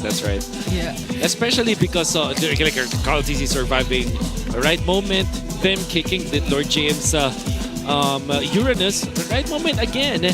There will be an exchange for Sanji, but apart from that, there will be no opening for APBR. I mean.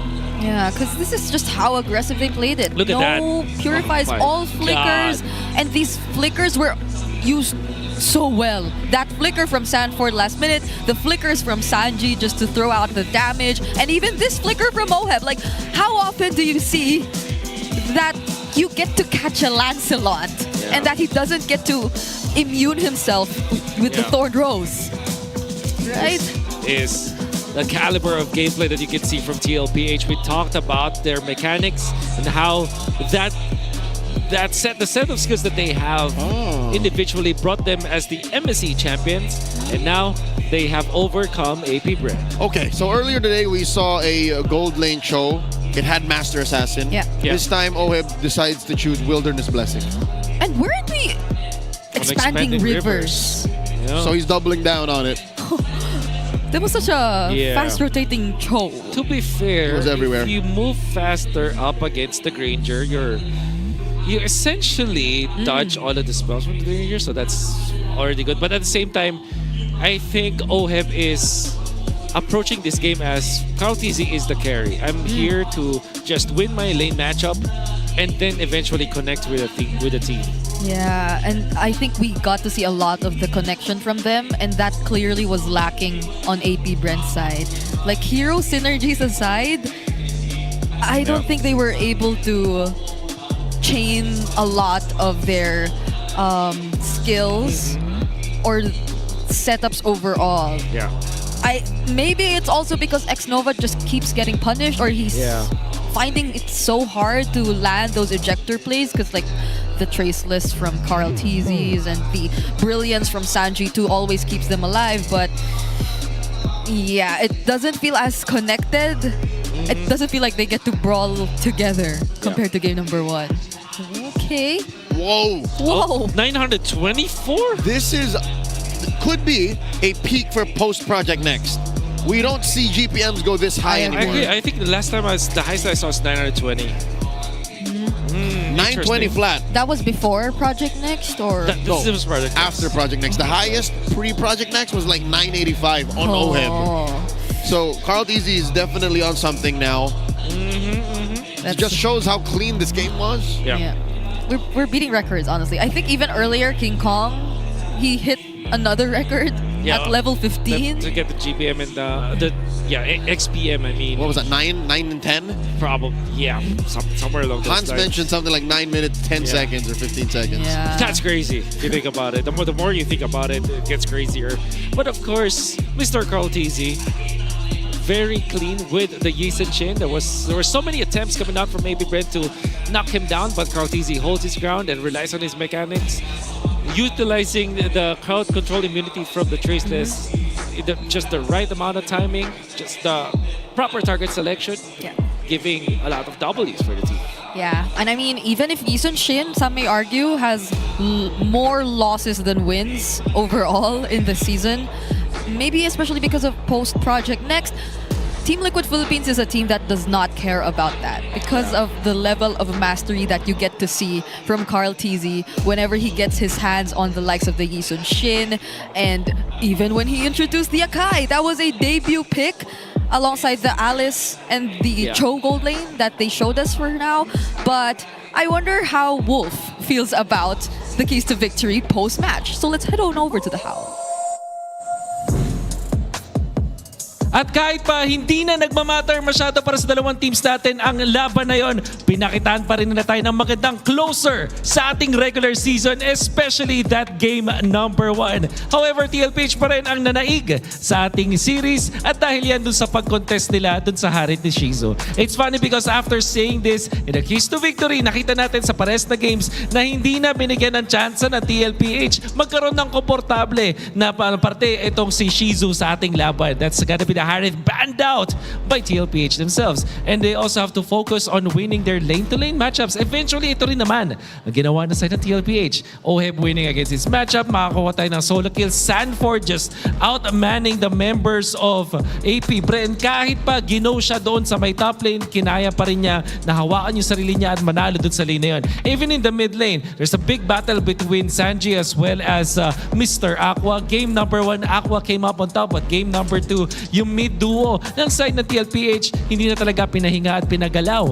ang mga membro dito ng AP Brent. And most importantly, Carl TZ, the GOAT himself, hindi nagbigay ng tsansa at all. Kumuha ng Akai laban sa Fredrin, nanalo doon sa game number 1. Kumuha ng Yisen Shin first pick this time at ginamit niya kanyang mga kampe para eventually manalo ng mga turtle fights. This really a good mark of a team na nag-champion na talaga. Yung experience, dinala nila sa laban na to at pinigyan tayo ng napakagandang laban sa huling match ng ating regular season. Pero ano nyo, ang pinaka-interesting dito is, ano kaya yung boses na maririnig natin? Anong klaseng comms ba kapag ikaw ay nasa spot, nothing to lose, nothing to win? Abangan natin yan sa ating mic check.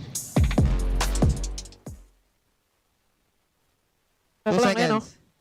Meron ka pa, Kyle? Meron. Tara, ulti na ako. Yeah, ulti ka na. Ako sa Lance. Lance lang din. Lance ako, nabot ko Lance. Dito. Lance, ligaw! Yeah, nice. Lance ko. Ulit. Akin nga sa mid, pre. Ako. Hala. Ako. Ay, Joy, 50 ka pa. Bot ka. Boy ako. Doon ka. Ay, lang, sino to? Nice heal. Wala nang Yuri. Kasi pa Walang Yuri, walang Yuri. Si Pan Patay ito. Huli na. Di mo sinasabi, Chi. Wala, tol. Kanina pa sana huli na. Ito, to Joet. Tingnan, Joet. Sige. Saan ko pa yan? Hindi ko matatagal na, walang picker eh. Tingin. Tara. Wala, kita kayo pa skill mo, tol eh. May Yuri ba iba to? Yung Yura? Pasikat! Ayun, pre. Sabi na yun. Kaya ko, pre. Mamatay ka sa Nice. I can't believe we were screaming at the throne of ruin play. Yes, Wolf and I literally simultaneously harmonized and oh my god, and Sanford was just quiet the whole time. Up until the very end. If I pulled something off like that, I would literally be dancing.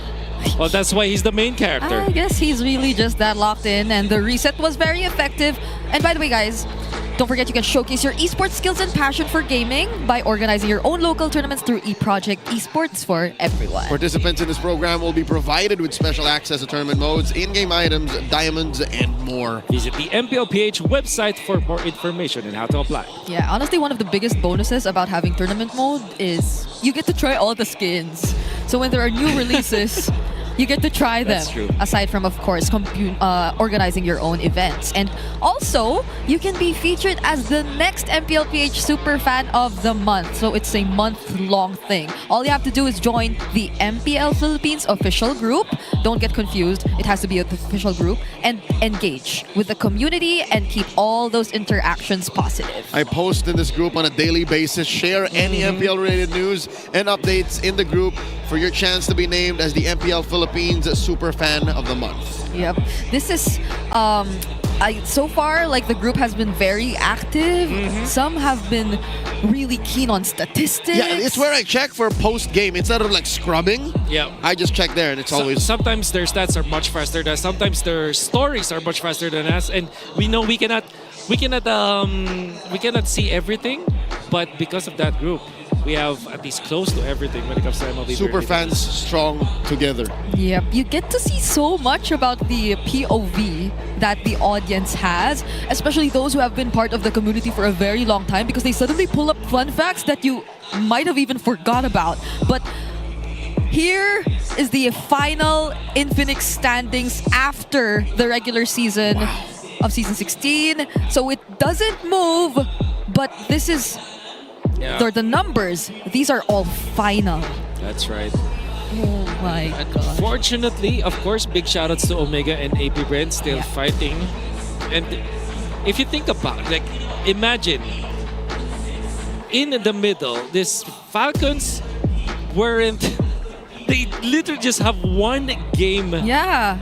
Ahead of Omega, literally just one. Yeah, and this is why we keep saying it's been such a competitive regular season. Because even the eliminated teams, one of them has the same match points as the 6th and last team to qualify, and the other is just 1 point below them.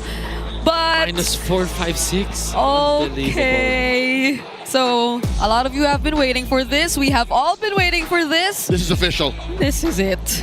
All right. TLPH versus Falcon, and ONIC's reward of getting to the upper bracket is first with having 2 lives, but also being lucky enough to face whoever wins TLPH versus Falcon. This still hurts. Oh my goodness. That hurts for you. We're happy. Yes. I'm okay either way. It's so happy. Legit. I can't pretend like that Twisted Minds versus TNC bracket isn't a must-watch either. Because sure. Aurora, despite all of the flack and all the hate they've been getting since M6, that's still also where dreams come true. From that bracket, it's just 2 best-of-5 wins away to represent the country again. Right. And because of the fact that it's a single elimination bracket in the play-ins, we got the best matched teams, I would say. And I'm not saying this to downplay what Twisted Minds as well as TNC were able to achieve, but the fact that Falcons and the TLPH are going to be facing up against each other, long-time rivals, and then Twisted Minds and TNC where plot twists can happen, weird picks like the Nathan and the Hellcurt could happen. I'm sorry. Measured up against the season's best team. That's right. Oh my god. Beautiful. We had to say the H word before wrapping up the regular season. I'm over it. Yeah, I think we've all been able to move on from it anyway. Istaga. Looking forward to see more. That's not how you use it. Which one? Istaga. Istaga? Yeah, you just can't. Really? It's been a good season. I love season 16. Okay, fine. Fur, we enjoyed it so much. Thank you for joining us. This has been Brigida, Leo, and Wolf on behalf of all the casters in the English Lesson Filipino. Thank you so much, and we'll throw you over to our hosts. And that marks the end of our regular season. Teams have made their final climb, while others have taken their final bow.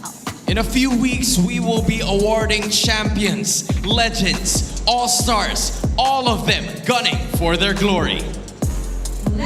Witness the battle of the strongest in the world of MLBB. Sabay-sabay po natin tunghayan ang MPL Philippines Season 16.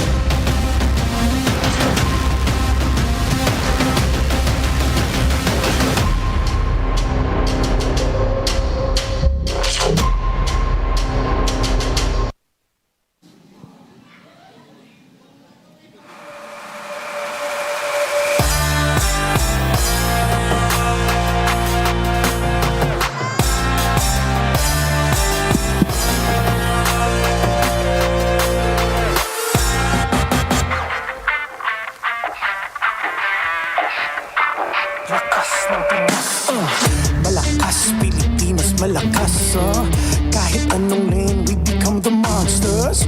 Malakas, Pilipinas, malakas, face the golden sun and repping for the 3 stars. Look at us, to the top, no whips, no buts, winning any game para to sa PINAS. Di mo matitinag aming boses sa new level. Nasa kalye man o mobile, you know I become a legend. Listen, open fire, we unite, we winners. But with pressure, like diamonds are made of. Switching lane na parang gera, HP racing made a setup. But kakatang buhat ni Hilda, full dome SS parang Laila. Susundan ko ang wakas, kasama pataas, tagumpay natin to dahil tayo'y malakas. Para sa Pinas, nasa amin ang alas, hindi to atas, kinikilala sa taas kasi kami ang malakas. Para sa Pinas, nasa amin ang alas, hindi to atas, kinikilala sa taas, ganito kami sa Pinas.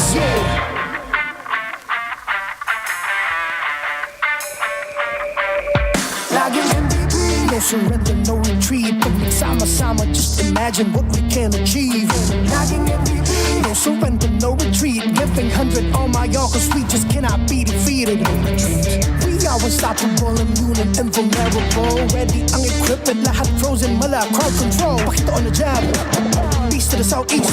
Taas ang matawag, proud and loud, cause every enemy we devour.